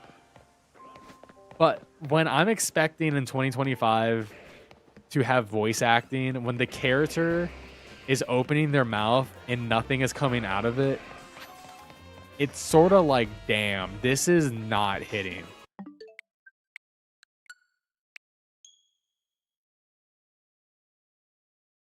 I think voice acting, if the game had voice acting, I think the story hits at least 10% better.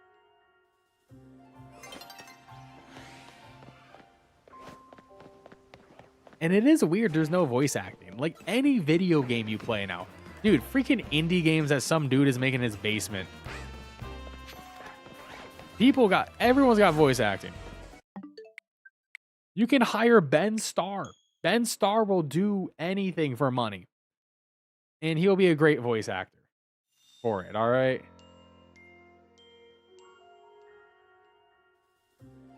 It's not like it's a visual novel.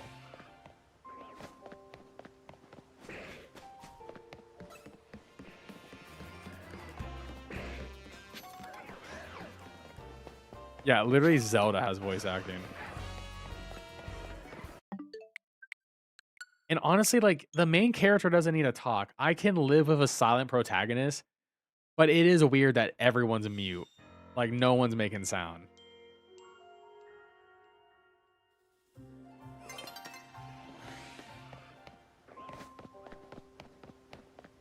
I mean, Mario talks to some degree. Mario says some words, all right? He says, yippee, it's a me, Mario. You know, he'd be saying shit.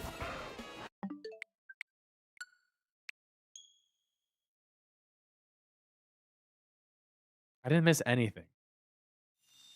Nothing has been missed. If you watch the stream for literally 2 minutes, you will see I didn't miss anything.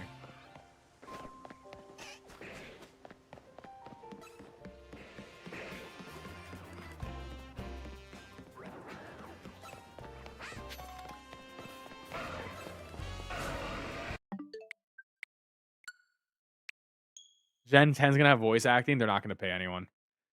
Dude, Game Freak they don't have the money. Pokemon Company is holding the purse away from them. They're like, you don't get this money.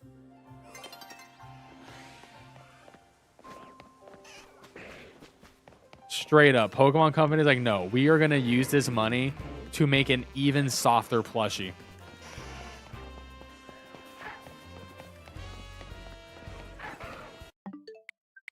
Like, straight up.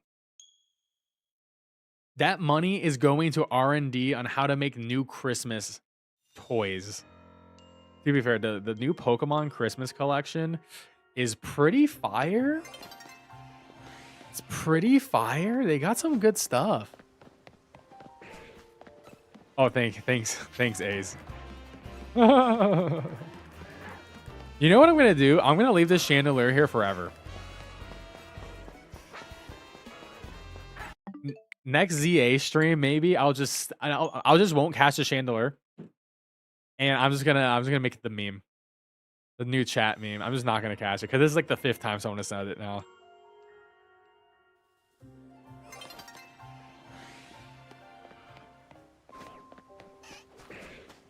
Just let it vibe there in my jail.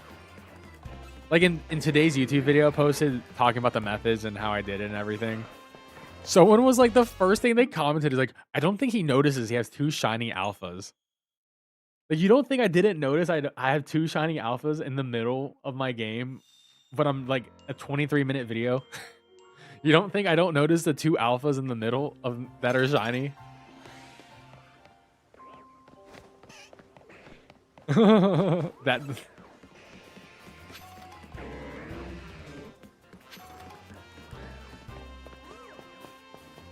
Man, my shiny luck is trash right now, bro. My RNG is in the gutter. All right. Okay, I'm over by 30 minutes, so let's go for 4 more. I'm actually freaking tired.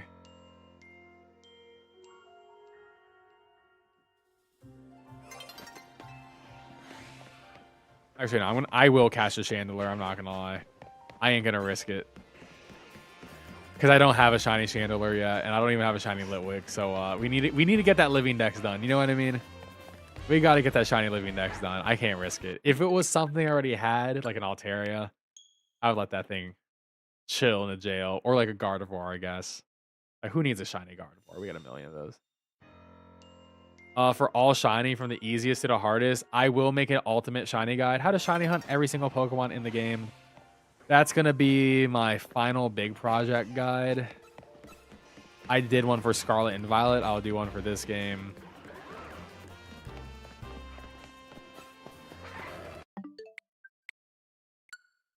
I just have a shiny Alpha Lilios sitting there in Area 3. That's pretty funny. Dude, I haven't been to Area 3 in so long. I still haven't gotten a shiny Pikachu. I need 2 shiny Pikachus. How do you find a shiny on ZA? Easy. Watch my video guides. I have shiny hunt spots for nearly every wild zone up for individual Pokemon as well, and how to do this exploit method as well. This is a one-stop shop for all your shiny hunting guides for Legends ZA, from exploits to methods to whatever. So we have a playlist.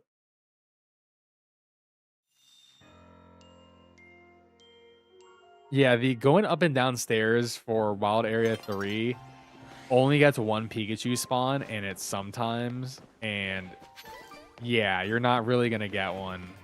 You're better off bench resetting for Pikachu if you really want to get a shiny Pikachu than doing the stair AFK. Because at least if you bench reset, you get all 3 Pikachu spawns. So you set it up overnight, you'll be fine. You need shiny Chi-Yu? Bro, shiny Chi-Yu? Dude, let us bring the shiny Chi-Yu to ZA. Just for funsies. Honestly, I think Chi-Yu would be so good in... Well, he has no ability. So I don't know if he'd be that good in this PvP. But he has insane special attack. He's also frail, but... You know. It is what it is. It sucks that we got the shinies for the ruinous legendaries, but like we didn't really get to use them for anything. Yeah, she used the big goldfish, koi fish. It is easily one of my favorite Pokemon in Gen 9. Top tier shiny. Either my first or my second favorite shiny of Gen 9. Bro, we are so cooked. We are so cooked. All right, I'm tired. I'm going to go catch a Chandelier. Or Chandelier, you know what I mean. I can at least get the shiny Mega now. What was the guy had a Mega? And it's a girl. Actually, I can.